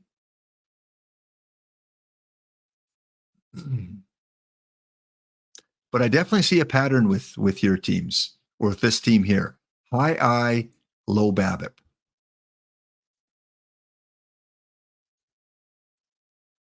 Whereas myself and D Block now, we like to have both of these high. So we would not probably take a player like Hugh Nickel now, or a guy like Herm McFarlane. Probably wouldn't take these guys because they lack in so many things. And I mean, he hit 178. That's probably consistently what he's going to hit for you is 178. He took 8 walks. So if you're willing to, get a guy that walks a lot, but doesn't do much else. But a walk's only going to score a run if the bases are loaded. And if you have all these guys that are taking walks, well, who's going to drive them in? Who's going to be the BABIP guy that gets the hit, that moves him along the base path? And right now on your team, you got Jimmy Ryan and Bruce Bochy, maybe some power from McDowell, Olson, and Kingman. But other than that, you may take a few walks, but not a lot of movement on the base paths.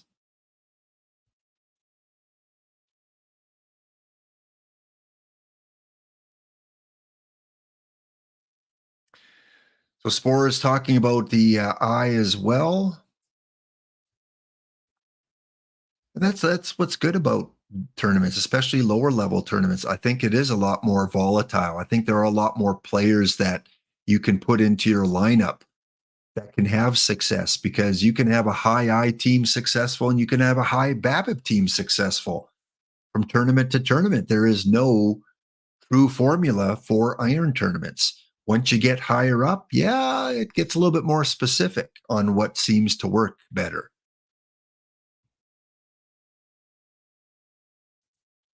And agreed, in caps, yes. Very good point there, Caged Wisdom. Very good. In your cap tournaments, look for that eye.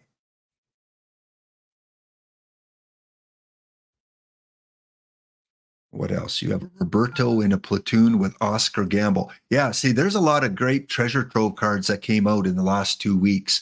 You mentioned Biggio. Oscar Gamble is another one. There are a bunch. This is about 3 weeks behind the meta. So I've got to make some roster upgrades there.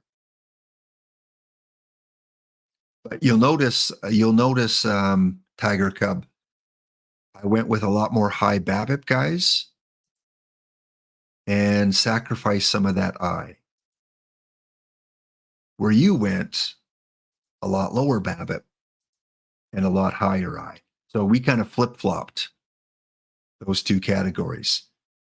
And like we said, the volatility, look at that. We were first and second with two basically different constructed roster teams. And this time the I team won out over the BABIP team.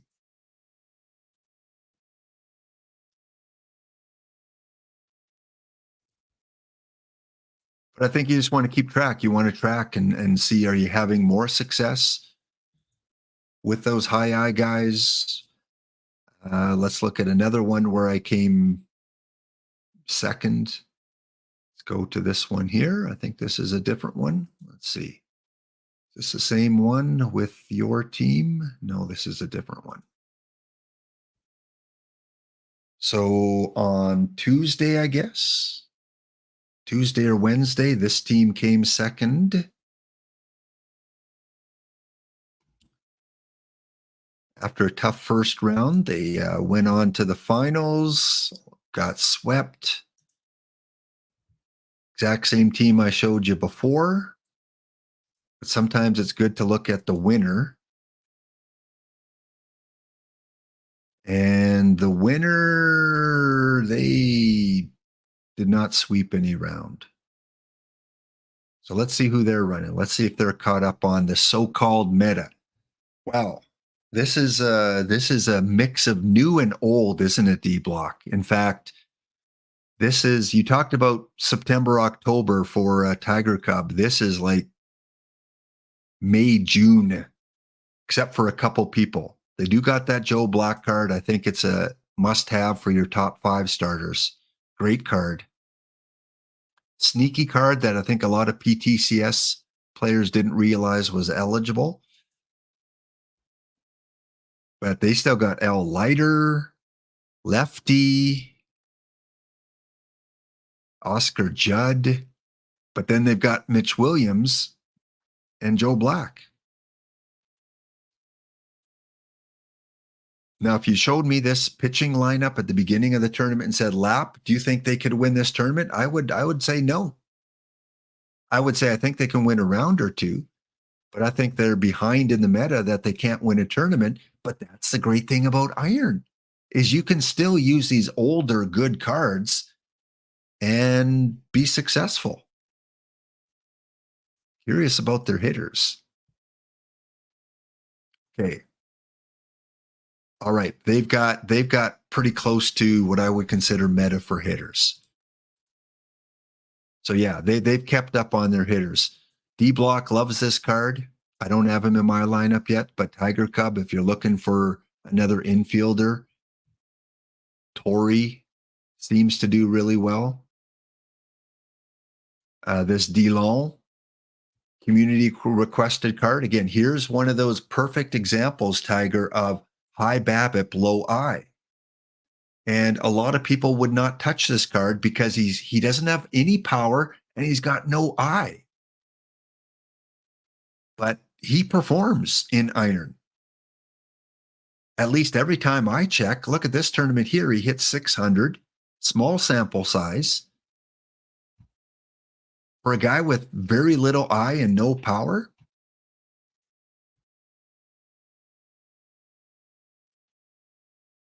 I got to get him on my team. I forgot about him. And yeah, you are going to lose to non-meta teams. Absolutely. They're going to knock you out and you're going to go, what happened? But that's Iron. That's the volatility. But they've got pretty much, I mean, D Block, what would you say? They've got 80% of the hitting meta or contention for hitting meta. They've got a solid team. BABIP's pretty high. I's a little bit lower. They got a few power guys in there. I like their hitters. Mathis and Maine. Again, a guy you want to consider getting into your hitting lineup. Fred. Not sure about this card. Is this a new one, D Block? Jeremy Remy. Why have I not heard of this card before? He's kind of like that D-Lone. So Tiger Cub, look at this one. Remember that D-Lone with low power and low I, but good everywhere else? Here's another one, low power and low I, and he hit 405 in the tournament. Oh, he's one of the exclusive cards. Probably going to be pretty pricey then. Yeah. I own him, fortunately. But, you know, if you put in a buy order for 800, 850, You'll probably get them within a week. You got a couple people fighting here to sell them. That Remy card. You play Harrison Jr. and Halter.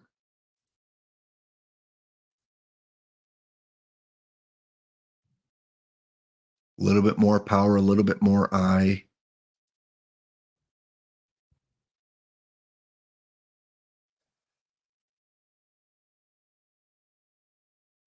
Yeah, I don't know, D Block. Here's another one where maybe if I have room for a platoon, I don't know. Remy against the righties. Halter, yeah, Halter's another one you put on your team. I don't have him on there yet, but he just plays everywhere. Still pretty pricey. You know what? I might run a Halter Remy. What do you think, D Block? Can I convince you for a Halter Remy platoon? Oh, I guess I should take defense, but we know D Block doesn't care about defense. Look at his second or who else used D Dempsey used that second baseman with very little defense.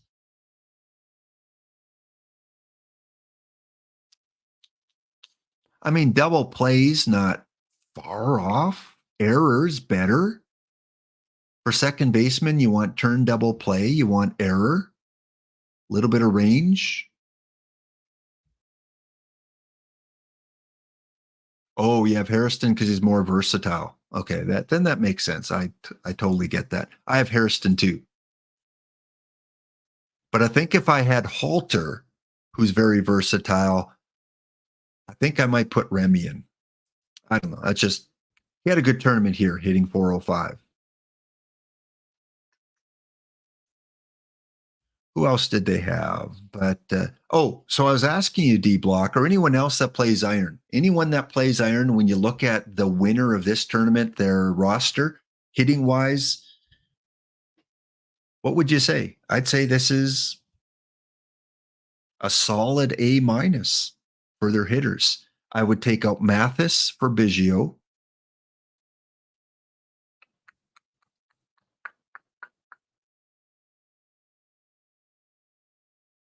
And that other new iron that came, Gamble. I would probably put Gamble in for this guy. I don't know why this guy is in. Every once in a while, you come across a roster that has a live there. Like, why? You've got such a good hitting roster, and then you got this guy. I guess for defensive replacement, defensive substitution.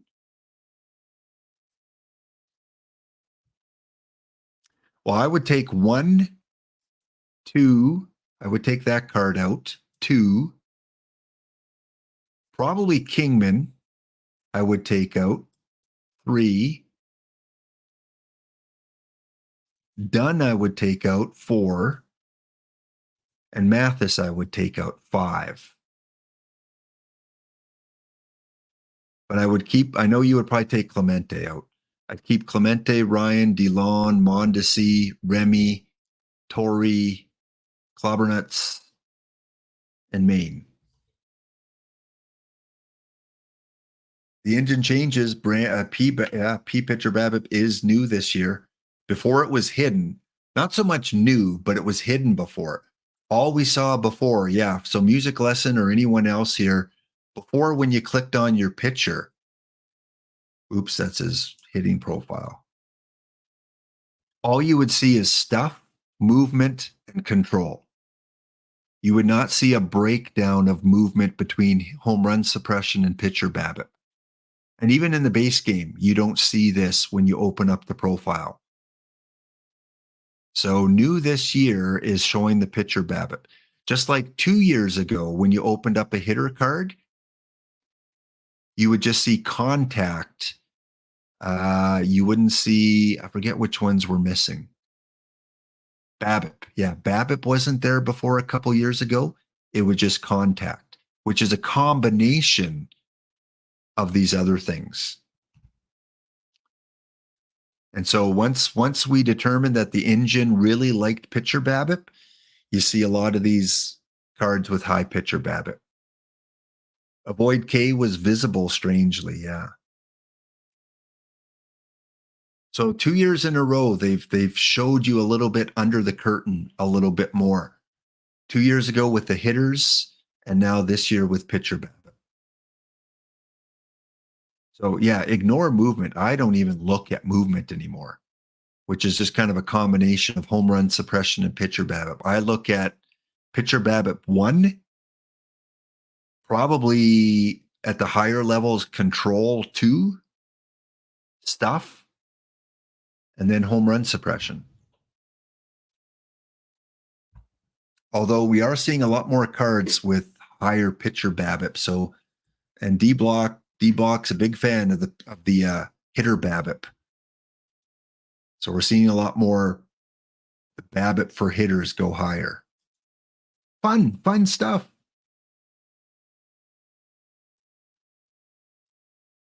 And I hope for next year when you go to the card shop, you can sort by most recent. That would be wonderful. Most recent release. Or even if you could just put in for search and just put in January, and it would show the January released cards.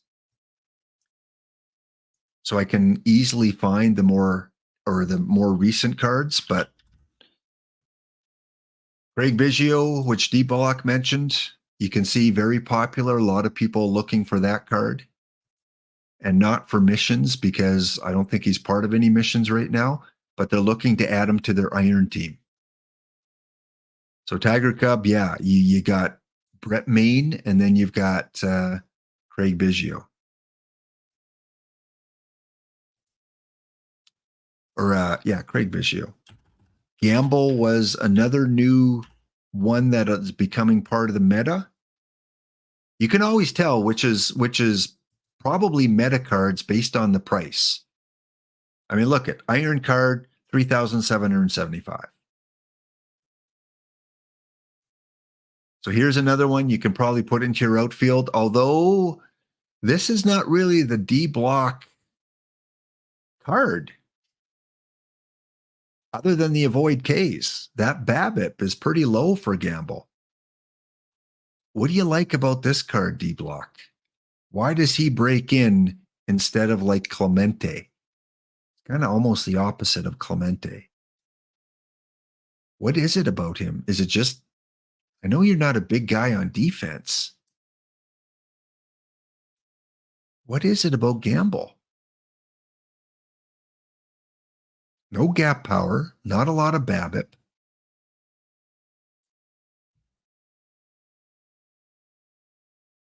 Hey, yeah, D-Block. All right, we'll work on that. Yeah, let's do a marathon bronze and iron stream with the three of us. I like it. Let's try and work out a time. Maybe next Saturday, because D Dempsey can't during the week because he works, teaches.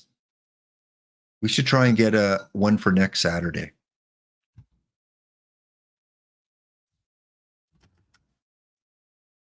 And just have a round table of questions and debates about which cards. We're going to have some more cards out on Tuesday. And I think Sporer said that last week we didn't get a lot of bronze, so we might get some more bronze this week. Oh, Tiger, you're in education as well. You work in a school. Okay, well, there's a bunch of either teachers or support staff or teachers' aides I've come across in this game.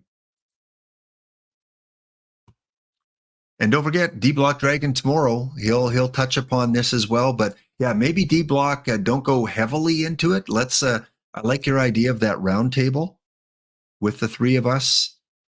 And again, we look at the tournament rankings,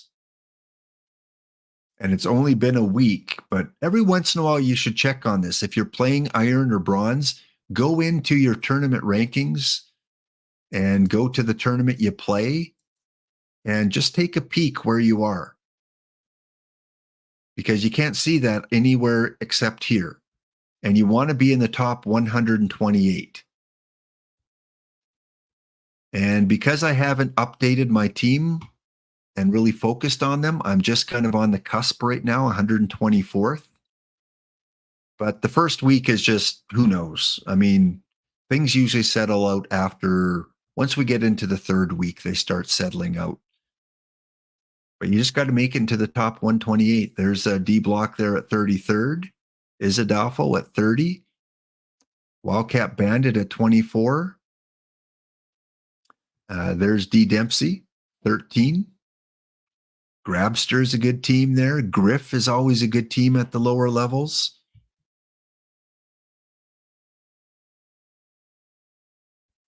So yeah, check in on that every Monday. They update this, so every Monday you're going to see the new week there, and then you can check on the overall. But it's only been 1 week, so it's not going to change. Or has it been 2 weeks now? Let's see. Mr. Audit's up there, number 5. Oh, it's been 2 weeks. Okay, so I guess I had a good first week because I'm number 27 overall right now. I like it. 27. D Dempsey. I'm ahead of D Dempsey, who knocked me out of the bronze. Mr. Ree's up there. Mr. Ree pops into the chat once in a while. Starting to see his name a lot more. Jim Bowden, another quality manager there. Both D Dempsey's teams are in the top 30. D Block coming in at 37. Cub fan Steve at 43. Rob Deer in Headlights. Teddy O. Might be missing a few teams here, just quickly going through. D Block there again at 118. Leo Remus. I rock this on the bubble there. So yeah, go in every once in a while. Take a look where you're at. Bronze, gold.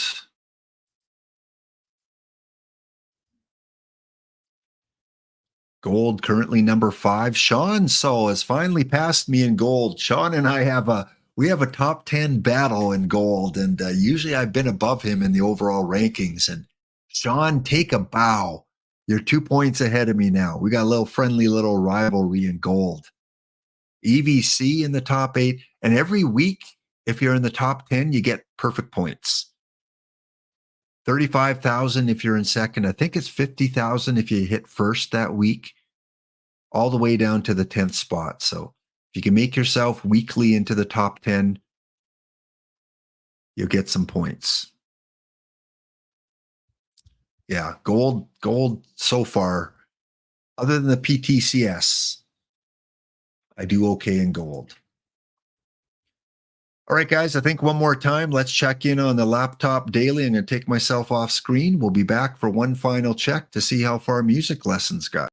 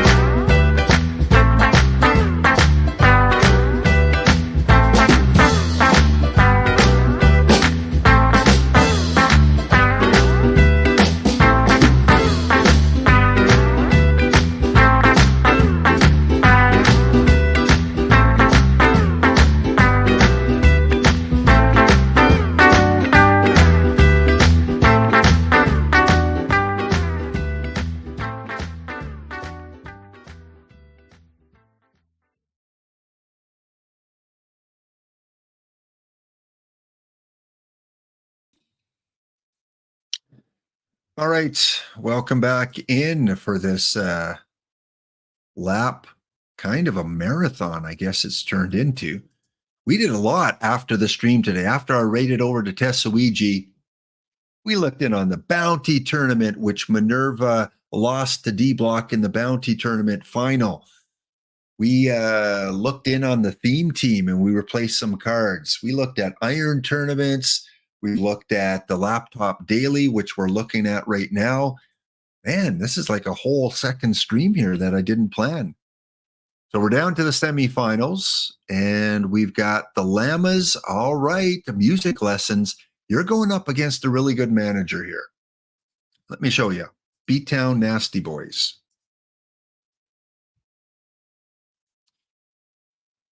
Where are they? Look at this. The Nasty Boys are 15th overall for the month. They've got 4 points, so they've been in the final four at least twice, because I don't think they've ever won this.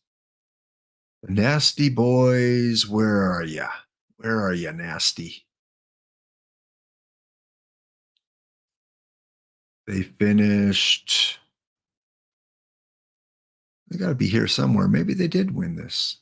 Nasty Boys.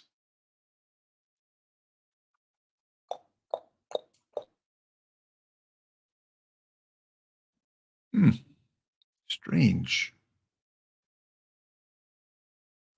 Anyway, they got 4 points. I'm just missing them. It's been a long stream. I'm missing where their name is. But yeah, you're going up against them. The Marshall Mice that beat Fussmucker in game 7. They're in the top 10 with 5 points there. So you're amongst some of the cream of the crop right now, and you're doing well. Wow. You're up 2-1 on those Nasty Boys. Winning game 1 5-2, losing 5-2, and winning 5-2. Look at that synchronicity. Take a drink. 5-2 games all around. And the Mice are down 2-1 to the Roseville Cardinals. We got 9-6 for the Mice, and then they lost 9-1 and 3-2. Wow. That would be something, music. If you can hang on and make it to the finals. So we'll go through. There's it's about half full for tomorrow's tournament. Get involved in the Laptophound Daily lower level lounge tournament. We play in 1985. Again, an era, a time I remember well growing up as a young kid. No designated hitter. And we're playing in Principal Park tomorrow. High BABIP and a little bit of home run suppression in that park. So speaking of meta and cards you should look for in this tournament, when I look at these first 12, does anything jump out at you guys? Let's do a group collaborative draft here. Even though my name may appear on the team as Rocky Mountain Gladiators, let's do a group collaboration. Feel free to debate some of these choices. Yeah. When I said yuck, I'm glad you guys agree. That's why I said let's do a group one, because I have no clue. Glaviano, maybe?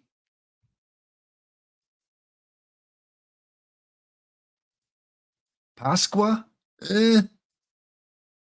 Refresh. Where's my mulligan, OOTP? Give me the refresh the page. Once every draft, you should be able to refresh around. Smalley? Mickey Lolich? I guess? Chapman? Maybe? Yeah, Glaviano was the only card that kind of stood out for me a little bit. I mean, I don't want him.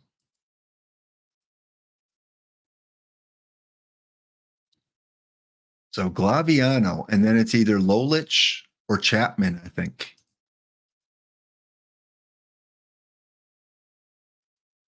Lolich or Chapman.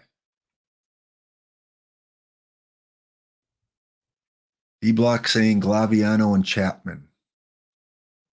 I believe it does, right? Does this it's a daily, right? You guys help me out. Does this tournament count as a daily or as a PTCS tournament or not? All daily PDs give points. Okay, so there you go. Thanks, Caged Wisdom, and don't cut the D block. So yes, it does count. So when you check your daily perfect drafts next Monday, today's result should help you quite a bit move up those standings. I thought it did. Yeah, I just wanted to make sure. Okay, Glaviano and D Block says go with Chapman.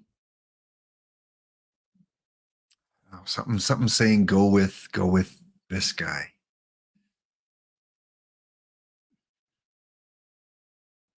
I think I'm going to go Lolich. Just pitching scares me a little bit. Well, guys, I am not getting much help here.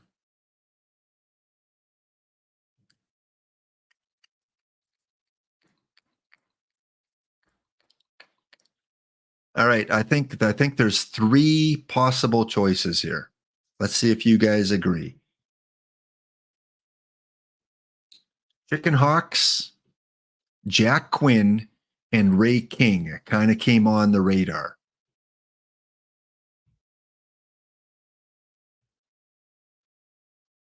Hawks, Quinn, and King. Mr. Audit saying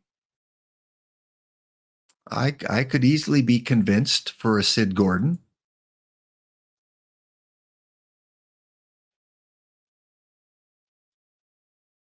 Yeah, that's the thing. There's no DH. So do you value the Izadafo defense and put him at third with nothing? Do you put him in the outfield? Not going to commit many errors. Quinn, is okay. Not very good at pitcher BABIP though. I think Ray King for sure in your bullpen. Chicken Hawks.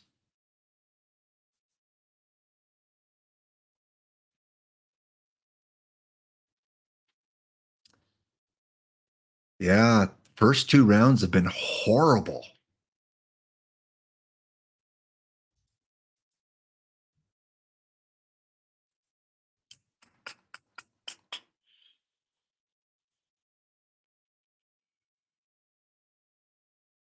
It's going to walk people, going to give up a few hits, extreme ground ball. Uh,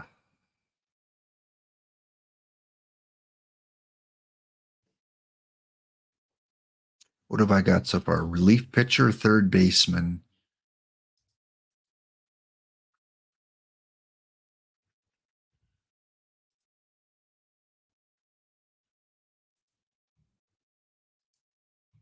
Let me check my list from last month. Sid Gordon, were you one of the top? You know what? Sid Gordon has done okay in tournaments. Looking at my list here. Oh, Chicken Hawks. Chicken Hawks, not as good. I'm not much of a spreadsheet guy, but I've got a few things for some of these players. Let me check that Luke Walker pitcher wise. Is he performing?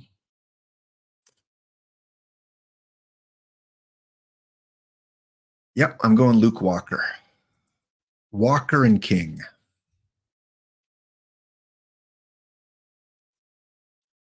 Next up, it's got to get better, right? It's got to be. Seriously, OOTP is trolling me now. Where is Kevin Stalker? Where are the LEs? Did they turn them off? Where are they? I think Mike Stanton.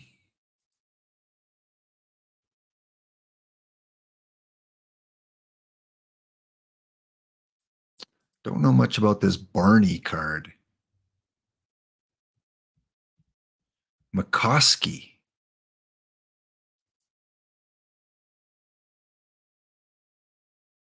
Tanaka, Manea, Bridges. Hmm.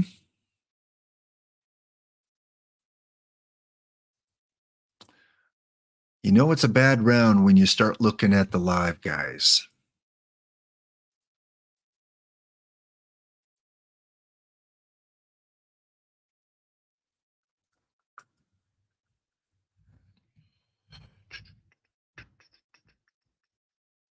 You know what? I'm gonna go Marshall, Bridges, and Stanton. Again, who knows? Okay, finally, the first we get to round 4 before I finally say, okay, there's a card I got to take. Andre Ethier, synchronicity. You guys mentioned him. There he is. He can't play defense. There's no DH, but I don't care. We're going to put him in right field or left field. Who else? Oh, Shea Specs. Yes, Shea is another good one. I think you almost always have to take him. But let's do our due diligence. Due diligence. All right. I guess, man, welcome to my worst overall draft ever in this tournament. Wow, wow, wow. What am I seeing here?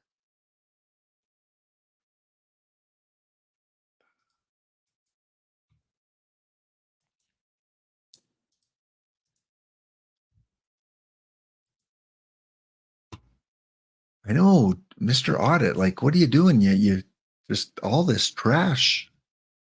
This deserves trash emotes, that's for sure.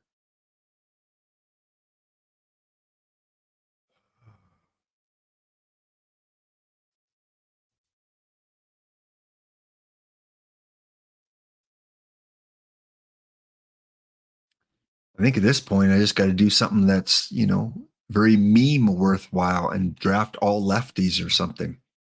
Okay, Brian Lahair, just because you're a baseball reference. And do I go with a defensive shortstop? Okay, let's go with Jimmy Cooney.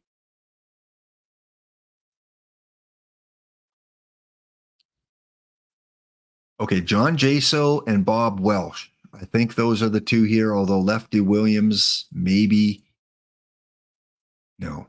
Welsh and Jaso, right? Move on. Or Jim Vokes. Ooh, ooh. I don't have a second baseman yet. Ooh.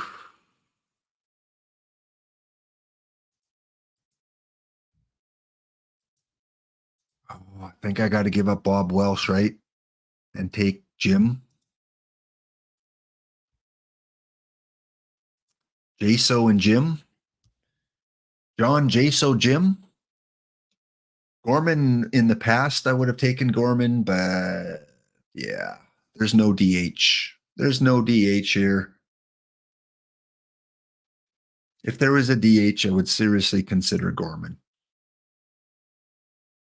Okay, I'm going those two. I do need a center fielder, though. Oh, man, what is up with these cards? Oh, there's the 80-year-old mother again. I'm just not getting the cards. Full circle now. Said it at the beginning of the stream, now at the end of the stream.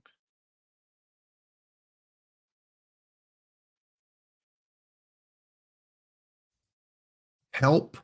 Remember, this is a community team. So when I lose tomorrow, it's a community loss, not a Laptophound loss. It's a community loss. Charlie Grimm, I think, was good, right? I know the clock is ticking, but there's when you go and you do some dumpster diving, it takes a long time when it's all dump trash. You still have to sort through the trash to find the best of the trash.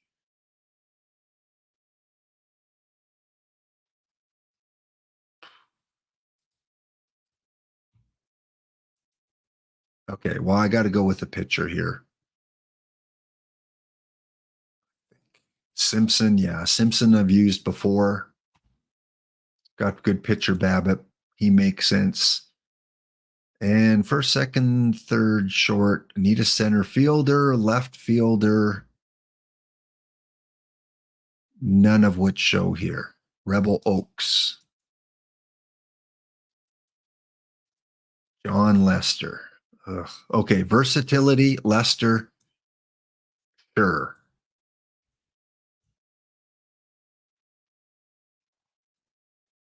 Guys, it's not getting better. Silver Flint. Do I take him as my second catcher?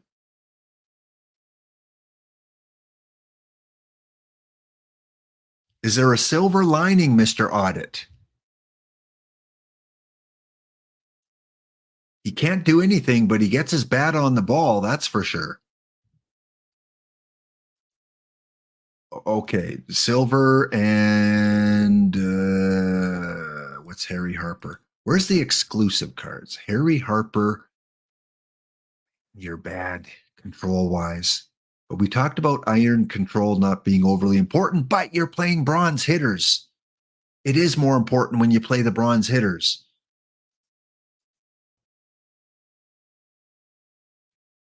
Remind me, Caged, who was the good card in 8 rounds? Who was it?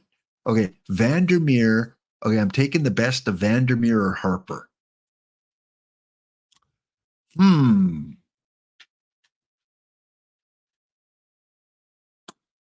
Almost identical cards. But who's a little bit better? This is bad. This is bad. Oh, get me out of here. Get me out of here. Okay, Vandermeer, you're I think a little better.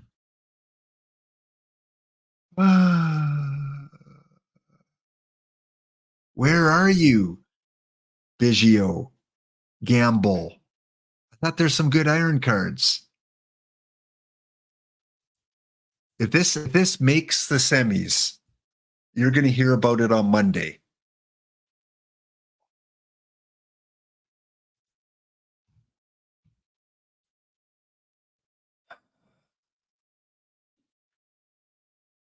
At this point, I just want to pick the coolest names. I dare you to find a draft where the first 9 rounds are as bad as this. I dare you, because it won't happen. Other than Andre Ethier, I think. I think that's a card that Caged Wisdom said is my Ray King. Okay, I'm going to give some love to Ray King. But he's a reliever. Jaso, Ether, Jim might be okay. Yeah, by round, how do I even get back there now? I'm so flustered. There we go. And I got 4 minutes left. Okay. We gotta speed things up here. But again, I'm knee deep in trash. John Candelosi, you're my center fielder. Come on in. And Big Jeff Pfeffer. What do I got for pitchers? 4, 7. I got 8. I only need probably 2 more. So I'm going to hold off. Edwin Jackson. Okay, you got to be good, right? You're Edwin Jackson. No. Bad call. Ozzie Guillen, let's get this done. Okay, there we go. We have one good card this round, guys. Miguel Dillon. And I do need a left fielder, so it works out. Well, thank goodness. Round 10. And who else here?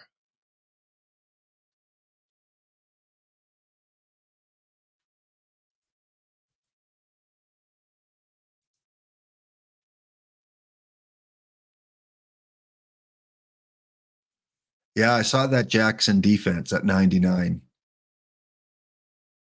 He's not going to hit at all, though. Oh, my goodness. Tommy? Oh. I'm seeing so much orange. I think it's October. Ooh. Okay, Darren Jackson. Move on. Bo Jackson. I can get behind that a little bit.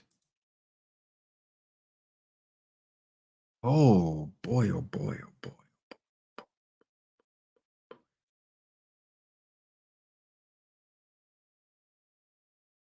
Well, I think we get to draft a live card here.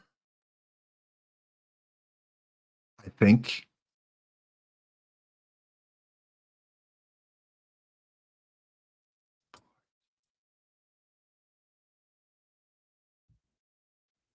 Harold, how would you like to come play for the Gladiators? You'll fit right in.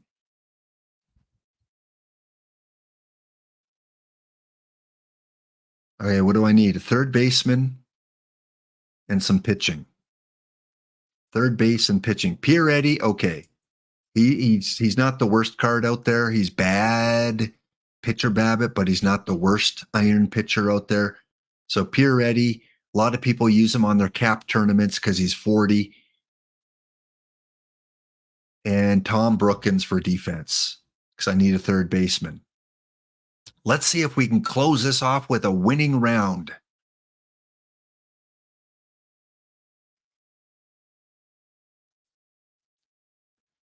Thanks for those of you tuning in. You've just witnessed the worst ever Laptophound Daily perfect draft that you could ever imagine.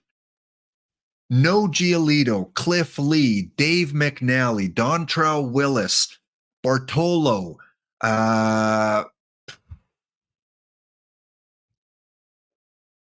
Ozzie Smith, Kevin Stalker, Archie Vaughn, Joel Youngblood, Charlie O'Brien. None of those cards. I think I got one LE, and it's right here. Chris Getz. Cal Eldred. No, what do I need? I need pitching. 8, 9, 2 pitchers, maybe. What's my best choices here? No Johnny Dickshot. I would have taken a Dickshot in a heartbeat. No questions asked. He would have been team captain. And I've only got one pitcher to choose from. Go figure. I need 2 and I've got 1. Well, just because you're an LE, we are taking Chris Getz. Done. It's over.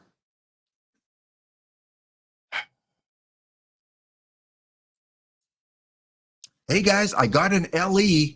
Ooh. Look at this mess. Oh boy. I hope I play a team of Jim Unknowns tomorrow. I don't even want to check on that tomorrow. I don't. I'm just going to put in a very basic strategy here.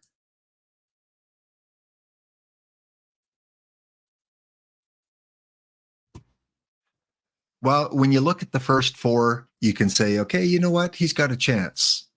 He's got a chance to win a game.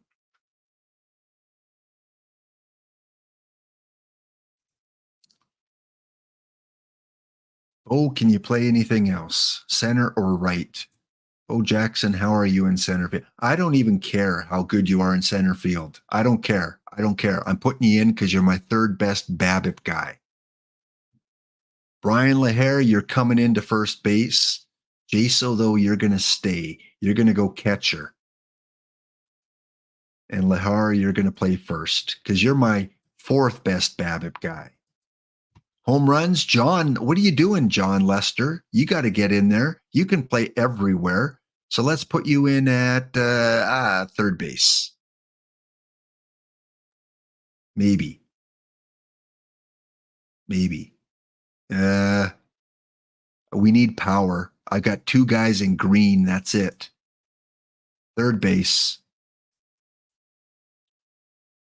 Oh, you're playing center. I know you don't want to, but you're playing center. Tommy, you're playing second. And Jim, you're short. Not in stature, just in position. Babbitt versus righties. Silver Flint, my best batter versus righties. Where are you against lefties? Oh, you're number 1. I got to get you back in there. Silver, I'm sorry I missed you. Left or right field? Andre Ethier or DeLong? Right. DeLong, you're going center. Bo Jackson, sorry. You're getting out of there. We're putting Silver back in. Putting him at catcher.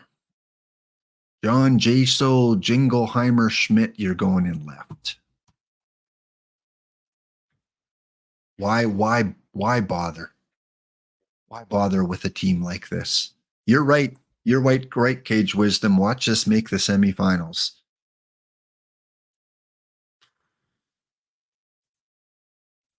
You guys are all going middle relief. Ray King, you can be a specialist. Middle relief. I don't need no stinking closer because I don't think we're going to need a closer. I don't think we're going to be ahead by the 8th or 9th inning. Mike, you can go more often. And Ray more often. That's the best I can do.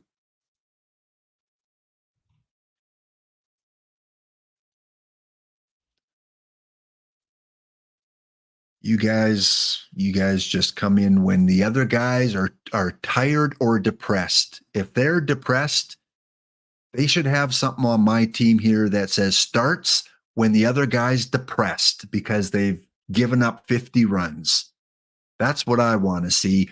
Oh, second game, 5th game, 20th game when starters depressed.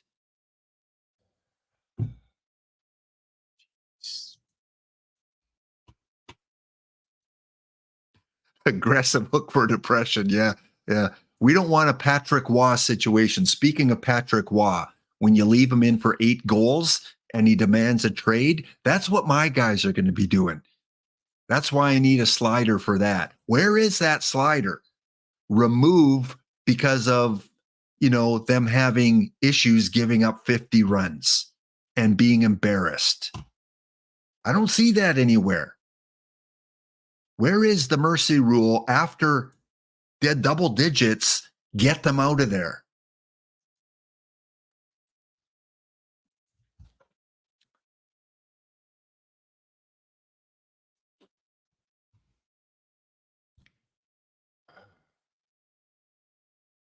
Mickey Lolich, you're not even supposed to be a starter. You got 35 stamina, buddy. You're my number 3 guy, according to the game. I got one guy above 80 in stamina. Shea Speck, you're number 1. Okay. Now we got to mix in a low stamina guy so I don't wear the bullpen out right away. So high stamina, low stamina. So Mickey, you get to go number 2. Who's my next high stamina guy? Wayne Simpson, you're number 3 just because you can pitch a little longer. And then who's next? We got Johnny Vandermeer and Luke Walker. Luke, you're number 4. And Johnny, you get to go number 5. High stamina, low stamina. High, low, because if I put all my low guys to start, they're going to wear out the bullpen.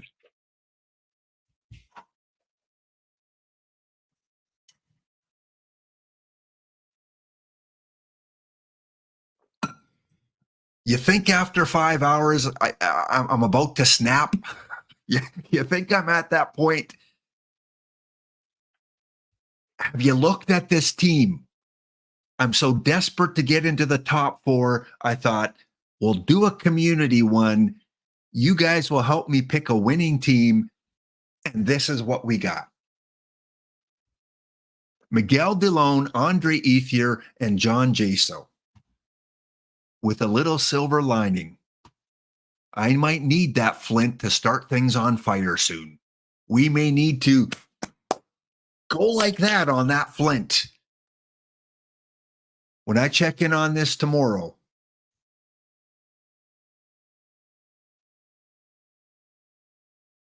there might be some silver in this lineup, but if things need to burn, Let's strike that flint.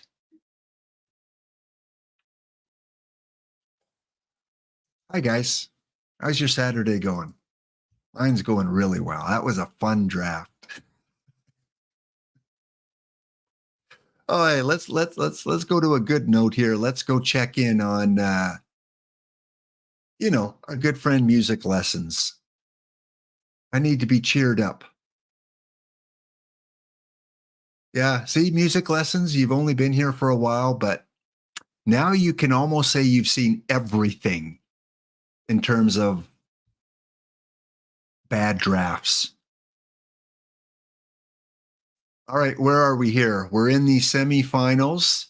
Our friend Music Lesson, give it up.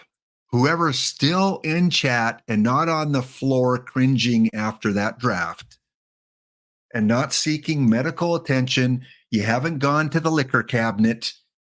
Whoever still is here, give it up to Music Lessons because they have advanced for the first time in the Lap Daily to the finals and are guaranteed at least 3 points.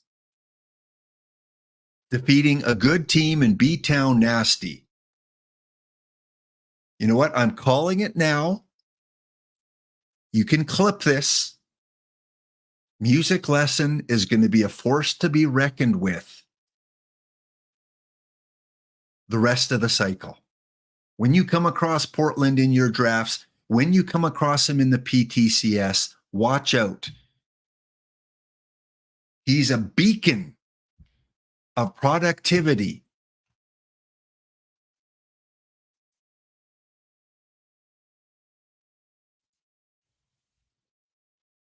Look how he has taken his pitching lineup to the final. This is not what I would expect to be a final pitching team. Oh, no.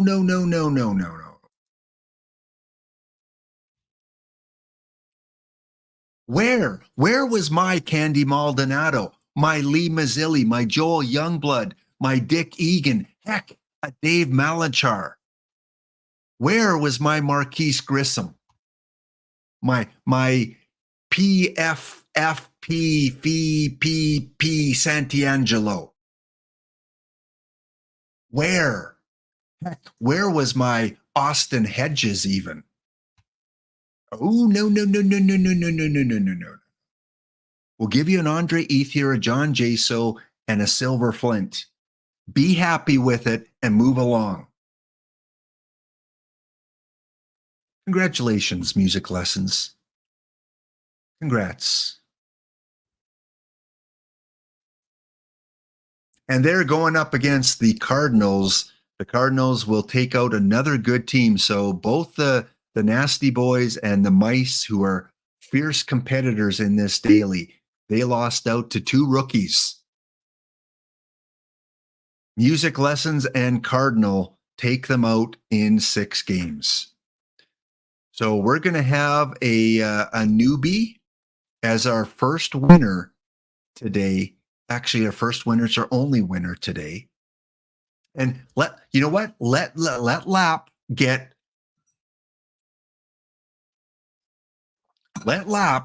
even a little bit more depressed. Let's go take a look at Roseville's team that they got to draft yesterday. Why not? Why not go take a look at Roseville? Let's see what they got.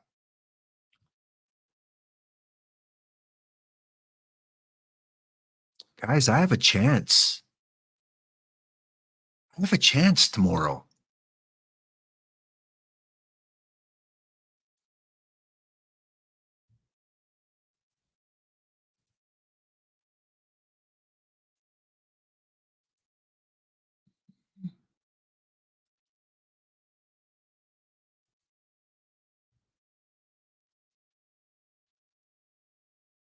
Well, let's see what they got for hitters.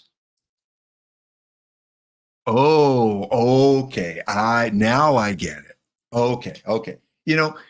I thought that pitching isn't spectacular. So I've got a fair chance of beating the game engine tomorrow because my pitching is nowhere spectacular. So maybe they have bad hitting too. Maybe They were like me and just had a bad draft, but got some luck. Oh, no, no, no, no, no, no, no, no. Where was my JoJo White? My Archie Vaughn, my Goodman, my Dale Murphy, my Roberto Perez. Did you guys see a Hugh Nickel on my choices? Did you see a Shanty Hogan? A Derek Hill? Even a Roberto Perez? Did you see any of these names as possible? An Elwood DeMoss, did he pop up? You know what's amazing is I don't think I had any of these as possibilities. And when I go back and look at Portland,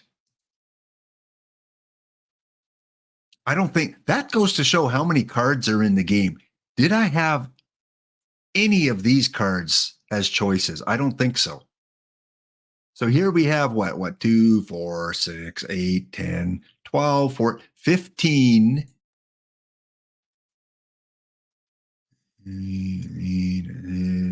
Like 30 cards, and I did not have a choice of any of them. Except maybe Taylor Walls. He might have been there.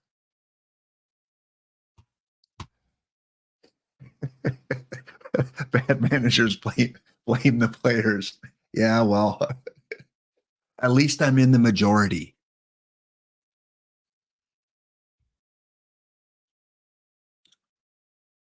Like today's team, Bronca, Whitey Ford, Dummy Taylor, Frank Dwyer, McEnany.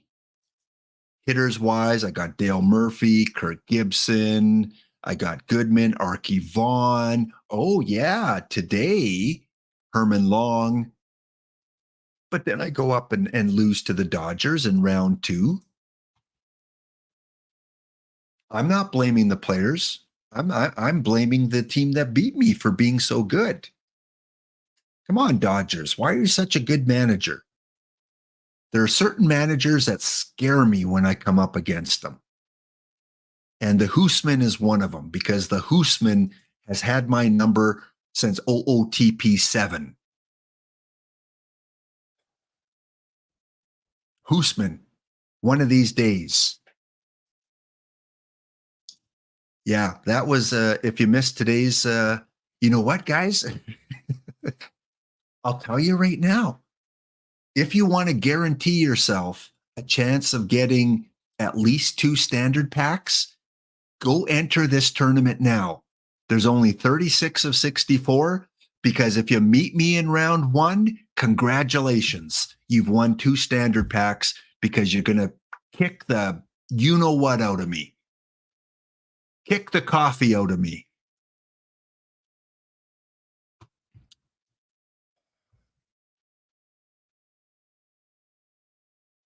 Llamas lost game 1 in 10 innings to Dale Murphy. That's going to be a good series.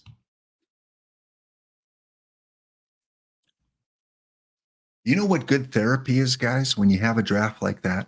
What good therapy is you go into the perfect drafts and you go along and you look for, a draft that's open. Let's go take a look.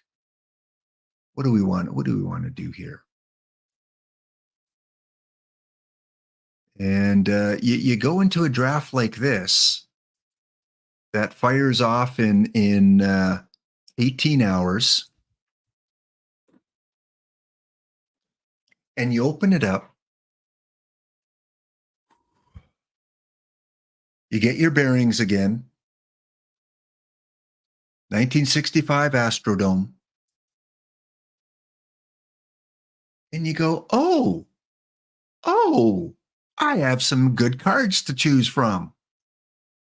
Oh, look at that. I'm starting to smile again, guys. Ooh, do I take Nap? Lajoie? Let's take Nap because this is the perfecto nap time. So synchronicity, drink up. If this is the perfecto nap time, you got to take Nap. That's the guaranteed win right there. And oh, look, I got some more cards. I think the daily laptop daily is following me here though, because Josh Gibson and Ozzie Smith, or Ray Brown and Josh Gibson. Oh, guys, what? Seriously, even with the perfect cards, I'm getting bad choices. Come on. Come on. 3 rounds of perfect and I get Nap Lajoie. Give me bronze cards or something. Come on, get me out of this. Can I withdraw now? Yeah. Oh. Ooh, I got Mordecai. All right, this one's for you, Mr. Audit, Roger Clemens. If I'm going to be bad, I'm going to be bad with Roger Clemens. Yeah, that's just the hits. They just keep on coming. Ooh, okay. My tournament is made now. Dave Stieb. I can lose in grace with Dave Stieb and Roberto Clemente or Bob Gibson. What do I want? What do I want? Let's go Roberto and Dave. Oh, you know I'm doing it, guys. It's been that kind of day. We're going Ben Sheets and Tris Speaker. And Ben Sheets are going to be my tournament MVP.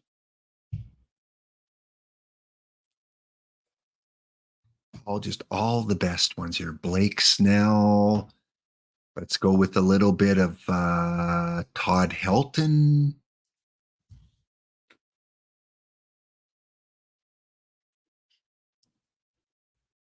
All right. Let's play serious now. Jacob deGrom and Freddie Freeman.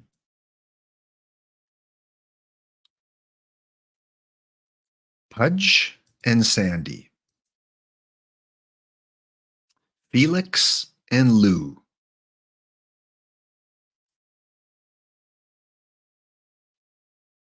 Corbin, and I'm not passing up on the Babe. And finally, I need a third baseman. Joe Kelly, can you play third? You cannot. I could be in a little bit of a pickle here again. Let's go with Joe. No, let's go with which Joe do I want? Kelly. And I've got 12 pitchers already. And I've got 2 catchers already. And I don't want a live. So I guess Joe DiMaggio. We're taking both Joes. Synchronous, drink up, underdog. Hope your day at work went well. Drink up. We had a Dave Stieb and a Babe Ruth and a Ben Sheets. And ending off with 2 Joes. So we're going to have 2 Joes, 2 cup of Joes. One. And I got like 2 sips left, so the stream's almost over. Then I'm out of coffee. I can't keep going. That's it. That is it. The nap time is done. We're putting Mordecai Brown, Jacob deGrom, Sandy. Ben, you're going to be my number 5 guy because I don't want you to pitch really. So I'm hoping to sweep every round. And closer wise, no, Dave, you're going number 5. Come on, you got to be in the starting lineup. Ben Sheets, long relief. I only picked you because of the meme. I normally wouldn't have picked you, but you're going mop up because every team needs a mop up. Howie, sure, you can go both. Bautista, Britton, you got to be a setup guy. And Ray Brown, used more often. Yeah. In fact, Ray Brown, are you better than Blake Snell? Snell? Brown. Oops. I got 2 Browns too? Yeah, I do. I got a couple. Snell or Brown? Compare player. Do I want the control or the stuff? Pitcher Babbitt? I think Snell's better. Yeah, Snell stays in. Maybe ahead of Koufax even. Brown, DeGrom, Snell, Koufax, and Steeb. Paulette and Sheets as my long relief. Don't really want you pitching, guys. Bautista with middle relief setup. Brown, middle relief used more often. Scherzer as my setup. In fact, no, we're going to put Bautista as my other setup guy. Bautista and Britton. Scherzer, middle relief, used more often. Bautista, setup. Are you splitty, though? Little bit. So, 231? Is that the highest stuff we've seen so far? 231. Does that outdo the Diaz card from last year? 231? Wow. I'm going to go specialist. All right, 2 setup specialist guys. You guys can even come in a little bit earlier if you want, because why not? Clemens as the, do I want Clemens as a closer? Yeah, sure. But I've got pretty good pitching, so I don't mind if these guys go a little bit longer. Except Dave Steve, we're going to put you on the pitch count. Koufax, let's put you at like 112.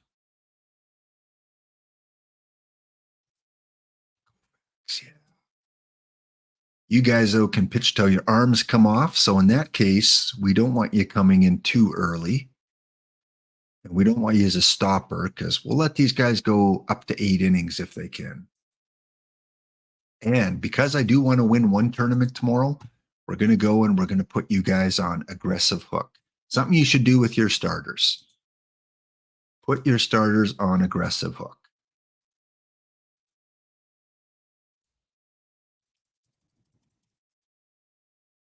There we go. Good. Let's put in a strategy.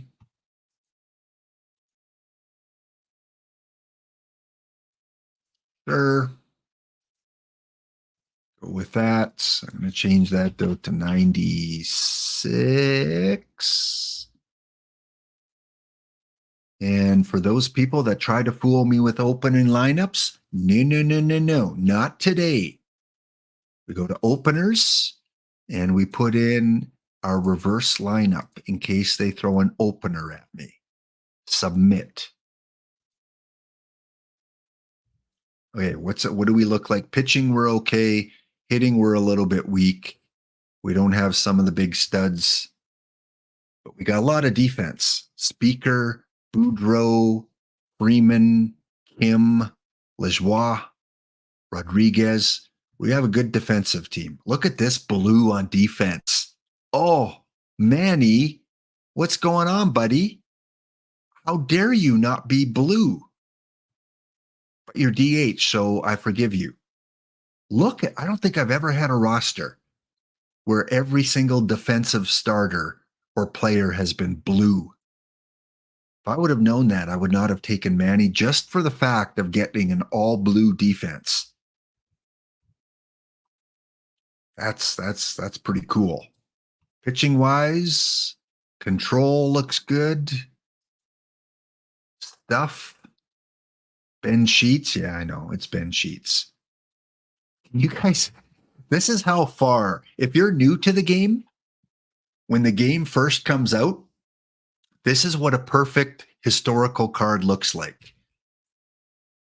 Now, cover up the card art. If this card came out today, looking at the pitching ratings, what would you give it for an overall rating if it came out today? I've got a number in mind for an overall rating. What do you think? This was a perfect on release. I believe it was on release or very short after. D-Block says 53. Rob Deeren headlights. You're just a little. Do I take off the one? I think you got one extra digit on there. Underdog. I think Underdog and Music Lessons are pretty close. Yeah. I would think it would be a low silver today.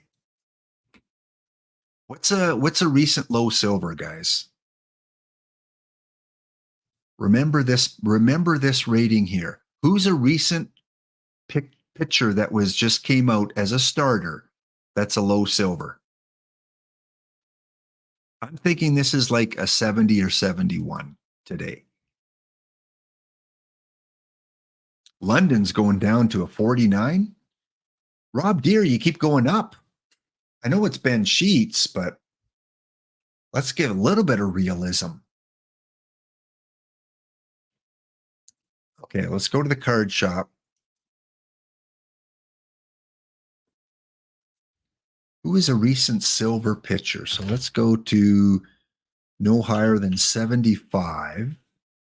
All pitchers, starters, historical. And yeah, I can't tell.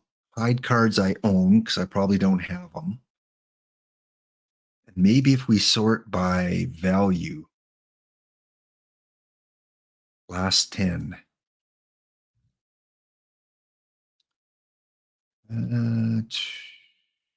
Okay, well, here's one that I know it's a little older card, but it's still a silver 70. Like, would you rather have Ben Sheets at 100, or would you rather have Phil Hughes at 70? Pretty similar profile, right? Because wasn't Sheets pretty bad for his pitcher BABIP? I think probably a lot lower in home run. So this Hughes, which still isn't a new card, it came out what, in the summertime, August maybe? That's what they need to add right here is release date. That would be awesome. Like put release date August 15th or something. So Hughes at a 70 is better. Who else just came out? Mark Langston, is this a new card? No, it's another limited edition. All these are limited edition. Okay, here's a new one, right? This one just came out recently.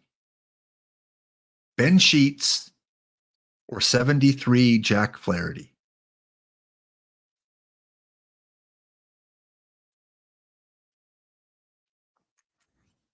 Let's see if there's a 79.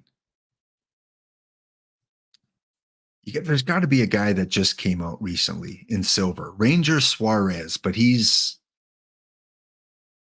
just barely a starter. So here's the Ranger Suarez. Look at that. That's a new card. And let's go back to Ben Sheets.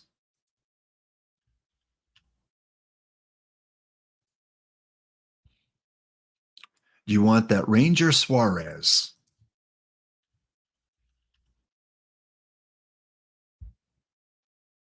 Or you want the Ben Sheets? So that just goes to show you how power creep, how things change. If you're new to the game, it's not that it just how the game progresses. As the cycle goes on from April until February, we start in April. Your perfect cards, your historical perfects look very good at the time when they come out. You go, oh man, this card's really good for a perfect because it's better than what's out there. But as time goes on, the power creep sets in and the cards become more blue, more blue, more blue, because you have to have cards to replace the older cards. And so a card that comes out in January at a 70 is likely better than 100 that came out back in April. So just keep that in mind that very rarely do cards hold their value in terms of importance. We do get the odd one. Hank Aaron last year, you remember Hank Aaron came out day one as part of the live mission topper.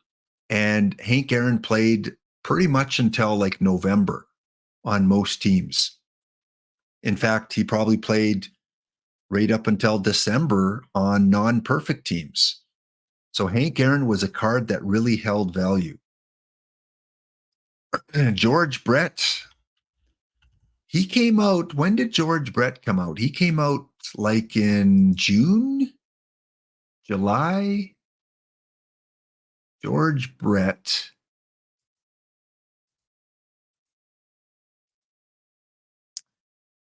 Hide cards I own. George, where is George Brett?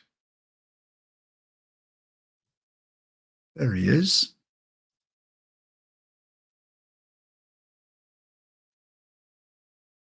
Just before Immortals 1. So that was probably what, about September, October that Brett might have come out.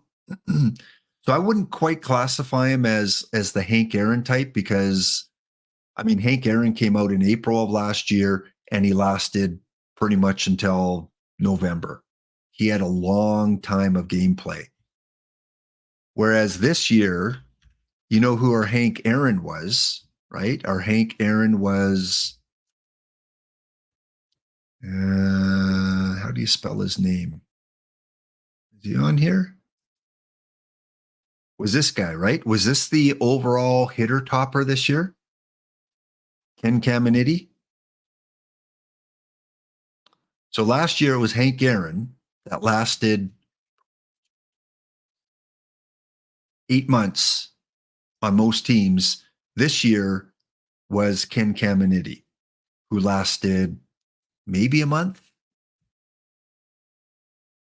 as a third baseman, maybe a little bit longer because he was a third baseman.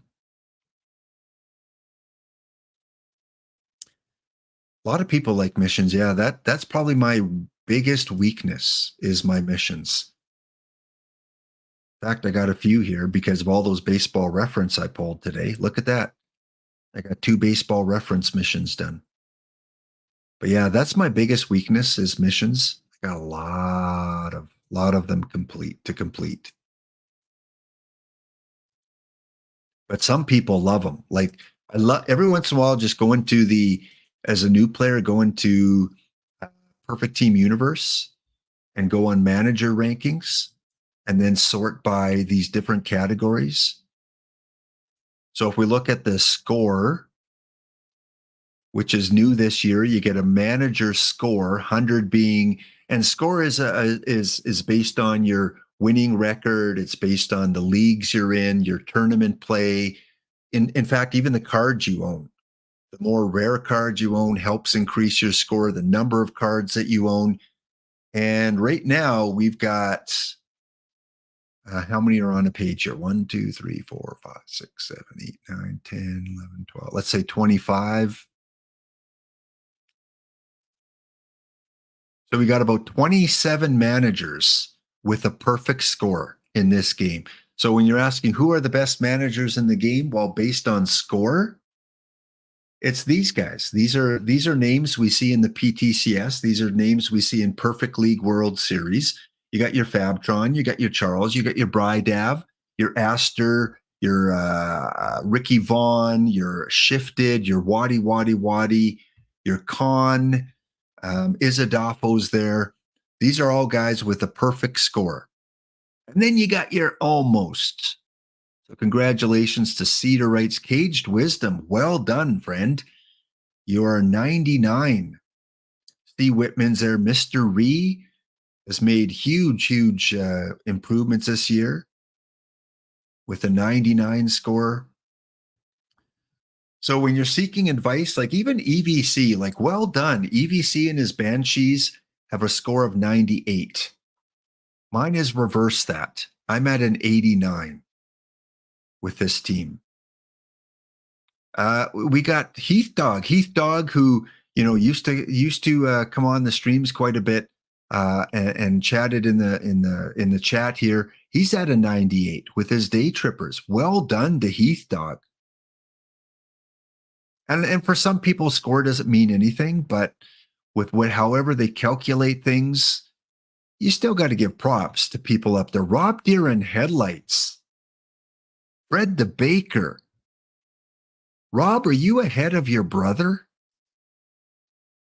Say it ain't so. D. Dempsey's up there, 97.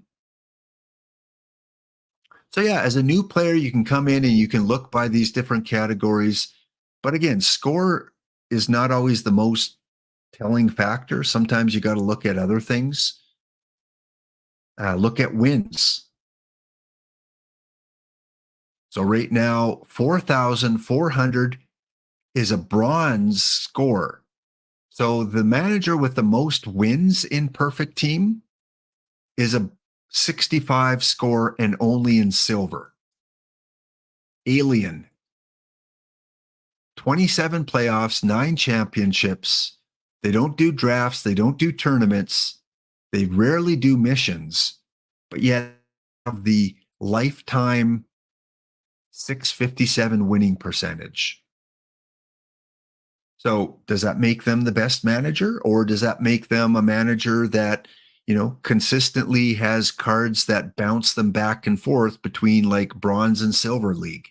So they accumulate a lot of wins because they keep moving up and down at the lower levels. So who's to say what the best indicator of the best managers are? Is it score? Is it wins? Is it winning percentage? In that case, winning percentage goes to this guy. Look at this, 319 wins and 5 losses. How is that possible? 2 playoffs, 2 championships. So 319 wins and 5 losses translates to about 2 seasons.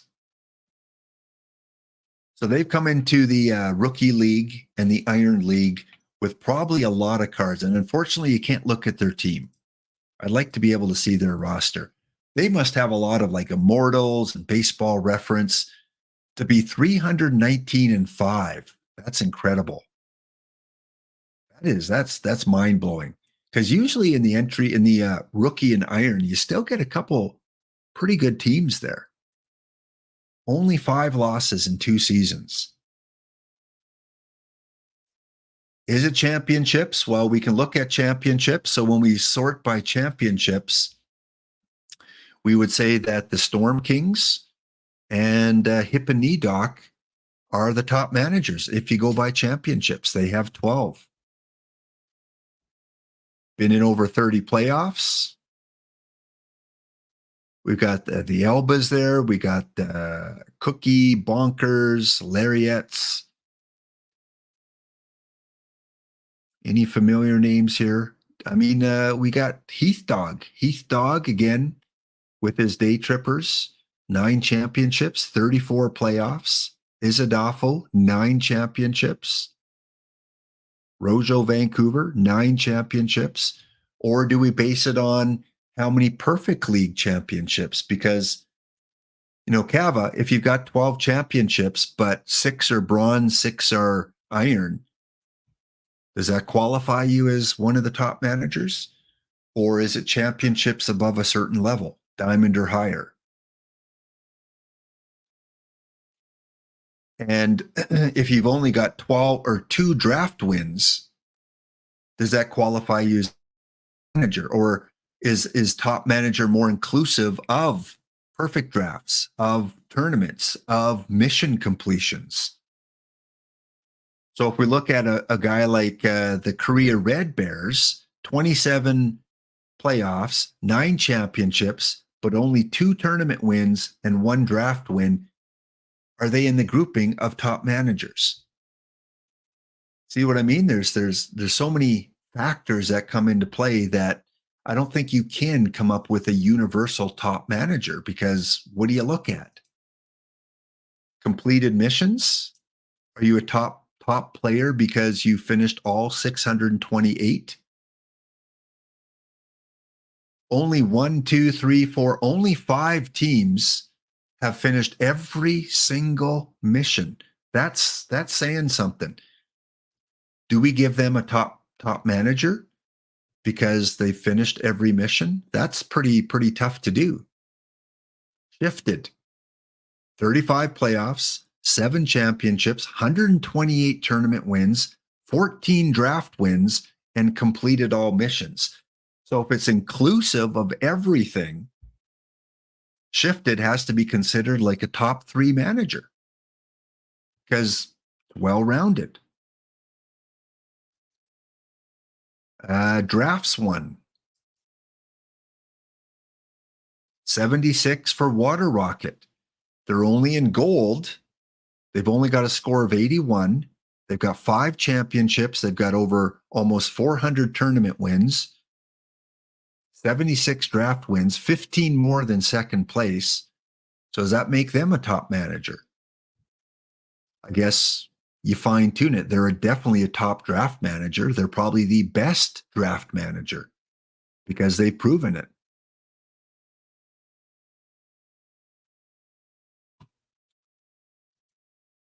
So yeah, I guess it all depends on what are you considering to be the best criteria.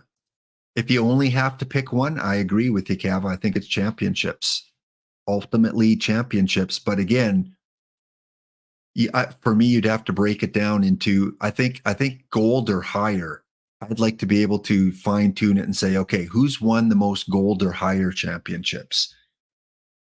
It's nice to win an iron, bronze, silver, but I think if we're looking at top managers, you gotta prove it at the top levels.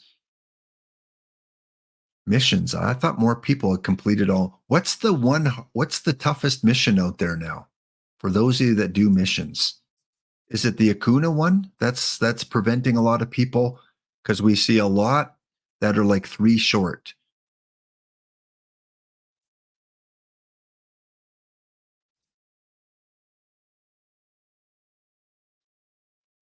Whoever has the highest credit limit. Well, yeah, absolutely. You can purchase your way to accomplish a lot of things. Of course, if you have the money behind you, you can get there.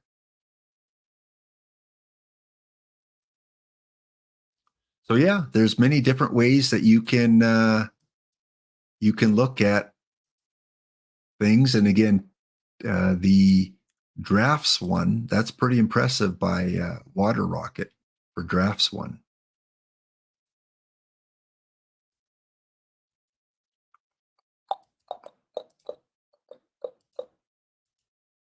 But yeah, just something to, if you're new and you may not have known that existed, that's something you can do. You can also go into the PT universe and it'll show you what league you're currently in. But you have access to information from all these different leagues. So if you want to take a look at Perfect League, you click on that one. And in a separate window, it brings up, let's see if I can show it here.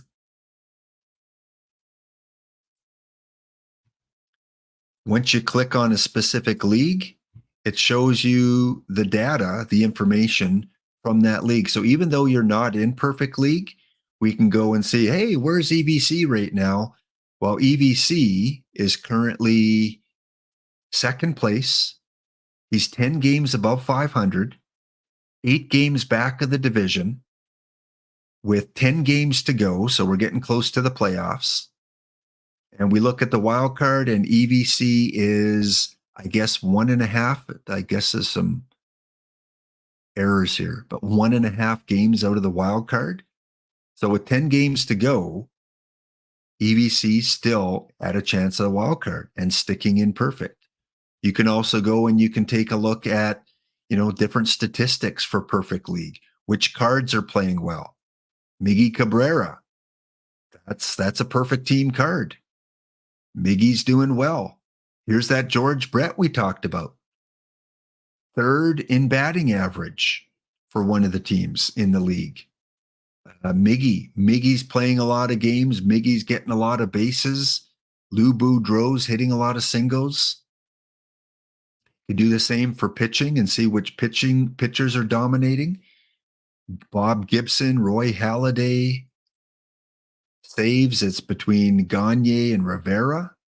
Mordecai Brown has started the most games. War-wise, it's DeGrom, Halladay, Shane McClanahan. That Roy Halladay looks like it's a pretty dominant pitcher. Don't see a lot of Shoheis. Shoheis. There's a few. So yeah, even though you don't have access to look at these leagues individually, like we do with our league, you can still click on any one and see what's going on. You can go down and look at one of the rookie teams, one of the new leagues. Let's take a quick peek. What are some of these newest teams looking like?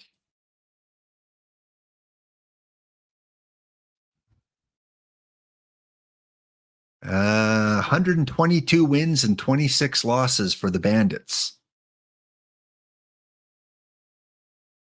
Yeah, these guys just rake. We got a Miggy, third base Miggy from Florida, leading in average.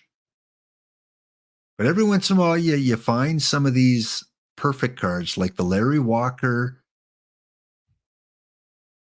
But you see a lot of the lower level cards like you should, because these are players that don't have a lot of the good cards yet. Ken Caminiti, like it's number 4. And there go, Ken. Do we have any Ben Sheets in the pitching categories? No, but we got Johan Santana. We got Frank Tanana. We got a lot of the mission cards that came out early that these new teams have, like we would expect. So they're making their way, like we all did at the beginning, with the mission cards. So yeah, as a new player, that's something that you can do. You can go and explore when you have some time. Go into the game, check manager ranking, check on Perfect League here where we can, I don't know if I've ever done this. Here you go. Here's a good indication too. You see all the teams in Perfect League. Here's EVC. It's got a 543 winning percentage. Playoffs, he's about 500. 2 Perfect League playoff appearances, no championships. So I guess, who are our best players? Well, the New Orleans Crescents have 2 Perfect League champions. The Mounties have 2. Mind you, anyone that dropped down to Diamond, they won't show you here. This only shows Perfect League until you go to the right-hand side. The Bourbon Bros and Midger, have to be considered 2 of the top managers because they each have 3 Perfect League championships. Pretty cool at the bottom here. They show all the Perfect League winners right next to the trophy. Remember the Cyclones won the first 2 and we thought they were going to be like dynasty, and then they kind of dropped off. The Hitmen won 2 in a row. Midger won 3 championships in a row. The Bourbon Brothers went 3 for 4. So if you get the Perfect League, you got to take advantage of it. The 90s expansion, our most recent winner. So yeah, something cool you can do. You can go and look at team and player records, which is always fun. Different ways you can filter it. So if we go to the gold level, all-time top 10. So here you go. These are players that played in gold leagues. These are individual season records. And number 1 in 2049 was Don Mattingly, who hit 406. Pretty cool that you can check those out. Even shows you which team. So back in 2049, the all-time gold record for average is Don Mattingly. And you can check all these different things. For pitcher wins, 30. For Hilton Smith, Clayton Kershaw, and Paul Skeens, the record. That's pretty cool too. Saves, top 10 of all saves in 2044. We had 73 saves for a team. 73. Rue Jerry is up there with 71. What else is kind of interesting? WAR, pitching WAR. Tom Buttleman. Hey, Tom Buttleman. I recognize that name. 10.23 WAR in gold for Clayton Kershaw. That's been the highest gold overall WAR in the gold leagues. So when Rich comes on once in a while and asks certain questions about records, we can kind of see some of those. And again, you could spend all day looking at these. You know, you bounce around between silver and gold. Well, Valdez back in 2060, a 10.59 pitching WAR in the top 10. You can even see if your name appears. Cavacom, Cava, you made the top 10. Cool. Your Valdez in 2063, 4 years ago, had the 10th highest WAR for a pitcher.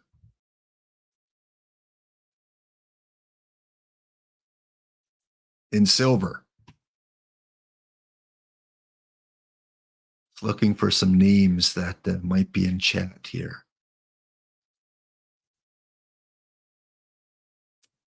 Nope. Don't see a lot there. WAR, pitching WAR. Oh, we already went through that one. Saves, don't recognize any of those. So yeah, you can do that for any level. We want to look at bronze. If you're still stuck in bronze, who's had the most hit in a bronze league? Louis Arrest, the live. Wow. A live card still holds the record back in 2056, which makes sense. He has a high BABIP. But it's the only live card, and he's on there twice. Number 1 and number 10 for hits. So if you're in the lower levels, you might want to throw in that live Louis Arrest card.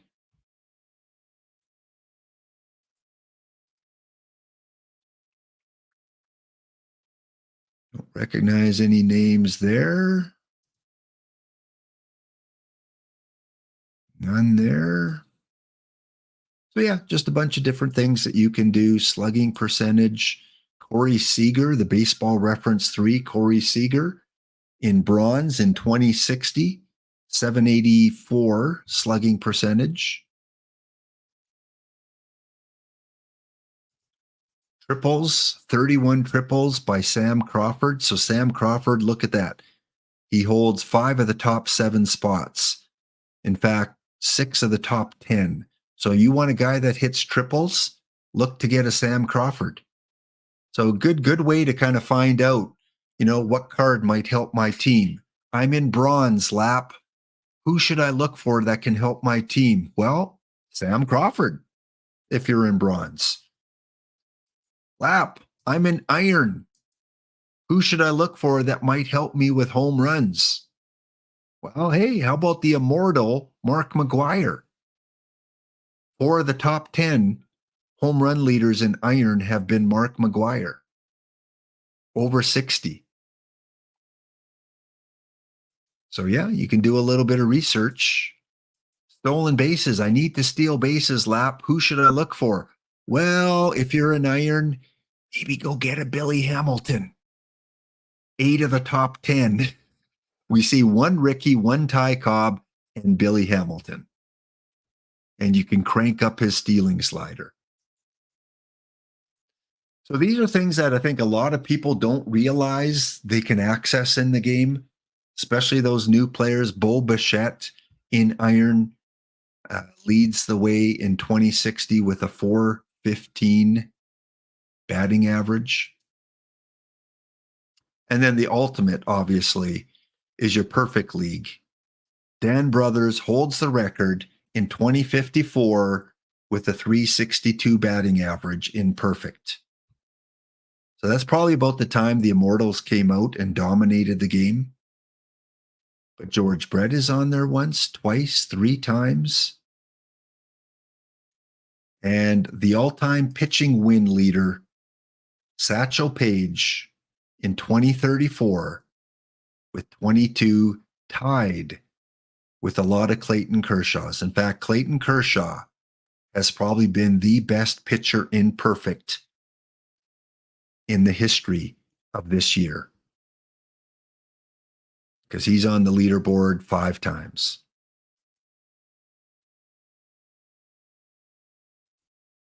Home run, who's it going to be? Who's it going to be for home runs?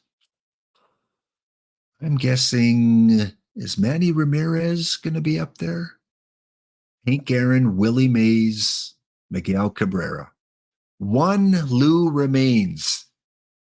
Back in 2040, perfect Lou had 41 home runs for the Whales.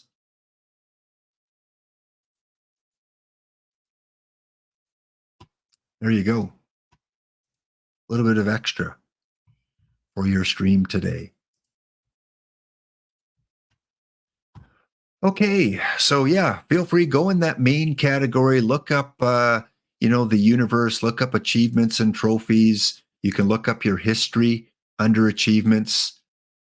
You can see I've made the playoffs. Like, I got a score of 89 and I've made the playoffs, quite a few times.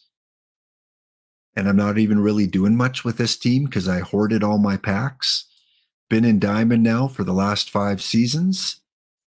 Probably going to get relegated. Let's see. Oh, no. I should be safe.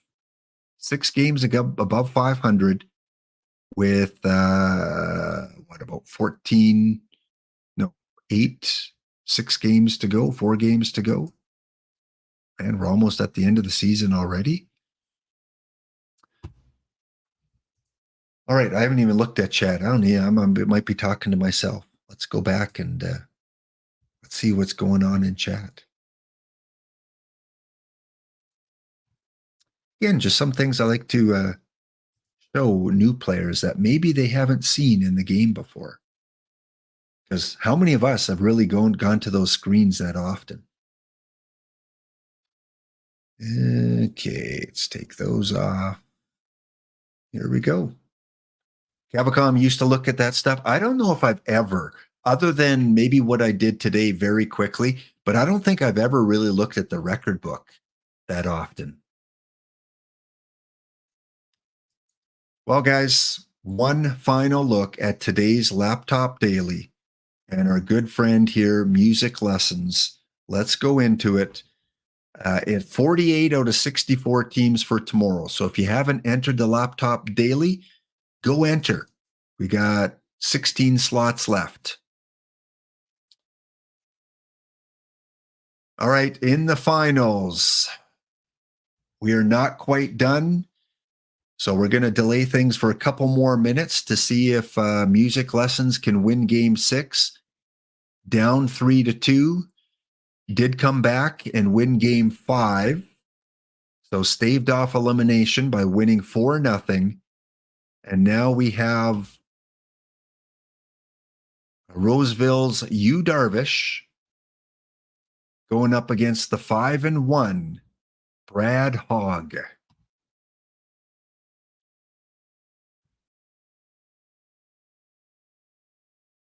You had your power team.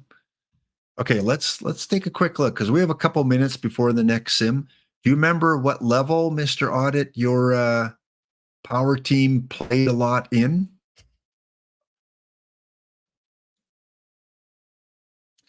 Yeah, that happens, Music Lessons. You can outscore, outperform, outhit, have less errors, and still lose a series very easily.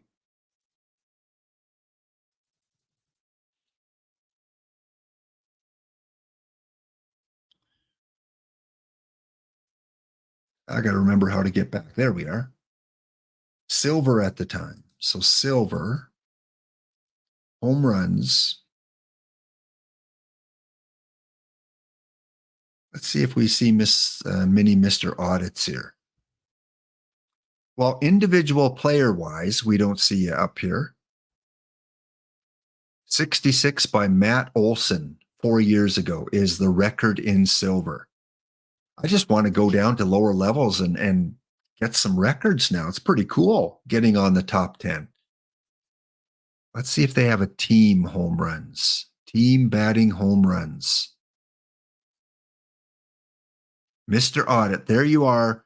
Back in 2043, your bomb squad, so you're ranked number 8 right now with your bomb squad. 0 defense, but a lot of home runs back in 2043. Bronze Boy's some competition. Look at that. He's got 1, 2, he's up there 3 times. Kip likes his strikeouts. Kip, for the top 10 in silver, has led or has records with team pitching strikeouts. All right, we know what kind of pitchers he has. Who's the save leaders? Well, no one that we would recognize here. Pitching wins. Erie GM. We recognize Erie GM. Stolen bases team-wise. Don't recognize any of those managers. Runs. Mr. Audit should be there as well if he had the most home runs. Nope. OPS. Nope.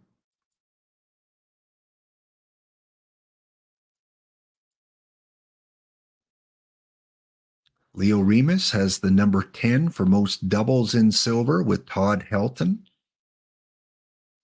And we'll check out one more. What else are we looking at? OBP. Freddie Freeman, 482 OBP back in 2060. Rookie's kind of fun to look at too. Home runs in rookie. We should see some huge numbers here. Home runs. Babe Ruth with 98 home runs for 68 Pirate. In fact, 68 Pirate is up there 3 times with his Central Kentucky Pirates. 2050, Babe Ruth had 98 home runs in rookie. Almost 100, yeah.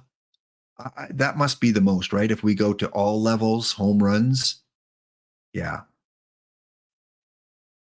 They're all rookie, which makes sense. Oh, so close. Mind you, Matt Olson just recently had 97 home runs. Willie Mays, 93. And just this year, no, 3 years ago, Willie Mays and Matt Olson. Oh, so close. Stolen bases. I'm guessing someone's had to have probably close to 200 stolen bases, right? In rookie, Billy Hamilton must have 200. 188. Oh, the same manager. What? This manager for the London Red Sox has 9 of the top 10 stolen base records. All with Billy Hamilton. So they can't get out a rookie, it seems, or they keep bouncing back and forth. That must be the only big player he has. Ty Cobb, good for you. You made it into the top 10. Do we have a 40-game winner?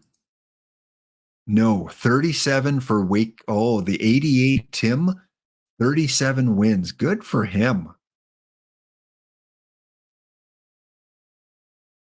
A lot of Miami Giants up there too. Even Walter Johnson in rookie can only get 34 wins. Yeah, I wonder what kind of stadium that Babe Ruth was in. Best pitcher war? Walter Johnson, yep. Steve Carlton up there. That's a little bit of a surprise. Steve Carlton in rookie. And where is it here? Most RBIs, 327. For the guy that's everywhere for stolen bases, he's up there for RBIs too. Miggy Cabrera. This must be a manager that just wants to stay in rookie or has bad luck in the playoffs. Miggy, Lou, Juan Soto, Ramirez. How can you have all these players around the same time period and still be in rookie? Zwilla. Let's go check that out. Zwilla.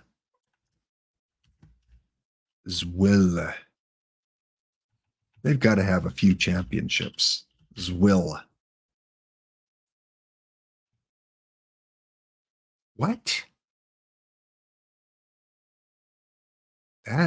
This is the weirdest line I've ever seen. Billy Hamilton, 9 of 10 years, stolen base record. He's got all these RBI records, but he's not made the playoffs and he's not won a championship. And he's got a 246 winning record. That's weird. That's weird. He must be using live iron pitchers. Orion must be his ace. Yeah. It's too bad we couldn't see that. 68 Pirate. All-time leading in 6 of the top 7. In fact, 7 of the top 10 for what is this? Batting average. Betts, Wilson, Brothers, Williams. But anyway, yeah, something cool to look on if you have some free time. You can go check out all the different categories by score, by championships. Okay, let's go back and see if one-man rotation of Orion. Now, wouldn't that be fun, Mr. Audit? Just start a new team, get Orion, and put him on a one-man rotation just to set records. You just want him setting records of most games played, because that's probably the only record he's going to get.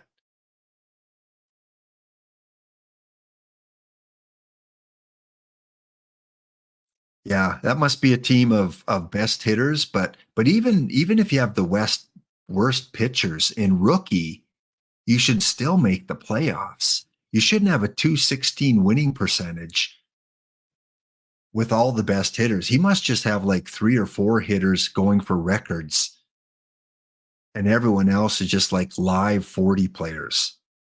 That's the only thing that makes sense. And folks, we have a game 7. A game 7 in the Laptop Daily as the Portland Llamas and Music Lessons, who's in chat today, staved off defeat, giving up what looks like the winning run in the 10th inning. But no. They come back. We gotta check that out.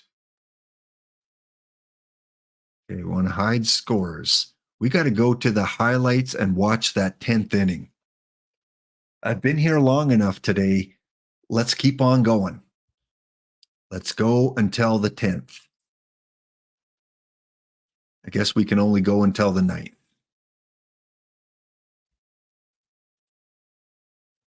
All right, let's see where the game takes us. So it's a 2-2 game. Music Lessons, who has not finished in the top 4 of this tournament, may be eliminated. Well, we can go to the next inning, that's for sure. Half inning. Okay, so it's 2-2 going to the top of the 10th. JoJo White at the plate. And when the sim comes in, Music Lessons, don't look at it. Don't look at Game 7 sim. Let me show it to you live. All right? Don't go. I know you're going to be tempted to see if you won Game 7, but we'll show it here. How could we not?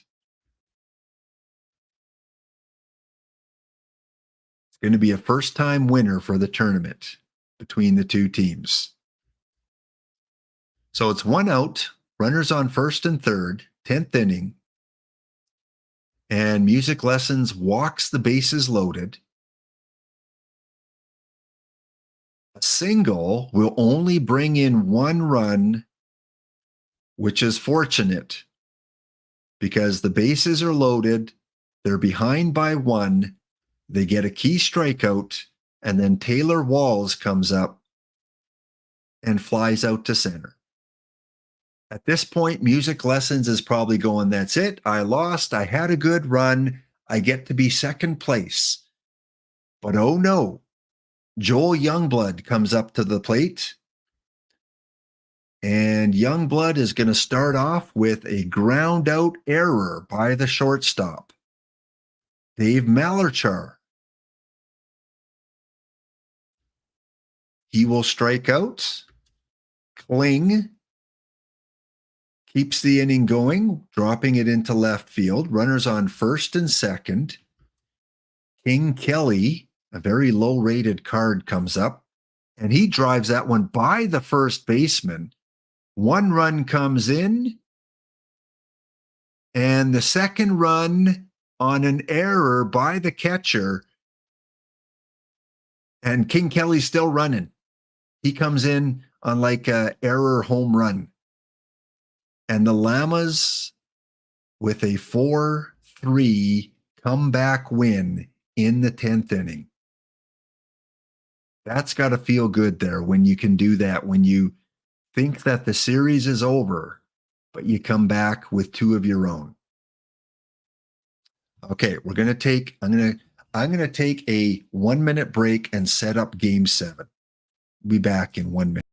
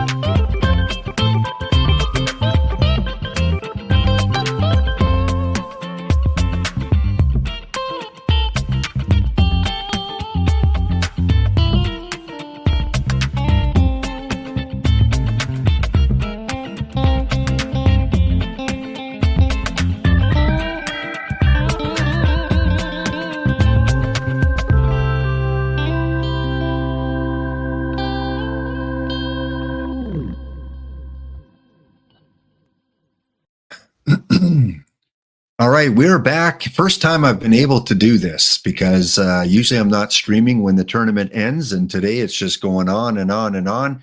Maybe it's because we didn't have Warbot on the last couple of weeks. He hasn't been streaming. Let's finish this marathon off. We are on the last mile here. Finally, I get to show the finals of the Laptop Daily, and not only just the finals, but a game 7 with someone in the chat. With Music Lessons, who's been here pretty much since the beginning of the stream. He's hung in there, and in only his second or third daily of this tournament, he's made Game 7 of the finals. So congratulations, Music. Win or lose, it's been quite the feat. So let's get this game underway. We are playing at Durham Bulls Stadium for Game 7. And looks like Portland is the visiting team. We go to the top of the second. Ken Brett at the plate. Runners on first and second. Brett gets it past the first baseman. That's going to go to the wall. Runner from second comes home. Runner from first is going to score as well. And Portland with an early 2-0 lead. As we're still in the second, runners on first and third now. McDowell, Brett, Mazzilli at the plate. One of the best cards you can have in this tournament. And Mazzilli hit so hard, the third baseman's glove fell off. And that's going to score a third run. We know this game has patterns of ups and downs, peaks and valleys. High-scoring innings can come back and haunt you later in the game. We are now in the bottom of the second. We've got the pitcher at the plate. He lays down a perfect bunt in the second inning. That's going to advance the runners. Runners in scoring position, Elwood, DeMoss. One run is already in, and Elwood takes a walk. We're in the bottom of the fifth, though. The game jumped us ahead quite a bit. 3-1, 2 hits for Roseville. 2 hits. Dale Murphy, though, at the plate, a dangerous hitter. Over to second, back to first, and Music Lessons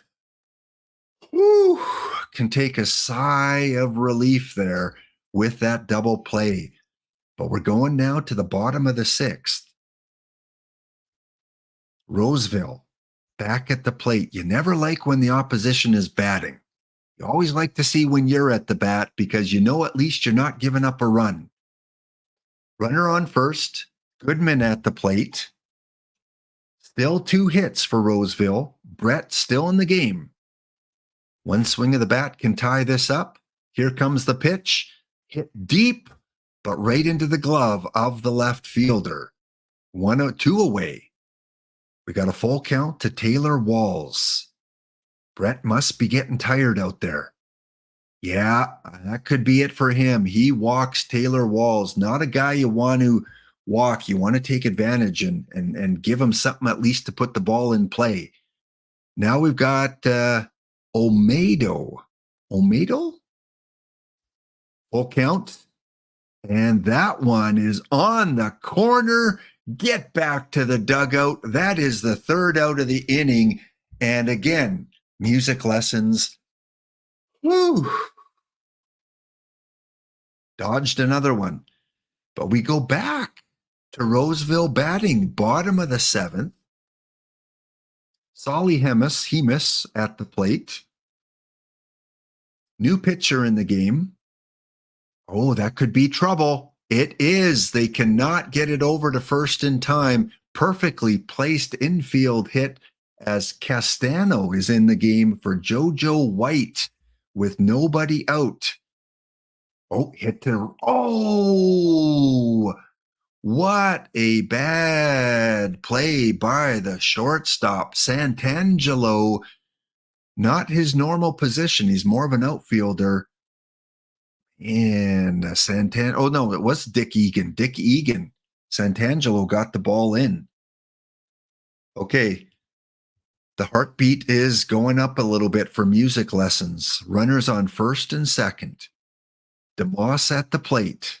We need a key out. Oh, he lays down the bunt. All right. The tying run now is in scoring position. Not a guy you want to face in Dale Murphy. This one scares me. Castano has 46 stuff, 47 movement. So Murphy's probably going to see a pretty good pitch to hit. In fact, they won't pitch to him, which isn't the worst thing.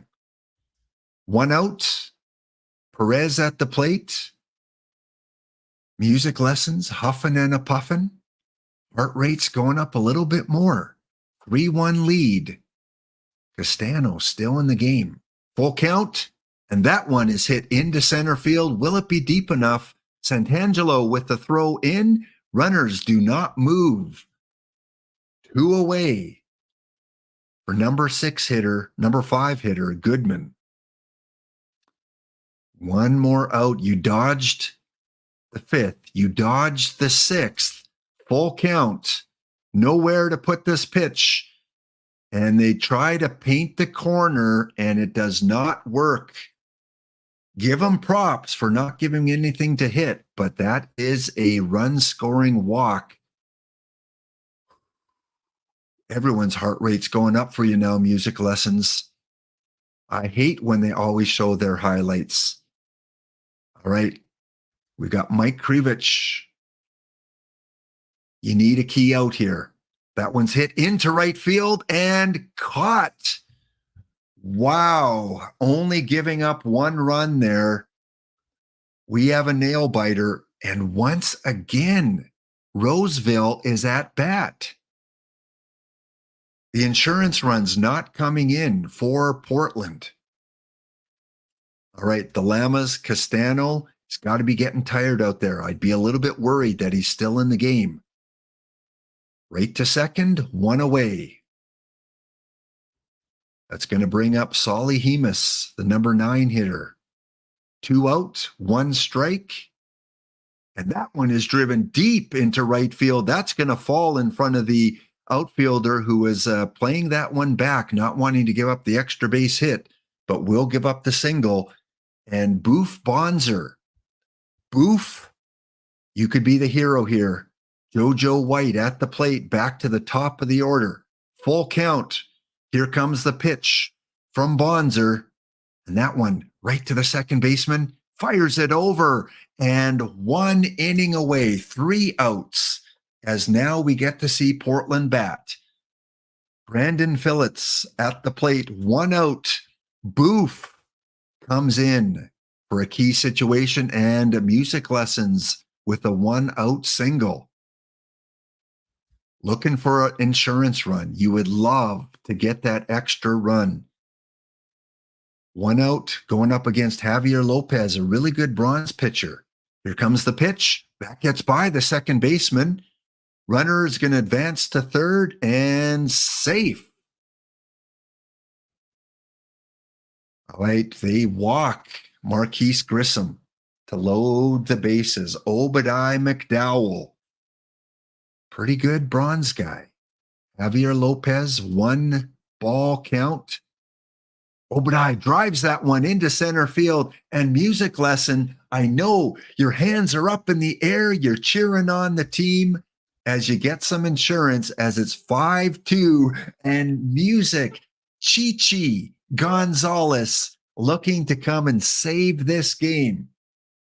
2 out, 2-1 count. Roberto Perez. Oh boy, that heart rate has dropped now. The smile is widening on music lesson's face. Here comes the pitch. Driven right to first base. He gets over and takes the out himself. And we have a first-time champion in the Laptop Daily. Music, jump around with the players. Congratulations. You have done with which not many others have done. Portland hung on. You were so close giving up a run in the 5th and the 6th. You finally gave up 1 in the 7th, but you hung on and only gave up 5 hits in the game. Brett goes 5-0. If you're looking for a good Laptophound Daily tournament pitcher, look no further than Ken Brett. 5-0. And Chichi, yeah. This guy comes in for the save. 1 inning, no hits, no runs, no walks.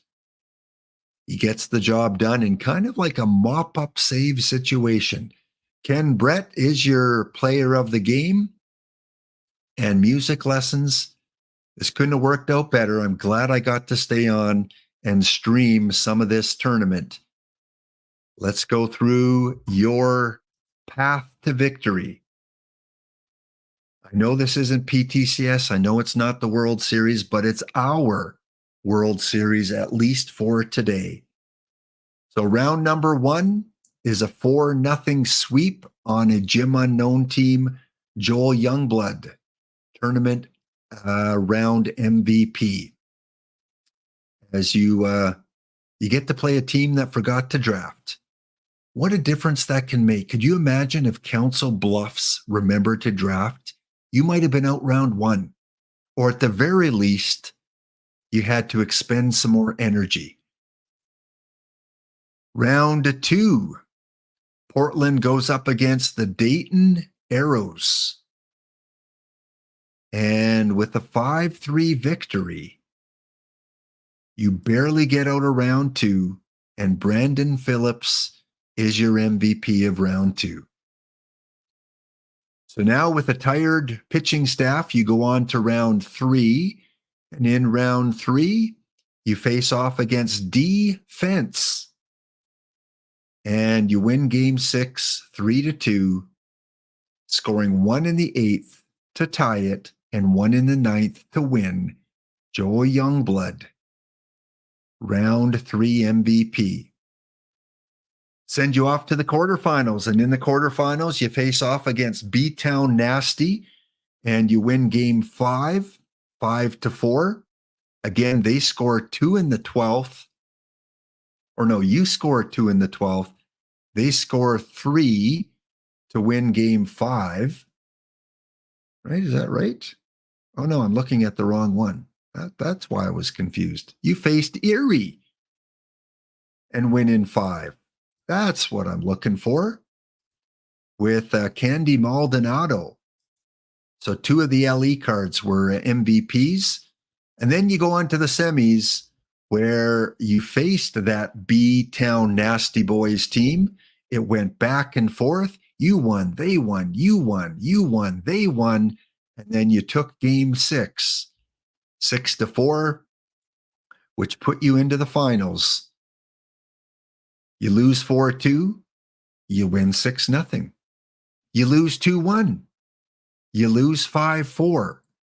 You're down 3 games to 1.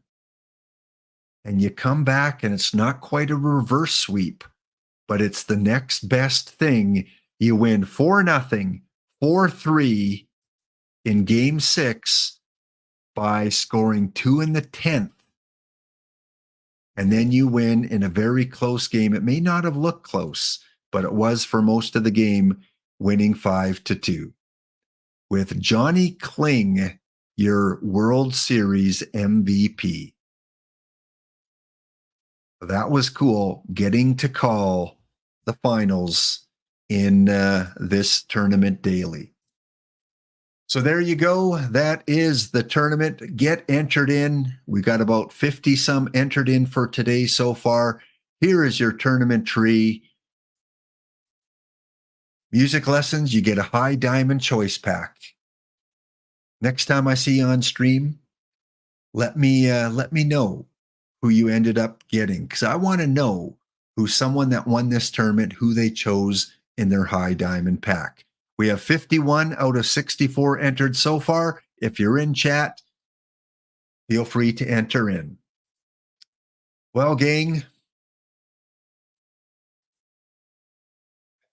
let's see. Here we go, the Laptop Daily.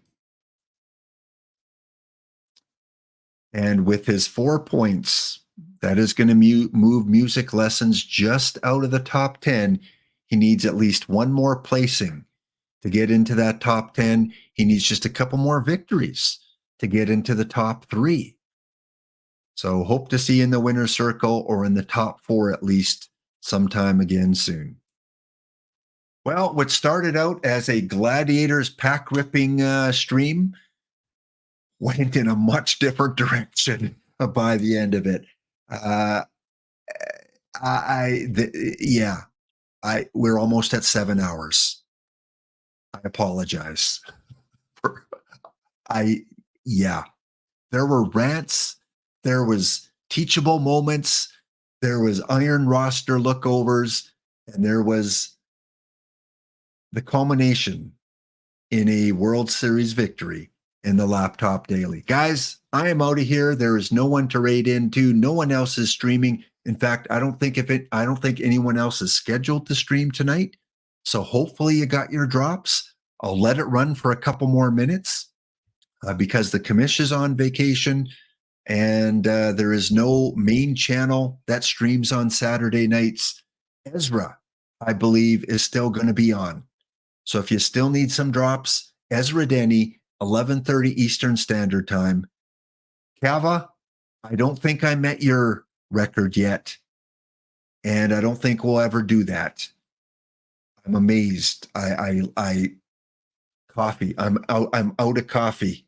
I'm out. I'm out a half hour ago. See you next episode. You guys are amazing. Did I tell you that? For those of you that hung in for almost 7 hours, you guys are the best. Thank you. Let's lead you off with a little bit of what do we want here? How about a little bit of jazz? Yeah, some jazz.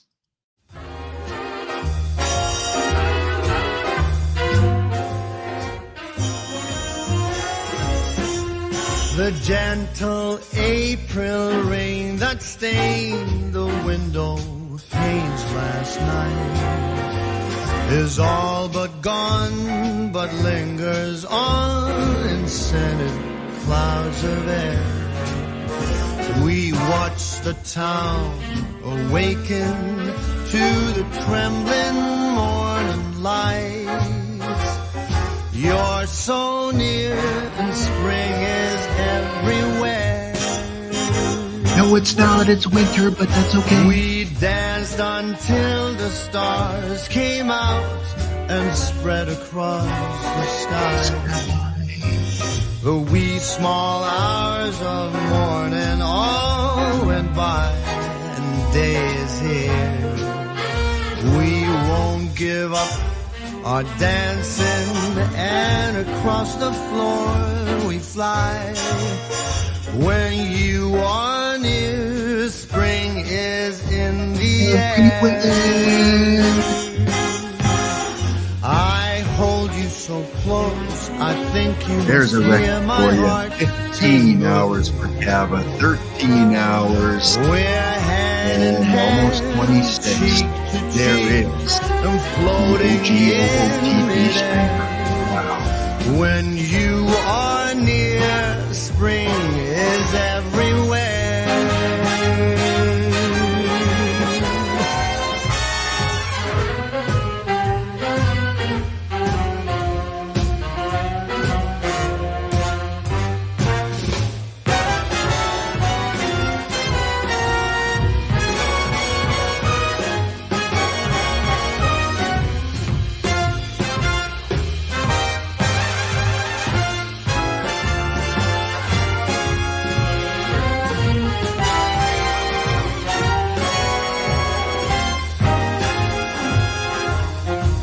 Episode. Oh, I hold you so close, I think you must feel my heart tremble. We're hand in hand, cheek to cheek, we're floating in midair.